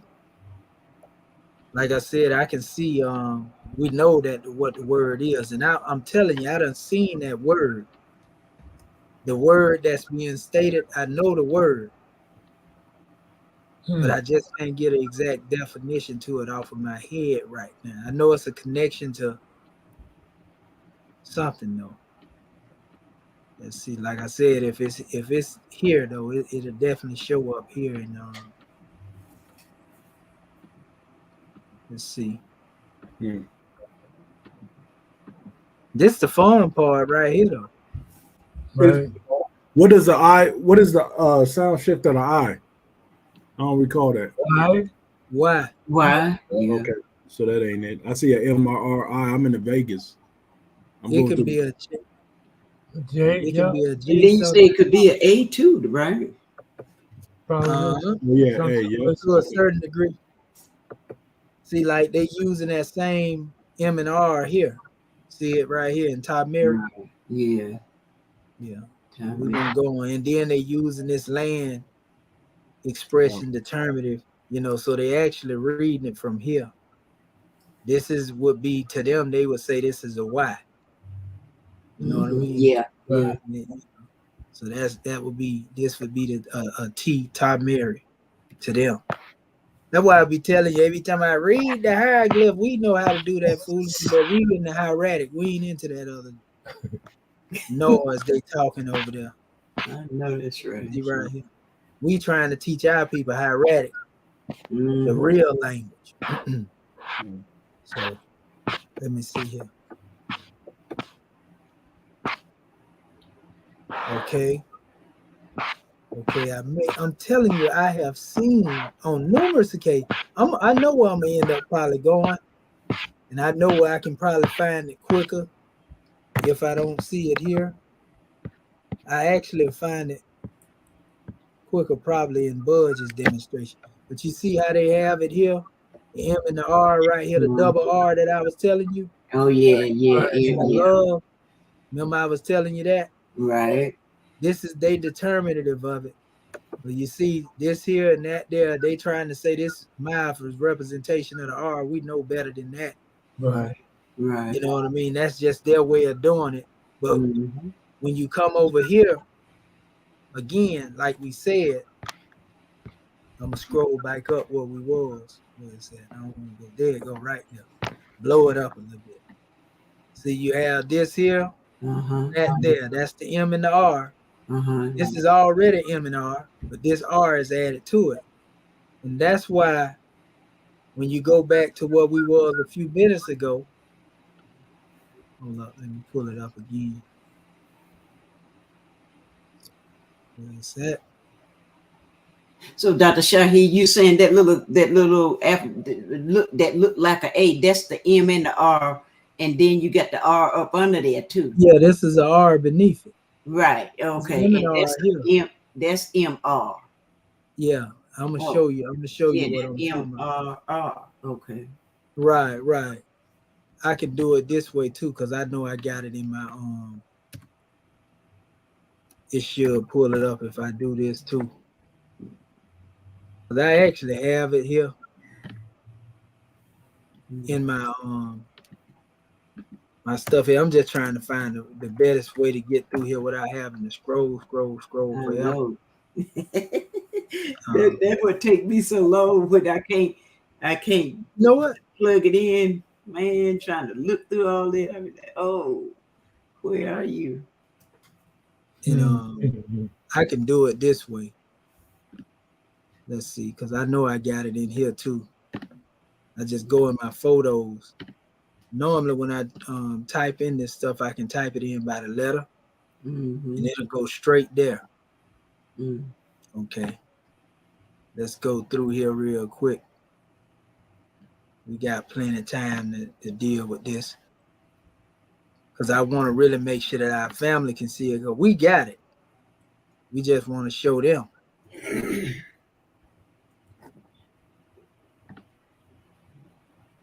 Okay. Come on.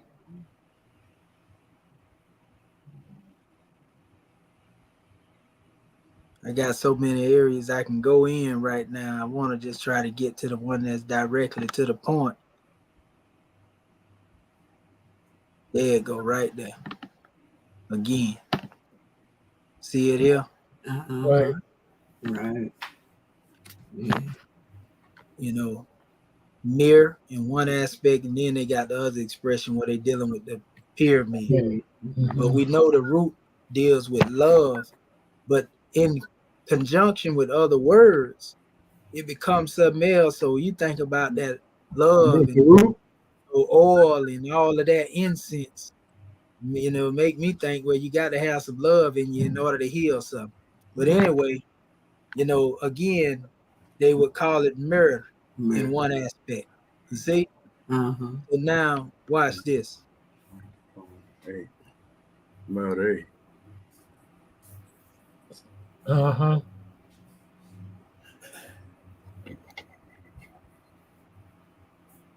Let's see. I'm gonna show you something because we'll probably find it quicker here than any place. We're gonna go in Budge. Huh? Well, no, I was just saying I pulled up the ancient Egyptian dictionary, but Yeah, they in all of them.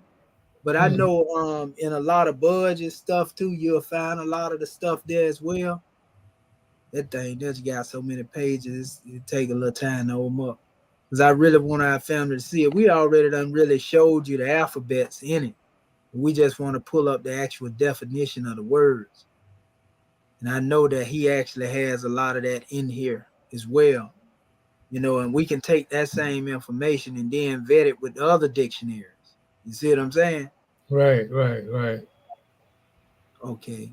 So I just love the fact that all of us, you know, can go in here and we can look and see that stuff just jumping right out at us. That let us know that it has become ingrained in the memory. Yes, sir. You know, eventually, like I say, you're gonna sure enough see us running down through there when it comes to dealing with this language. Let me see. See, we're gonna go up here.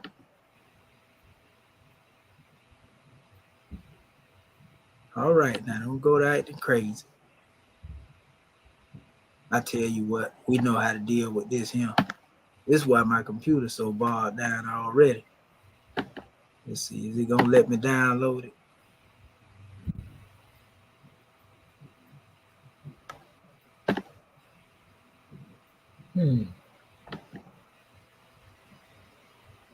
Let's see. I'm trying to download this. I got it in my stuff, but looking for it is a process. All right, we're gonna go ahead and see.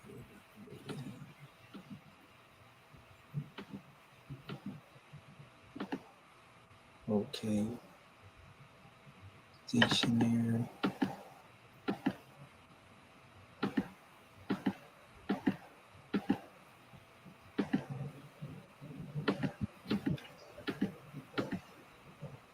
Cause they ain't let me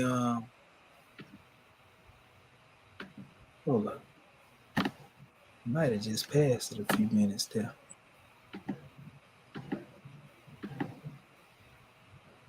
Wow. It's a site.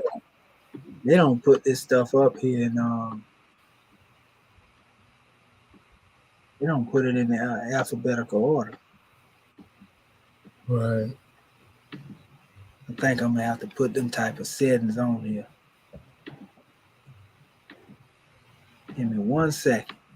I'm telling you that word is right there. I'm just trying to open up the Budge PDF, right? But open it up where it actually opens up and moves fluidly, where it ain't moving sluggish. So in order for me to do that, I got to find it in here. This is y'all see all this information I got up in here for days. And even just trying to scroll through it is a tag. Okay, let's see.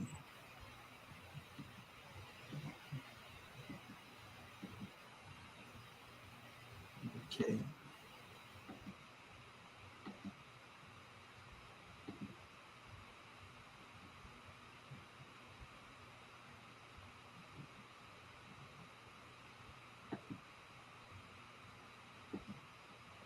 It almost seems like every time you're trying to look for something, you can't find it. When you... Yeah, it's like a fourth. Okay. Just give me 1 second here, family.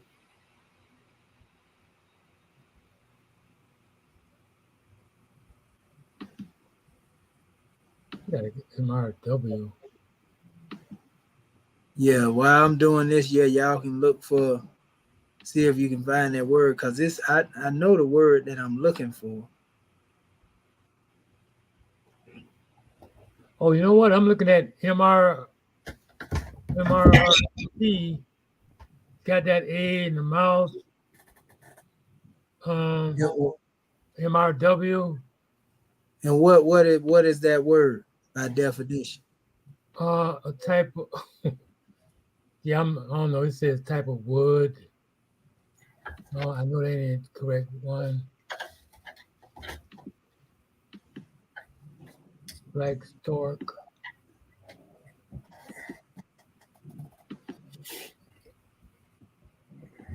The Medu is desert. Okay. Goodness gracious. That it. Crocodiles. MRWR. Yeah, it got to be the exact one. Right. Okay, look like it's moving a little more fluid for me. Let me see if.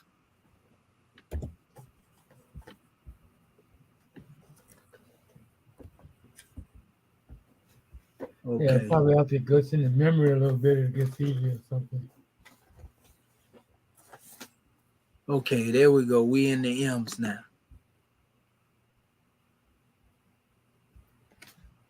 Oh, the buzz.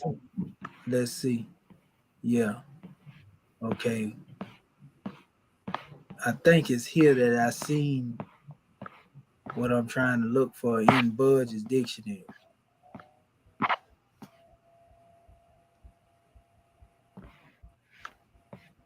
Okay, let's scroll through a little bit more.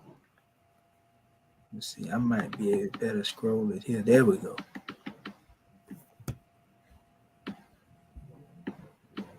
A little bit more.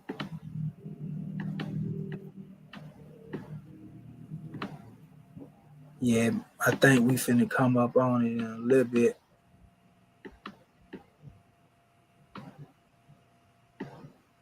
Come on. I gotta be delicate with this demonstration because if I hold it down too long, it's gonna lock it up probably. Right. Okay, we in the right area though. Just give me a second.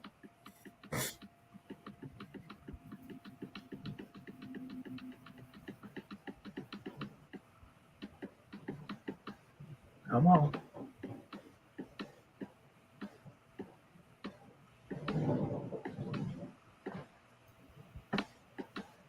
A little bit more. That's the other A. Mehet. No, that's not what we talking about. Come on.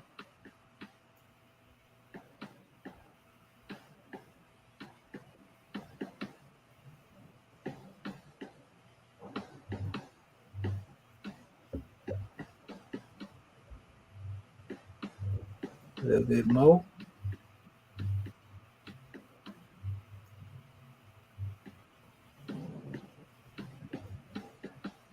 No. A little bit more.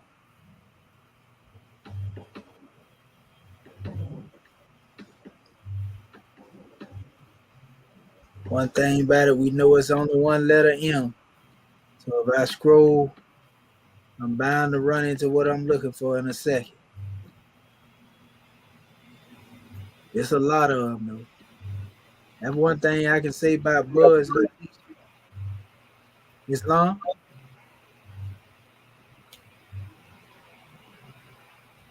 Okay, come on.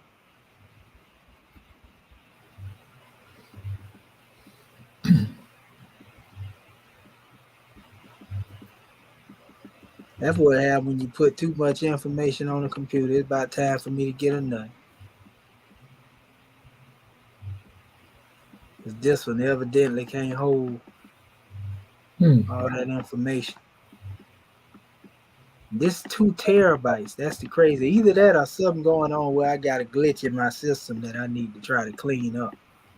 That's what I'm gonna do. I'm gonna get me a PC cleaner too. Well, Okay, here. Okay, go ahead. I'm right where I want to be. Go ahead, brother. No, I'm saying that it's probably the website too, because that's still connected up to that website too, right? Uh-huh. Okay, here we go right here. We in the right area where we want to be though right now. So this is Murty. We looking for a double R. And this is where I'm thinking I seen the word that's composed of those alphabets. Okay, so here's the mirror in isolation. Oh, that dude there. There it is right there. This is where I was telling you. See it here? Right. Where? Okay, that's dealing with the love that we was talking about earlier. Oh. Okay. So let me keep scrolling down. We're looking for the H involved here. Oh, beloved H one. has to come after the second M. R. Go ahead. I saw that E.A.R.S. Beloved one. Yeah. Right. We're looking for that H. Okay, let me see.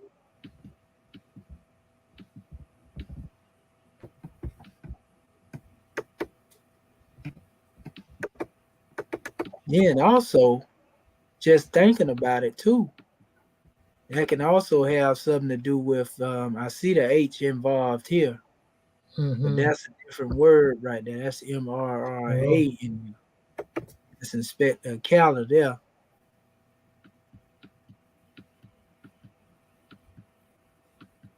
I wonder, was the twisted rope just used as a determinative? And it's just the M and the R too. That's interesting. That's a thought, at least. Medu. Right. Medu. I will know by the time I get through with this here, because look like we done reached the end of those particular R, the M's and the R that we just came up out of. Well, I don't know. It's a few more down here, so we ain't gonna give up hope. I'm trying to locate my dictionary like that one too. Talking about your E.A.R.S bud? Yeah, I know we got it. Yeah, you can get these jokers. They online everywhere. All right. Okay, that's the M and R. That's again going into a village. I'm telling you, I done seen that word before. That's merit right there. That's shipwreck vessels. Okay. That's Amen, Meru. Okay. Here is something close to it. See, it just has MER though, and then it has that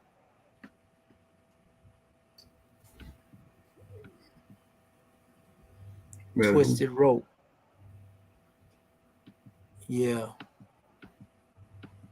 I think we almost close by it. Okay, here, Merhi, Merhani, Merhat, Merhata, Merihi, here. Okay. Take my time, go through there.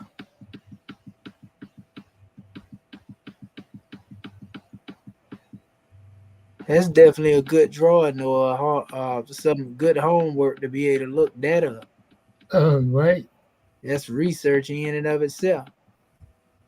You know what I noticed when I was just looking at the some of the homework. What I did was I copied like all the because it's like SAW, right? I saw, and it has so many different meanings to it. You know what I mean? So I like kind of like cropped all of them together and put them on a page by itself, and I wanted to go back through it eventually, see. You know how a word has so many different meanings, and then you want to get the best one that's make more sense to you. Islam. Yeah, so it's just amazing about all these words, just Egyptian. I mean, this whole language and stuff, Yes, sir. And a lot of it has to do too with the sound shifting too. Right. Because some of this stuff, some people put certain things there. Yeah, some people put certain things there, and some people won't put them there. Right.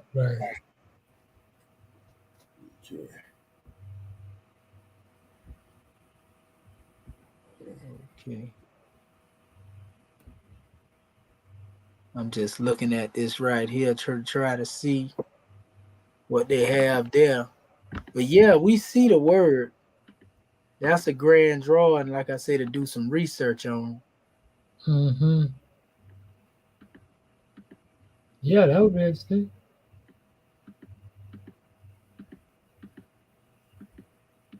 I'm telling you, I done seen that word many times though. Many times. It's just one of the harder to find words. But this is the type of stuff, again, that impress this stuff in your memory.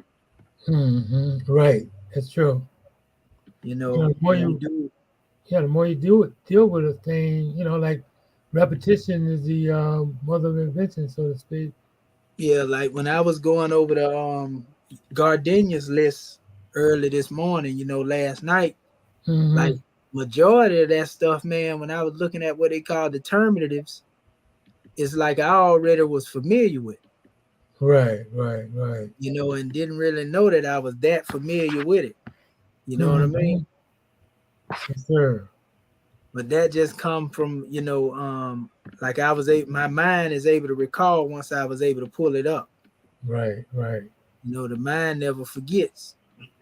Yeah, you know, you got so many file cabinets within the mind. Oh You know yeah, what I mean? Then you get something that'll trigger, you know, that thought. it'll You know. trigger that thought. That's right. Once you see it, Mm-hmm. that's what's gonna happen. The more, like I say, we do this, we become immersed in it. Right. You know, we gonna become more thorough.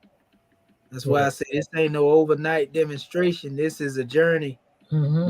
We ain't go to no university. Ain't nobody teaching this. Right. But we the ones that got to bring it on the manifest. And as time, I mean, and as you know, and as it should be, more things will be revealed because it's time for it to be revealed. Oh yeah, the methodology will become more refined and everything in the process as we move. I love the process Right. because we all learning together, Yes, sir. you know, and all of us are adding on to this particular demonstration. Yes, sir. If Exactly. not us, then who? Right.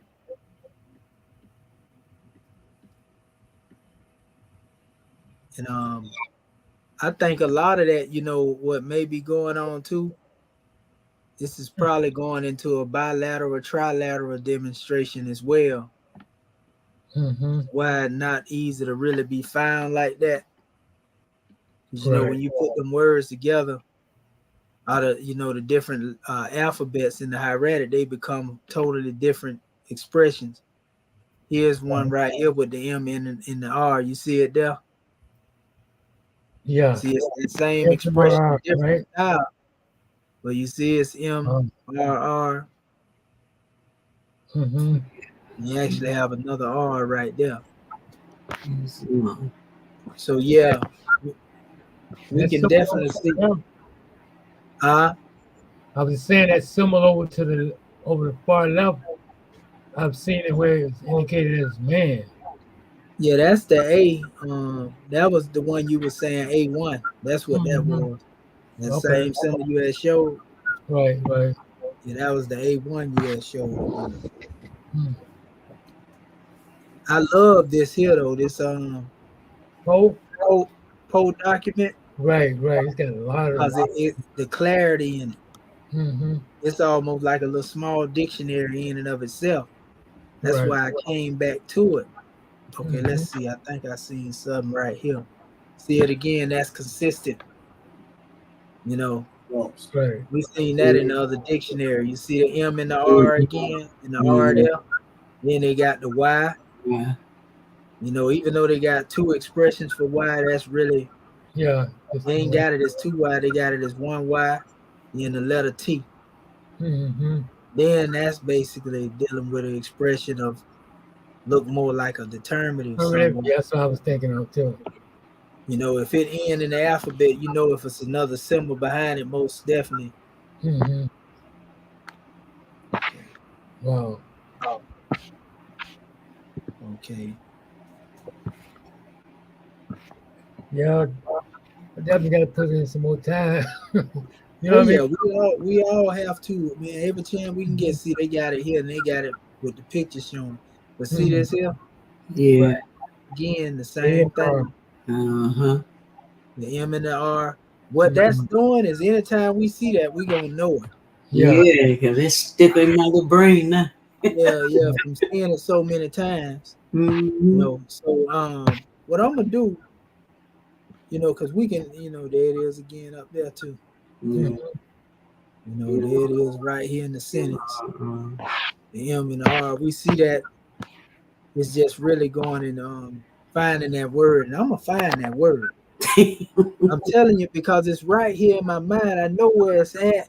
You know how you have them situation where it's right there, but you can't really pull it up right now.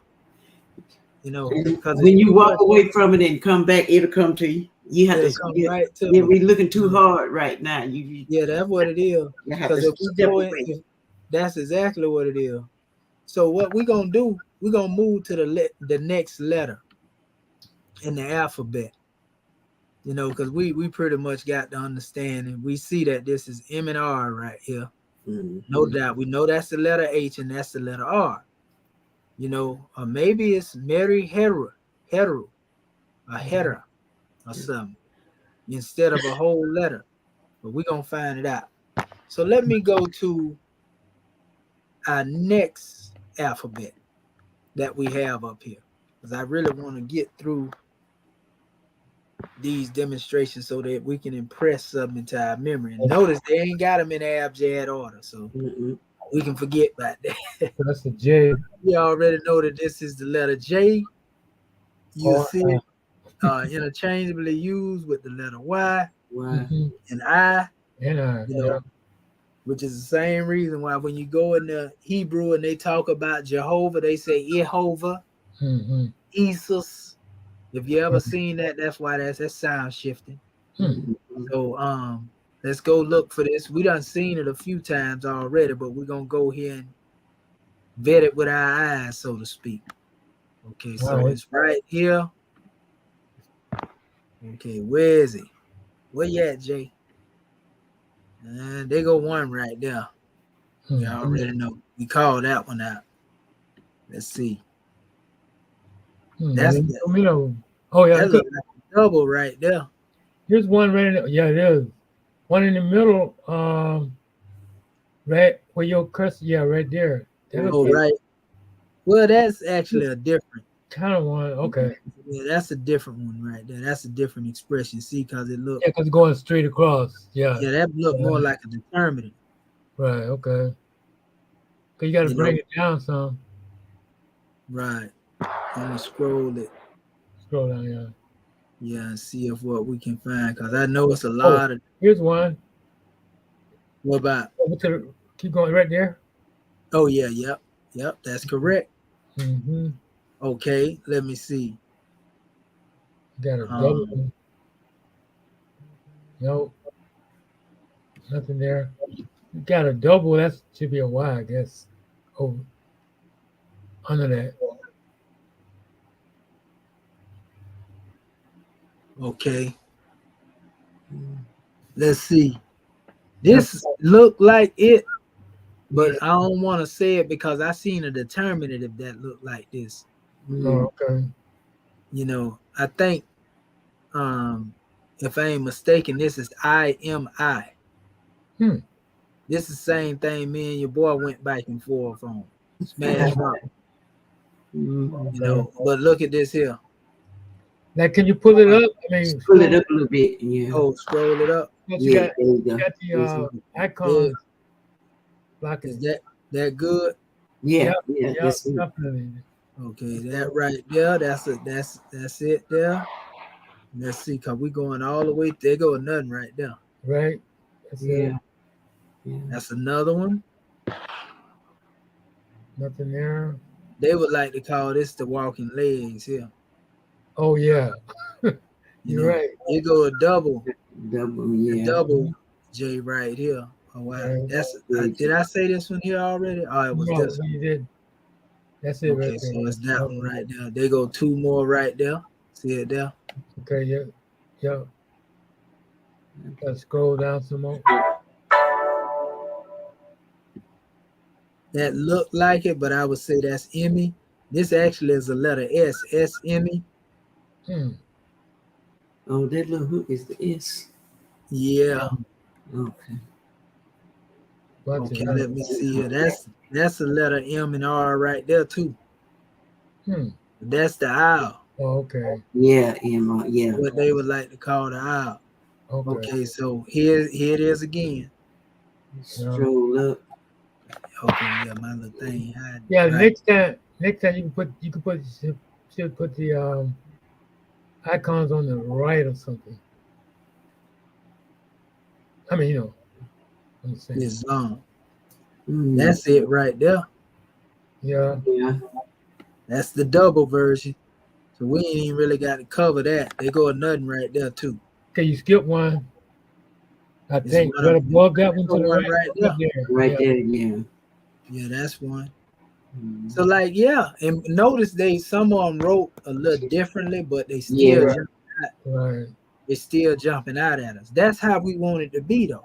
You know, like when we go through there, we can see it. Because most of the time, when you see one, you're gonna be able to identify with it. Like that's a K and a R right there.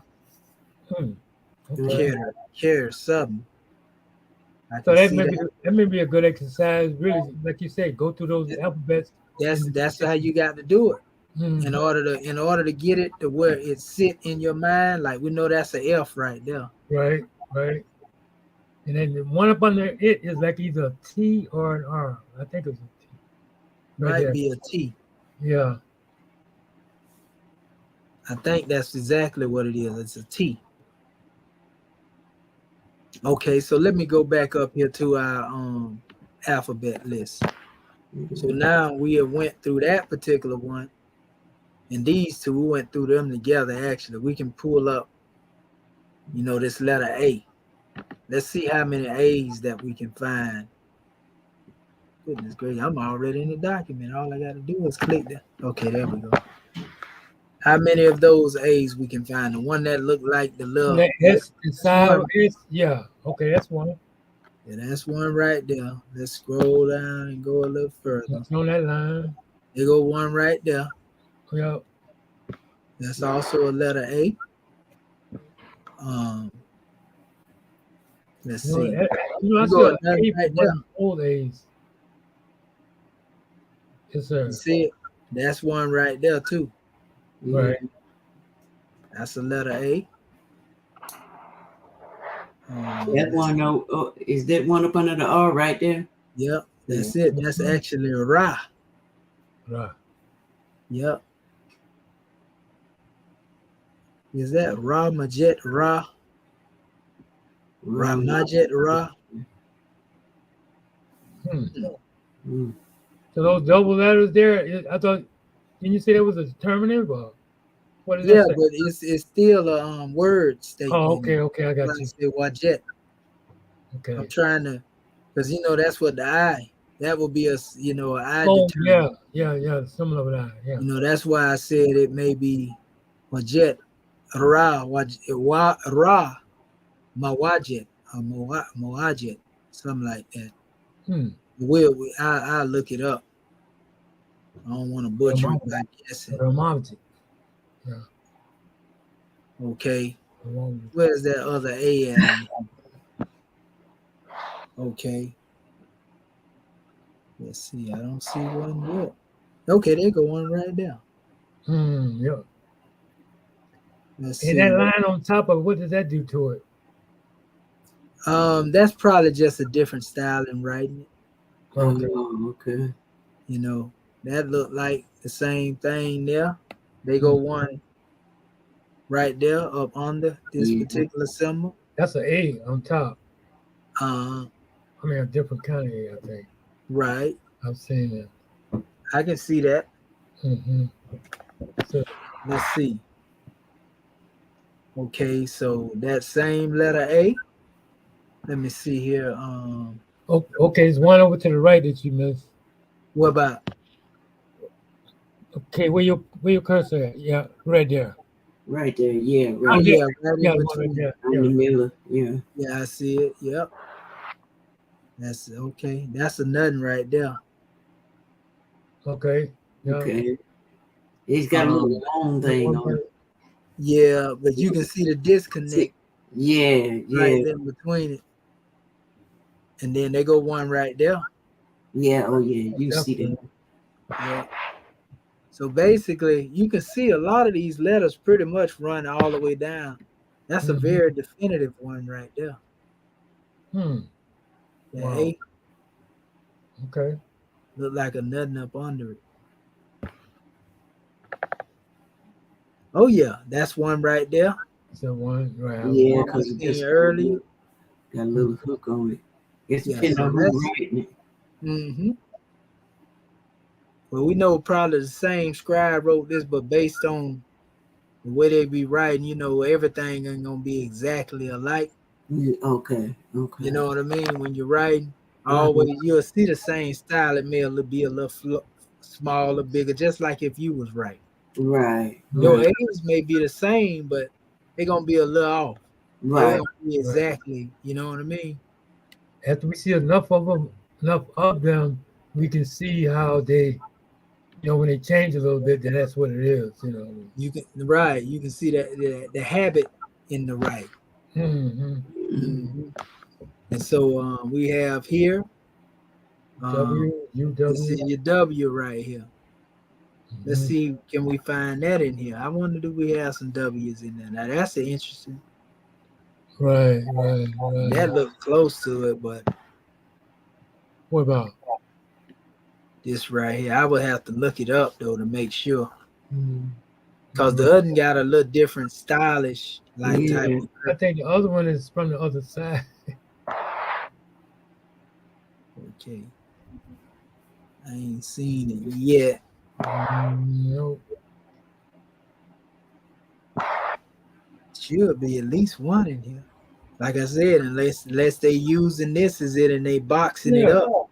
I know. I'm looking at it. Yeah, that looks kind of like it. It Yeah. looked like it, but it's just boxed up. Yeah. It ain't got the curves to it. Right. It ain't fancy like that other one. Yeah.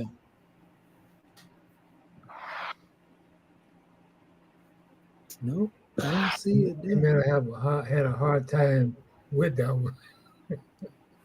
Well, I see it in other documents. Right. It's just in this particular one here, and I'm surprised because that's a W. Mm-hmm. Yeah, we ain't seen that unless, like I said, that's it, and we'll have to go into our molar tool. You know what? I'm wondering. You know how we What is have the Unicode for molar?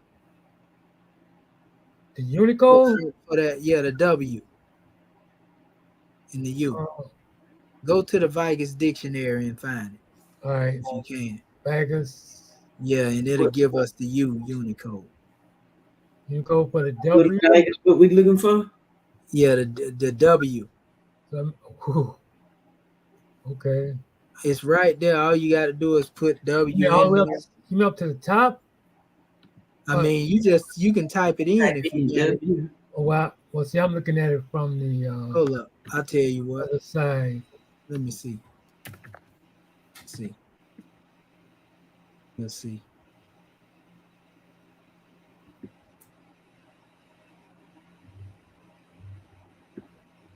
Just give me one You say second. what's the Unicode for W? Yeah, I'm looking for the Unicode for the letter W. That would be in. Or the letter U. You say it would be what? I was saying you might be better to go to the other dictionary. In that Vegas dictionary, is that saying Z? Arabic dictionary. Z11A? That Egyptian dictionary. In N30, N26, then Z7, E1, then Z2. I don't know. I might be looking at that wrong. I have to make that a little bit bigger. Okay. It's got WNDW, and it's got the Z1. G43. It's G43. I can take that out right there. I don't see that one. You say G43, Bati Bay? That's what I'm looking at. I'm looking at the I see a G43. G43. G43 that's it. Yep, W. Okay. So now I'm trying to see if in the style of this, They they do got some that's kind of boxed up a little bit. I seen one up here too that kind of look. Where is that? That one I just seen a few minutes ago. That look boxed in. Okay, well you this one, but it's got a separation. Well, you're looking at the that one look kind of boxed in a little bit. In the end. Yeah. But also I'm looking at the different expressions here. So we can also look and see. Now that right there, I did see this symbol in here a few times. Mhm. So it's in here in this form. Yeah, Wow. Right. I'm gonna go and show y'all what I'm talking about. The W's, you can actually see them in there, right They there. got B4 too. You see it? That's kind of too far down, bro. I Put mean, it up. Oh, it's got down. It's too low. I Yeah. can't see it, so I'm seeing my whole screen over here. Oh, okay. Yeah, we seeing our names and stuff up under there. Okay, there you go, right there. You see it there? yeah, yeah. That's it. That's so close to that other letter too, that other E. There it is, right there again too. Mm. Just wrote with a different style, look like something else close to it. But that's definitely it. See here? We're gonna go back to the molar tool. See it? Oh Yeah. yeah, Yeah. most That's it. definitely. You know, so that's it right there. And Mhm. that's the same thing now. Right, right. Now let me go back up to the top of the document. I'm gonna have to take that down a little bit Come and back. see can we find them. How many of them we can see here? It ain't that. It still ain't that many Mm-mm. from what I can see. One. Like I said, I still want to try to say Yeah. that may be Yeah, even that may the be it. I think expression as so. well. I think so. Um, But even even if you wrote it that way, once you write it out, trial and error, you can always change it. It ain't no big deal. Mhm. That just train the eye and let you know the possibilities of everything it is that you can go through. and there's another one over to the Choose. right. What about Go down right there. right here? No. Go down. Oh, right here? Yeah. Yeah, Oh, that's the the one box. I pointed out earlier. Yeah. Yeah, but I'm trying to Gotta see. get one. Oh, here goes one right here. What about? Like if you go all the way on that same line to the left, from there all the way over, keep going, Right there. keep going. Yeah, this is the one Yeah. we picked out earlier. Pick Though. that Yeah. up. Okay. Yeah, we did. Yeah. So Okay, we now go down. Oh, okay, there's another one. what about? Next to the double Y or I, red. Go up. Go up. One more. Right there. Now go to the right. Right there. That's the letter H. That's the A. Oh, it's close. Yeah. Mhm. Okay. Yeah, it looks similar, but you can see, and that's good that you pointed that out. See, Mm-hmm. that's an A right there, right? Right. But then when you come back and look at that other symbol, see the difference between the two? Yeah, it ain't got that hook up top. That's right. Yeah. Okay. I got you. That's good though that you pointed that out so we can make that correction and we see it. You see Right. what I'm saying? Right. Exactly. Yeah, so they look a It looks- similarity is there, yeah. but so Mhm. yeah, it didn't look like a whole lot of those were here unless it's demonstrated in an underdeveloped Another form. expression, so to Mhm. speak. You know what I mean? And that's no problem either. Because we can actually find it by going here to our molar tool Mm-hmm. and we can see it in every form that it come in. But most forms seem like they pretty much consistent. Right. Right. Hmm. Yeah. Now I can see a WT. This demonstration here, I done seen that a few times Mm-hmm. in the document for Yeah, sure. you can migrating into a different form or something. Yeah, different forms of it. That's right. Like these forms. See what I'm saying? Yeah. Cause, Yeah. wow. So yeah, and this is actually Heru Hmm. Hetero. that they stated here. See, they would say this is the letter H, this is R, this is W. Mm-hmm. And they got this Heru, which is HRW. See, I told you, man, this is crazy. Hmm. You already know that would be the letter T, then that's W, the little chick, as they like to call it. Wow. So yeah, that's a powerful demonstration. Like I said, it's just as simple as this. The more we do this, though, just by going through Papyrus, Mm-hmm. just random Papyrus, whatever it is that you see in Hieratic, and going through it, you liable to Yeah. find. That's interesting. Like that W, like right over that B. That's what we were looking at, right? Uh-huh. Now, if you like turn to the side, it looks just like the W in most of the writing now. You know, it looks like an Yeah. S. Yeah, yeah. Some of the words obtain they still obtain their original form. Like the letter M. I know M really obtained its form in every language. Mm-hmm. They go B right there. I seen a couple of them. Couple B's like that. Yeah, Mm-hmm. the B's. We're gonna go back over here and let's see. Let's pull up the B. Them Okay. jokers, they'll jump out easy. Yeah. One wrap down the second line in the red. Well, it's got something on top of it. So. Yeah, look like it's got something connected to it, but it still look like a B. Mm-hmm. It's Yeah. a B in like something else, and you know you read it from the top Right. in Right. connection to that right there. So even though it's still reading, if you were to turn that demonstration to the left, you'll still be reading from the top. That's the only way you'll be reading when you read. You read from right to left, and then you'll read from the top into the letter. It's still reading the same way. Mm-hmm. You'll never read it the opposite direction like hieroglyphics. That's why I be saying, how in the world can they use hieratic and say it's the same? When you read one from one direction, you can't read the other from, you know what I mean? Right. Okay. You know what? That's a good thing you brought that up, because I know with that tool that the fonts that we put in there, the hieratic, the rate commit. Yeah. What about it?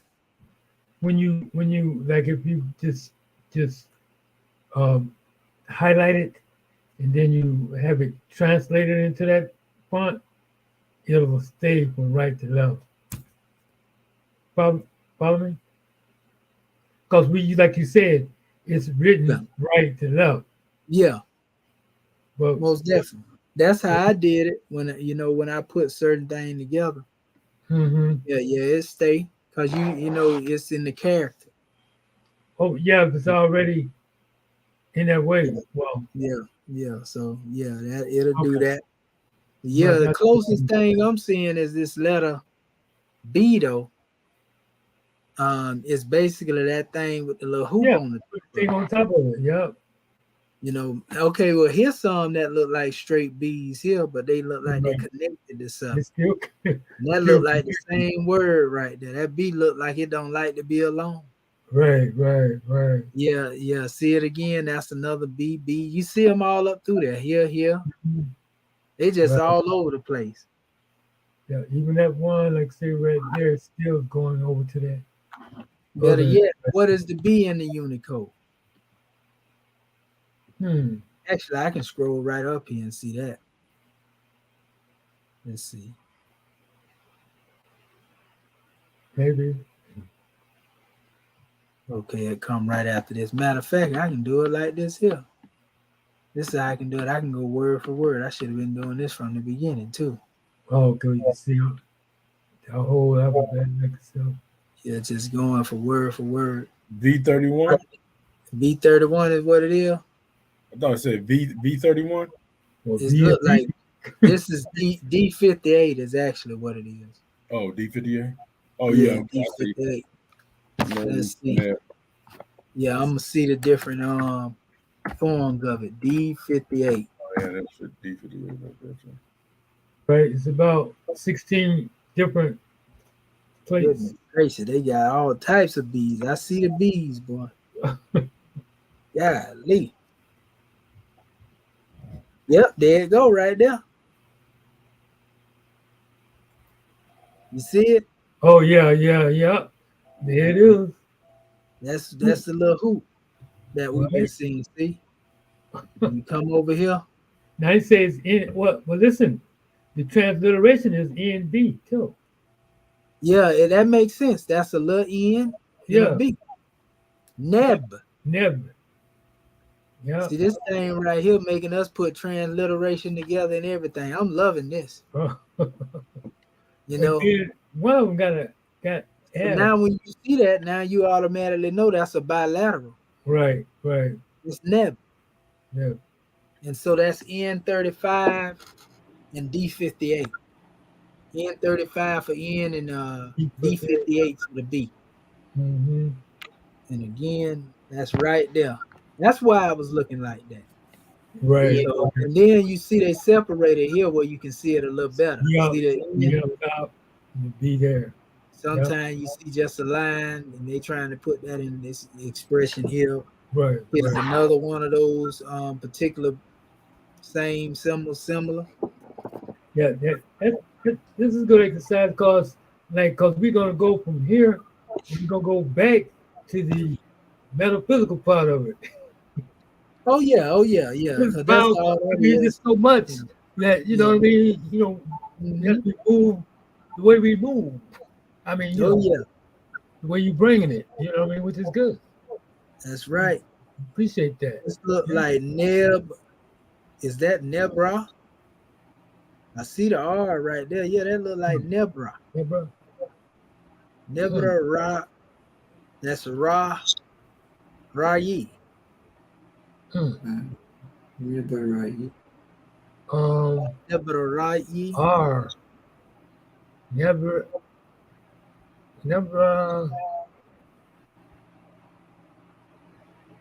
Oh yeah, I'm loving this right here, Morris King. Okay, let's go to the next one because that one was pretty easy.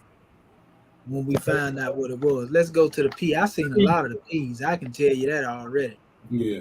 I seen a lot of them up in there.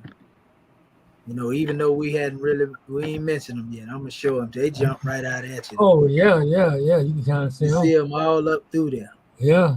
That's something on top of that P though. Yeah, that's like maybe an R. I wonder is that part?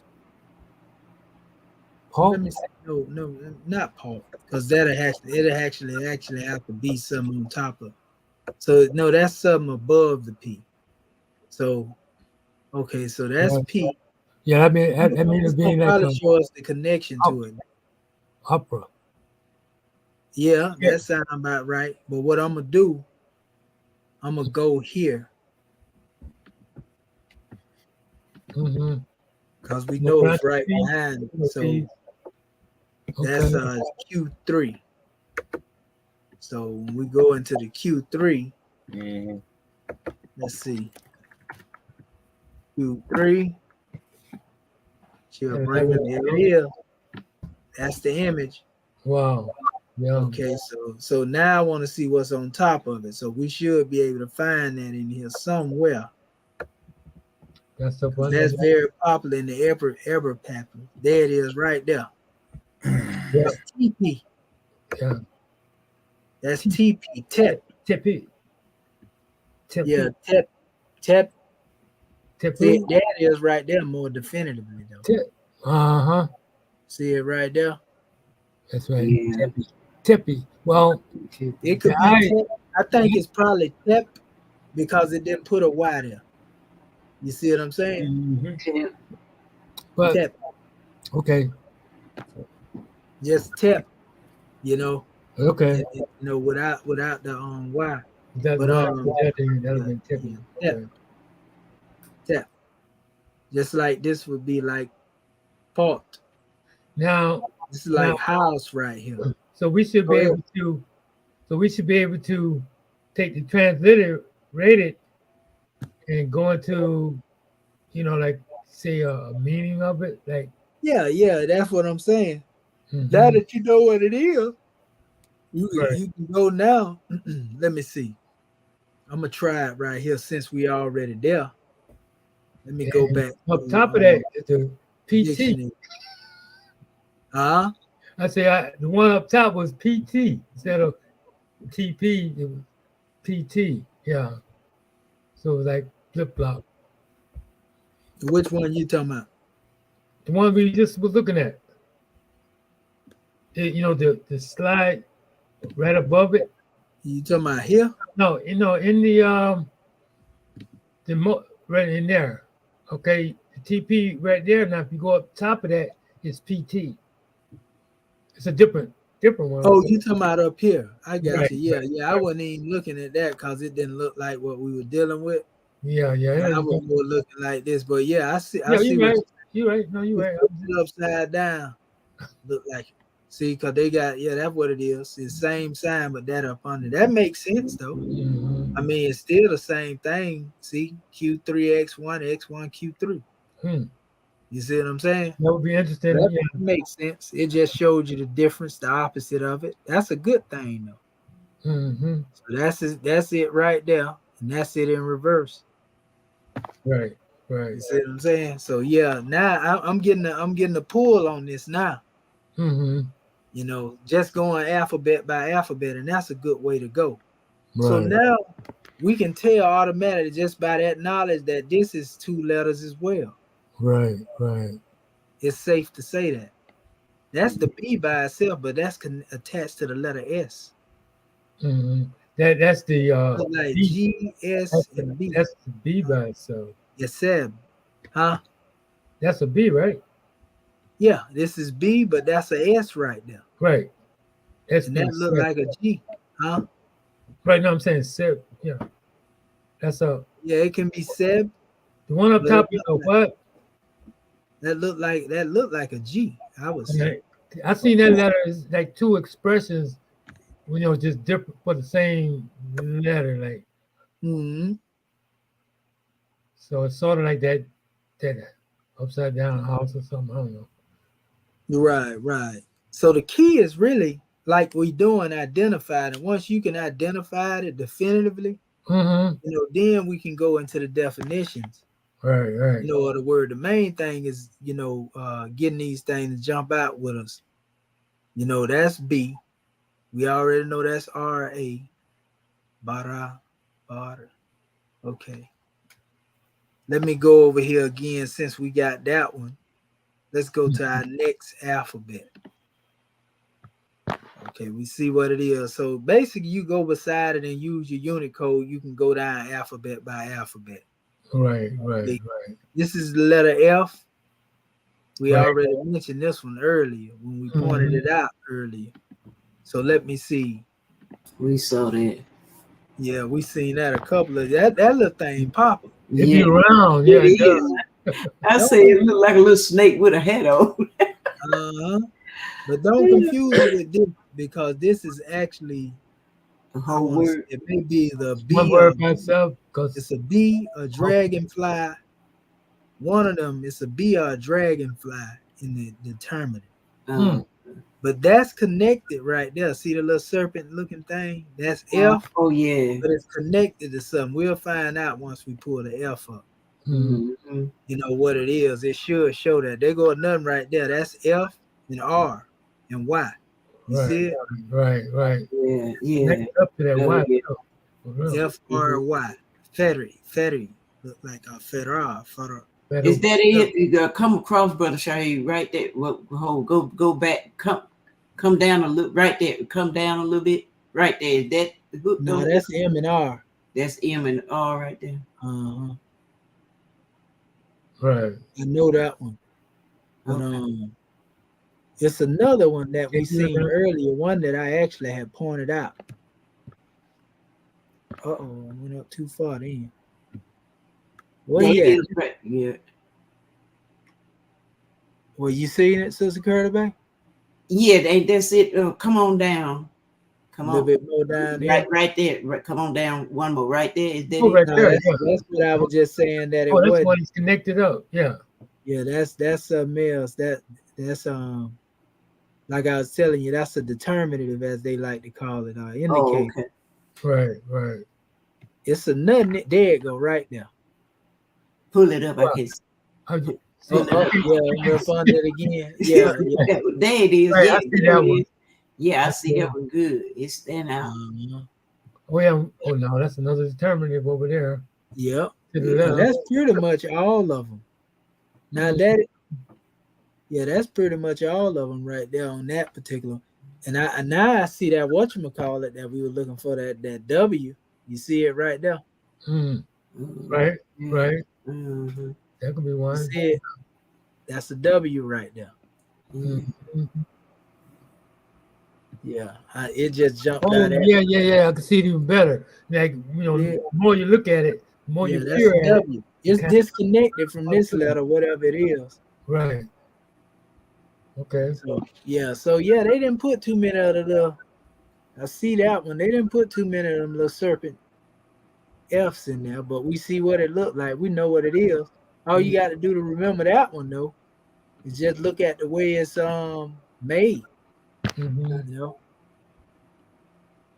I it got looked like a bike was F. Mm-hmm. a question So too. Let me get a minute. now this is something we want to pay attention to too. The See the M. M? Mm-hmm. Look Yeah. close to That the one. Yeah. yeah, look close to the W. So Yeah. yeah, go ahead. What's the question, brother? No. Like how is it possible that you can put those icons over to the left? What icon? Oh, with our names and stuff Right. in there. Oh, I know what you're talking about. You know how you view everything? You can view it Okay. from up top to the bottom to the right. Let me see what it let it do that. What's going on with the icon? I mean, can you? Because when we be looking at those letters, we can't make them out. Cause I mean, now when we get down to the bottom, It be covering them up. That's all. yeah. Okay, I okay. mean, we can, All I you can, got to we can do work. is Oh, even that's even better there. That's it right there. Yeah. Yeah. And then when you get to that document, you just have to Yeah. Now. move it You Yeah. just over. have to make the document smaller. Probably would have, because I probably got it stretched out too big. Well, I mean, right there. I mean, like, go to the document and we can see. Well, we see the F. We Right, see I'm on the right there. document right now. No, that's the alphabets. Well, I'm on the alphabet document, but Okay, here we go. Yeah, now there. See, we can see that very clear. okay, all Then is if you well. go all the way down to the bottom, we'll still be able to make that out.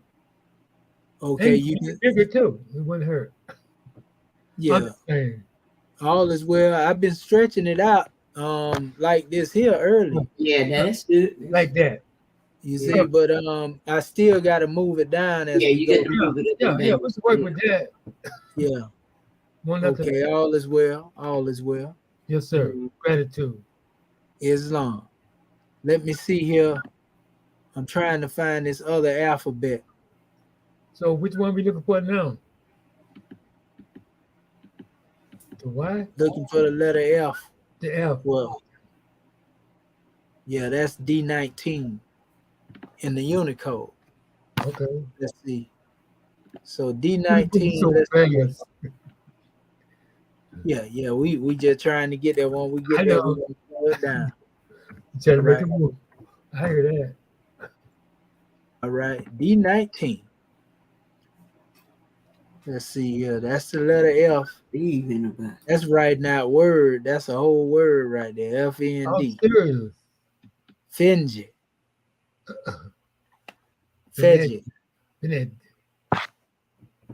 Oh, they giving us one word for it. They ain't actually giving us the. Can you go back to that? Go back to what? Back to what, Brother Marvin Edwards, baby? The way you got the D9 where you get the Unicode from. Yep, that's where I'm going.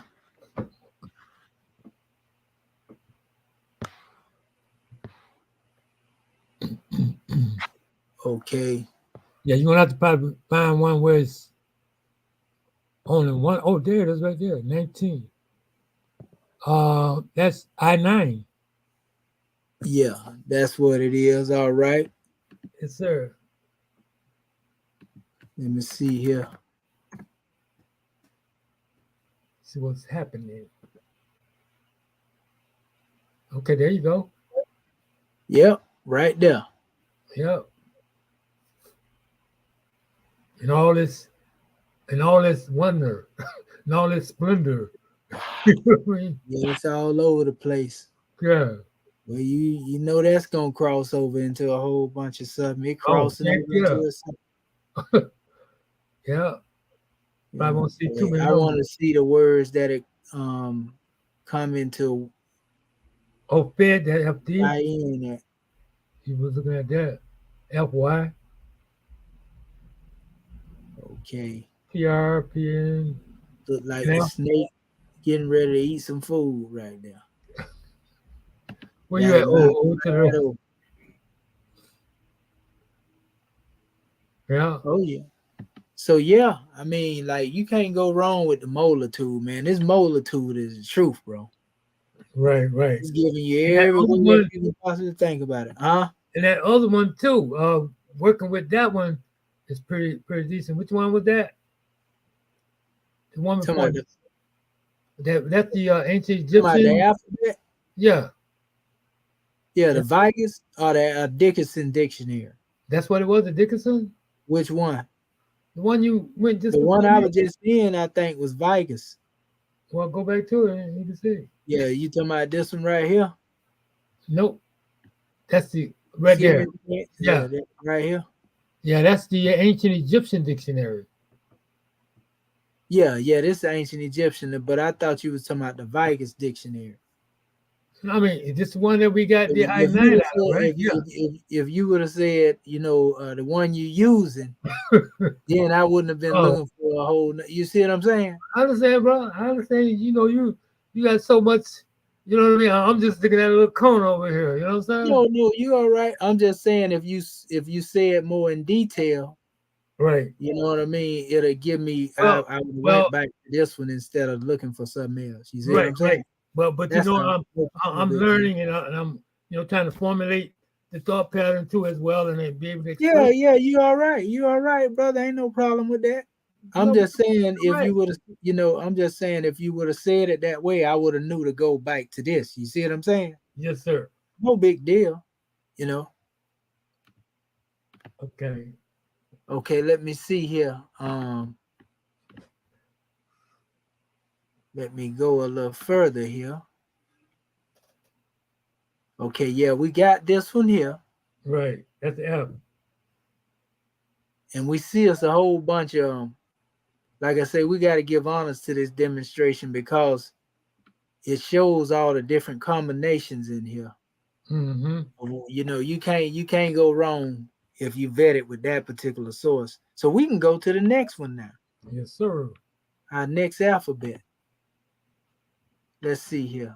Gotta go to the top. Okay. Keep going. Oh, there you This go. is M. actually letter M. So Okay. let me go over here and vet this. Okay, I'm gonna go back to our dictionary. Yeah, the Egyptian alphabet dictionary. Okay. Now we go to the M. Okay, gotta go back up to the beginning, right?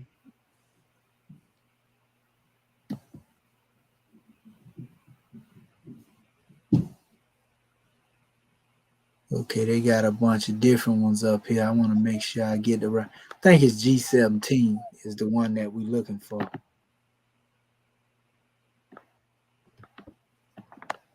Let's see here. They put a couple of them up there. Let's see, G17. All right.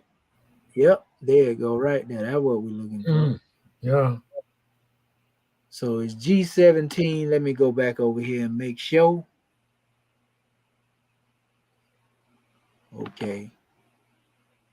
Yep, that's it right there. That's the same symbol, G17. Mm-hmm. And there we have it. Right. Voila. And they got a bunch of information here. Remember, I always was Okay, saying now this is letter M. yes, sir. Now this is the one I'm really most familiar with there. That looks like the 3. Uh-huh. You know what I mean? So I'm You glad. know, and that remember I was telling you when y'all was asking me, was that the serpent? Right, You right, were saying it was M and R. right. Right. See it right there? Right there. Yeah. That's because I remember. We were Remember I looking said it for. was the I. Remember I said that's the I in the letter R. See what I'm saying? Right. That's what we were looking for, right? Before, right? No, this is a different one. That's a different M and R. Remember the Oh, other okay, had the okay. letter A. All right. Yeah, I was just saying, if you didn't know no better, you would think that this was like a serpent. See it? Mm-hmm. But it's that's the M and R. You just remember that this is what they, and I remember that because I done seen them so many try to make this you know, be the M and R, and I know that's the hieratic expression, you know, or where they came up with this stuff from. So that's it right there. That's G17 and D21. Go ahead, brother. Girl, I didn't see. Could you go back over there? I didn't see how you got the G17. I saw you was in that in the dictionary, but I didn't see where you went to. How you come up with the G17? Can you do that again, right quick? Yeah, no problem. It's right here. You're going There so was so fast. many M's that was being used here. I wanted to make sure I was using it right. I didn't want to use H6. Okay. You know, and I knew what I was looking at by the actual letter. And so when I seen this, I knew it was G17. Oh, okay. You just automatically know that. Yeah, because I already knew that it was the owl. Oh, okay. I kept saying that when we was already talking. Right. Yeah, and so Yeah, that's get the when I owl. Right. I see how you did it now. look for the So when I'm looking, if you if just that look be for the determinative, You there? you Okay. know, Hold on. yeah, and then you good. then they do the Unicode. Mm-hmm. Okay. Yeah, that's how you go through it. And Okay. I'm doing it in order so you can do the same thing. Okay. You know, just go through there, and that's the best way to go down through the dictionary. That way you ain't gotta be trying to look. Just go letter by letter. Right. Like right here. Here's one. This is letter N in hieratic. Let's Right. go and see if we can find it in the document. Letter E.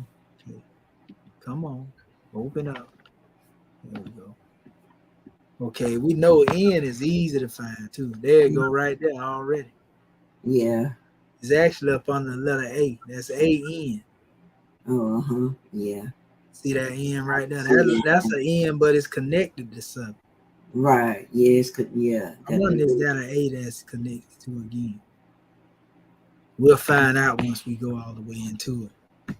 Every time I scroll that screen, it drop it down to the next set of hieratic. That's more advanced too. That particular hieratic, that the way it's written out. That's the letter N right there. Yeah. That looked like it could be one. Yeah. That's one over there. Yeah. That's one right there. That's actually the same letter on the first one we showed. That's an N. That's an N right there. Are we looking for the That's N now? SN. Okay. That's SN. Right. You see, that's an N right there. Yeah. Let's see. That's one right there. That looked like one connected. That's one. Right. The N is easy to find. Look like they just pop right out. It's Going just up under the A. a right? line. Yep.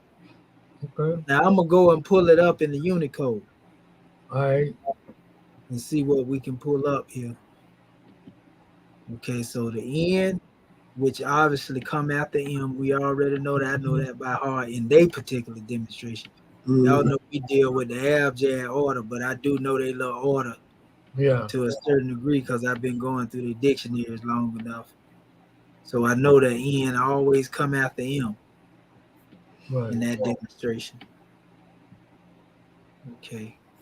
Now here's that be N35. Yeah, that's it. Okay. Let me see. I can go there. Let's see what we pull up.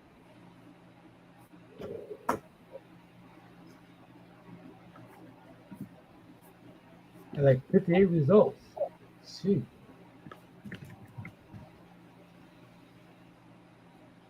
N35. Oh, yeah, we got plenty N's. NM. You got RN, just like we was talking about earlier. You see the R, you see it. Right. That's actually an RNF. That's a trilateral. Really? Yeah. See Almost, that N? See the NN? Yep. That's BN. Right. BN. BN gracias. Right. I'm messing with y'all. WN. Yeah. Yep. WN. W. Go ahead, brother Bati Bey. I was thinking Arabic language. We have been so many languages. I was finna cross mix the language. Ben mean house off. Yes, Lord. Indian household. What's that one? No, like big, like I've been. Okay. You're Yeah. right. Yeah, even. Ibn, So yeah. yeah, like that's it right there. IN. You can see it there. Right. There you go. I seen this symbol right Damn, here. man. Imminent. I'm in it. You see that? That's Nisut. That's the symbol for Nisut right there. Mm-hmm. That's the N in isolation right there, which is what we came here for. You got a bunch of them, just a straight line. N. Right. That's N and R right there without looking at it. Yep. Murder made me think about. There you going now. Yeah, it's Oh, there. I'm looking on my page. NB, that's Neb again. Let me go back on your page. We seen that already. Yeah, so that's N and A. Nah. Right? Okay. See, that's that A that I be H. talking about. You got to watch out. You see that A? Oh yeah. It looked like a Z. That's what I was talking about earlier. Okay. You know what I mean? Yeah, you got to watch for that symbol there. And this is Nedge. That's Nedge. Yeah. Nedge. Like Nedge. Right. Because we know that's J. Even though it looked like a D, it got the line up under the box. Mm-hmm. Nedge. Wow. I'm loving this here, family. I'm telling you. This is grand progress that we make. We're just trying to flow through it so we can get ready to close this demonstration out. But it's gonna be powerful demonstration here. Oh, you know what? That's that letter. Okay, when you go to, well, no, we just go ahead. Go to the R. Yeah, that's the letter R. Okay. We already know what the letter R is. We know the R and the H. Yeah, that's R. H. Yeah, that's That's H. another H. All of them H's. Yeah. So y'all see what we're doing. Yeah. You know, we don't have to really. We know where we at. You know, you can pick up where we left off, and that's the way I say that one should do their studies, though. Mm-hmm. And you know, if you're trying to look up something, you can just pull up the alphabet chart and then just go in that order, and that way you'll end up pulling up what you're looking for. Right. Because we know it's gonna go in the same order here all the way around. Mm-hmm. Now, remember I was telling y'all this was representing the same as the Arabic H right here. Oh, let me get back on that. Yeah. I'm gonna show y'all what I'm talking about, what I was referring to. And I know this because I'm familiar with the Arabic.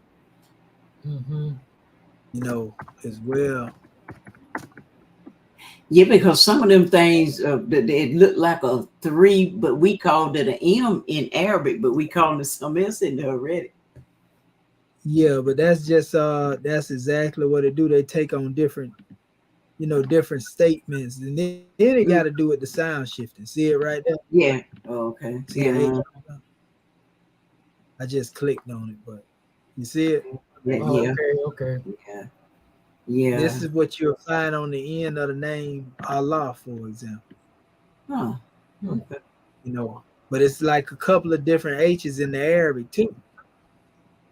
See, sometimes you'll see it like this. Oh. You know? Yeah, I didn't saw that. And I'm gonna show you. This is why I was telling our people. I'm gonna pull something up real quick. I'm gonna show you. This is why I said this. Hold up. Where is it? Is it this one here? Yeah, I think it is that one. That's why I said in this particular PDF right here. Mm-hmm. You're still on. Not just on here. No, it's downloading. It's open up. Let's get a second here. Okay. Okay, there you go, right there. Okay, so now let me show you. Right here, when I was dealing with the origin of the name Allah, showing the Demotic roots. Mm-hmm. Right here. That See that right? Oh no. See yeah. right here? Okay. Uh-huh. You see that? This is the original glyph in the Demotic. This is the Mudar language. So the original Quran would have been written in Demotic, basically. Wow. But this is the glyph, A, L, L, and H. Like I said before. Wow. Ones might not know it. See it right here. This coming from a relic of Ta, Mm-hmm. you know, standing between the Jed pillars. And look right there.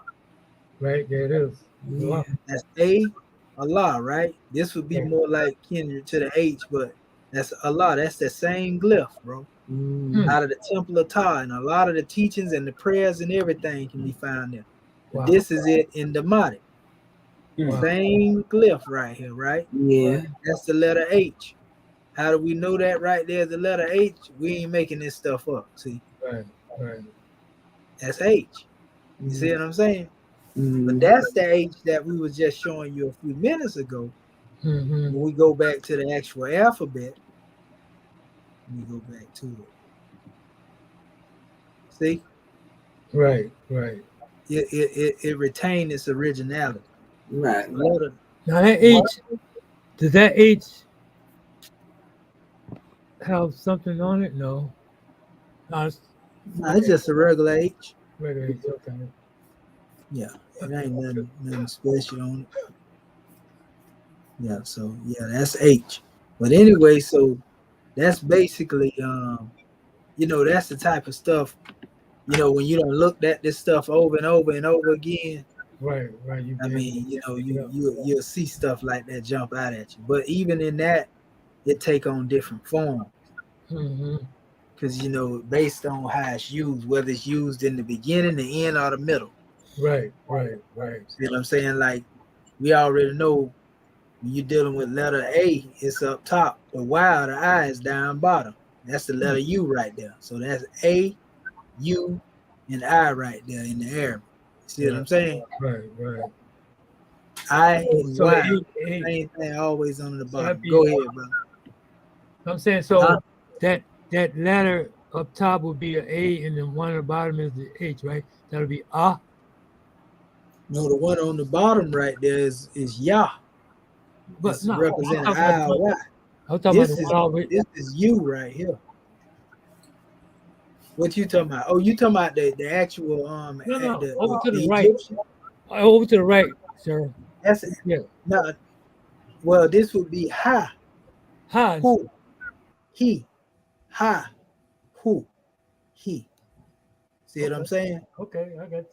Yeah, so you always start with this letter when you're reading Arabic. You don't do it like you do Hieratic. Okay. Ha. Stuck. Who? I was stuck over another one. Yeah, and he. Okay. You see? Yeah, it's different rules to how you read different things. You know what I mean? Yes, sir. I stand corrected, sir. Oh no, you all right? You know, it ain't no correction. I was just bringing clarity, brother. Yes, sir. Yeah. So you know, like this is the initial, this is the medial, then you got the final aspect. You see, they have it here too. This is like the letter M again, but that's M, initial, middle form, end form. Wow. You know, so you know, little stuff like that right there have to do with. Well, that's right. We all the way in Arabic now. You know, no, I just showed you that because I went into the letter. No, I appreciate that because we're gonna have we got to get this down too. You know what I mean? It all flows. You know. Yeah. No, I was just saying though. You know, we went to show you the letter H, and we just touched on those things because we were there. You know? Yes, sir. No pressure. Appreciate it. Yeah, every drawing is always a good way to use that hammer repetition. That's right. We are gonna, you know, get into certain things. You know, in the area, you know, we revisiting a lot of this stuff because now we're trying to actually get into transliterating text. Right. You know, we just had to go and revisit the hieratic so that we become more familiar with it. Yes, sir. And now that we went through the methodology, now we got the methodology by which we are able to become more familiar with it. We just got to put in the work of what we just did. Right. You know? Right. Exactly. Yeah, on our own time. That's right. We got to study outside of the class. Go ahead, brother. No, I'm just saying, yeah, that's what time is really gonna take. You know what I mean? But this here, you know, just add it, you know, giving us, more encouragement, just more guidance, you know what I mean? Yes, sir. Absolutely. Oh yeah. And I had this, and I never got to it, Mhm. but I was gonna go through here and deal with certain drawings in this particular measure, but I didn't go into it. This is actually one of out of the many documents I had, and just gonna Oh, go brother. around and correct some. We may make this homework though. Okay.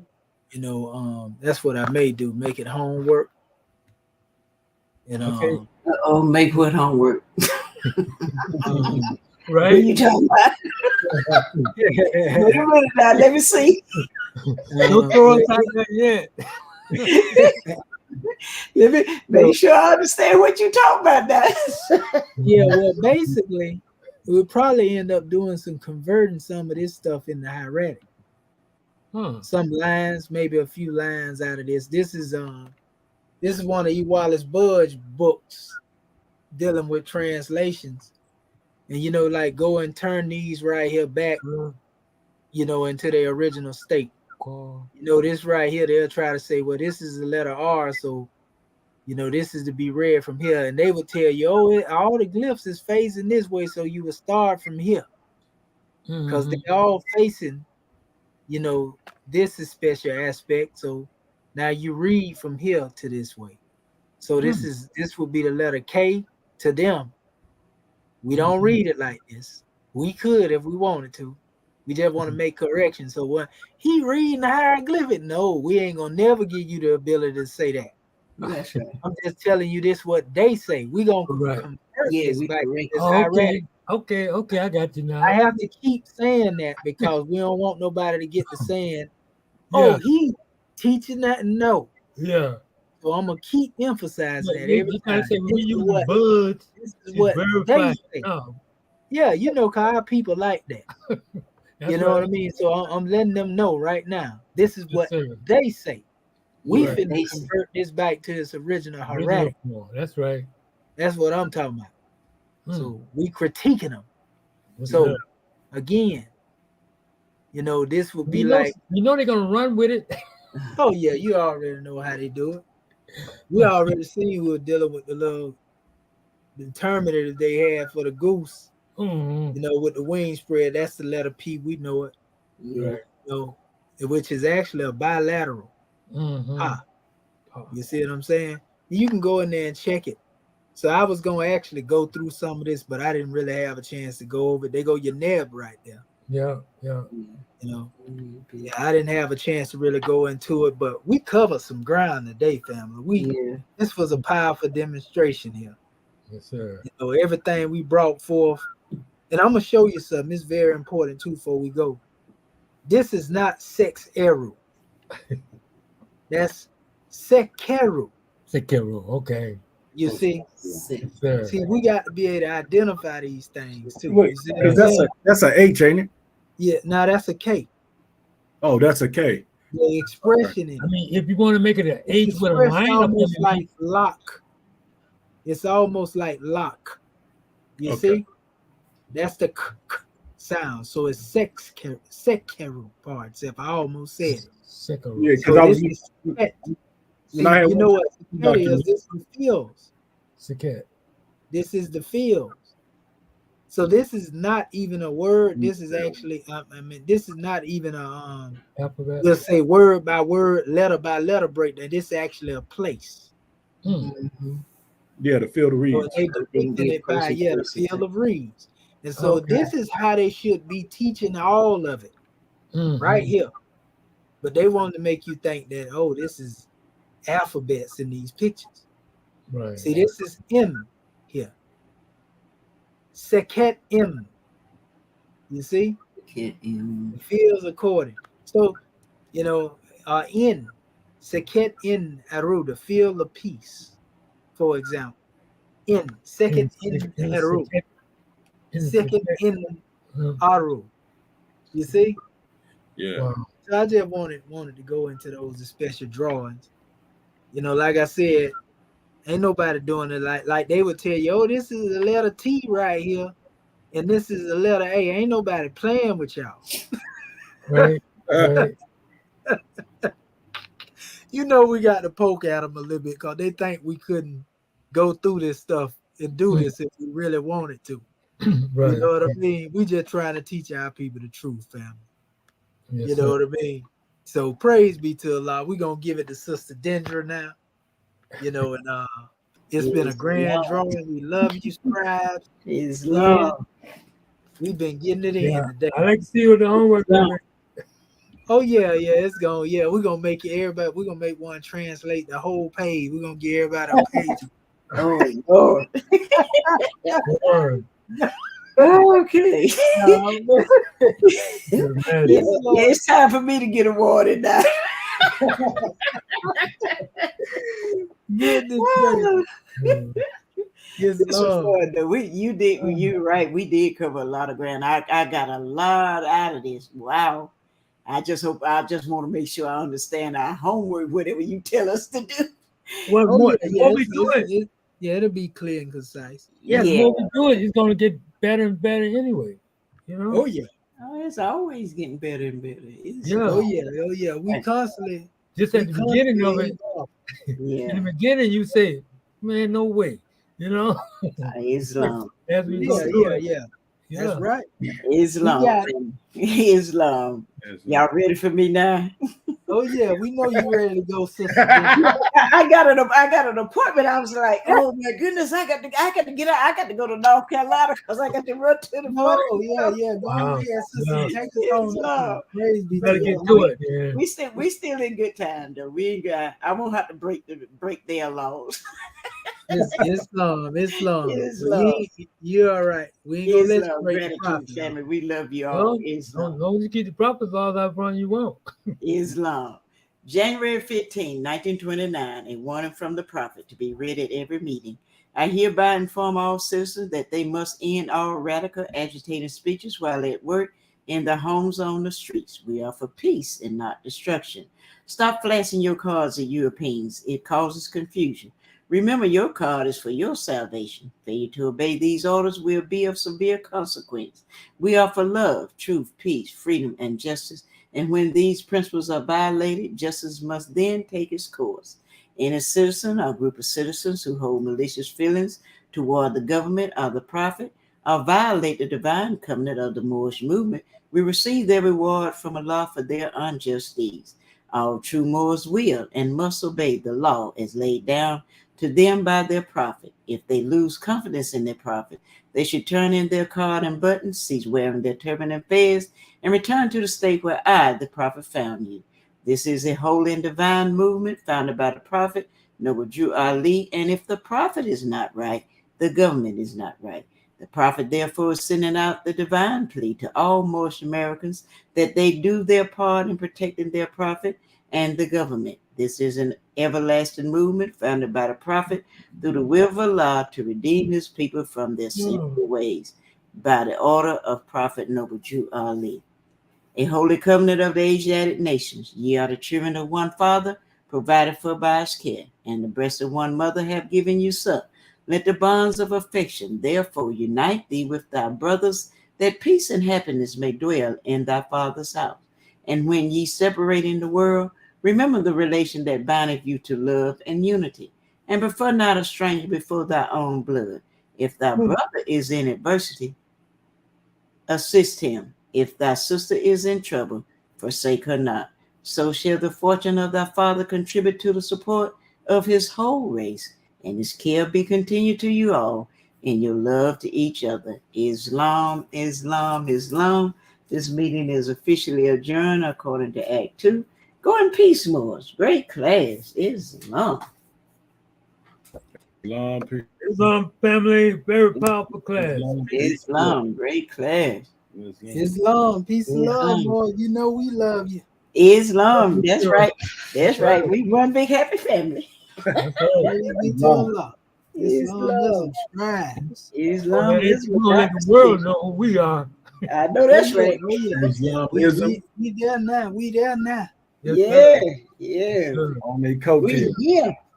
Oh yeah, we own them. That's right. Yeah, we on them now. You can do nothing with us.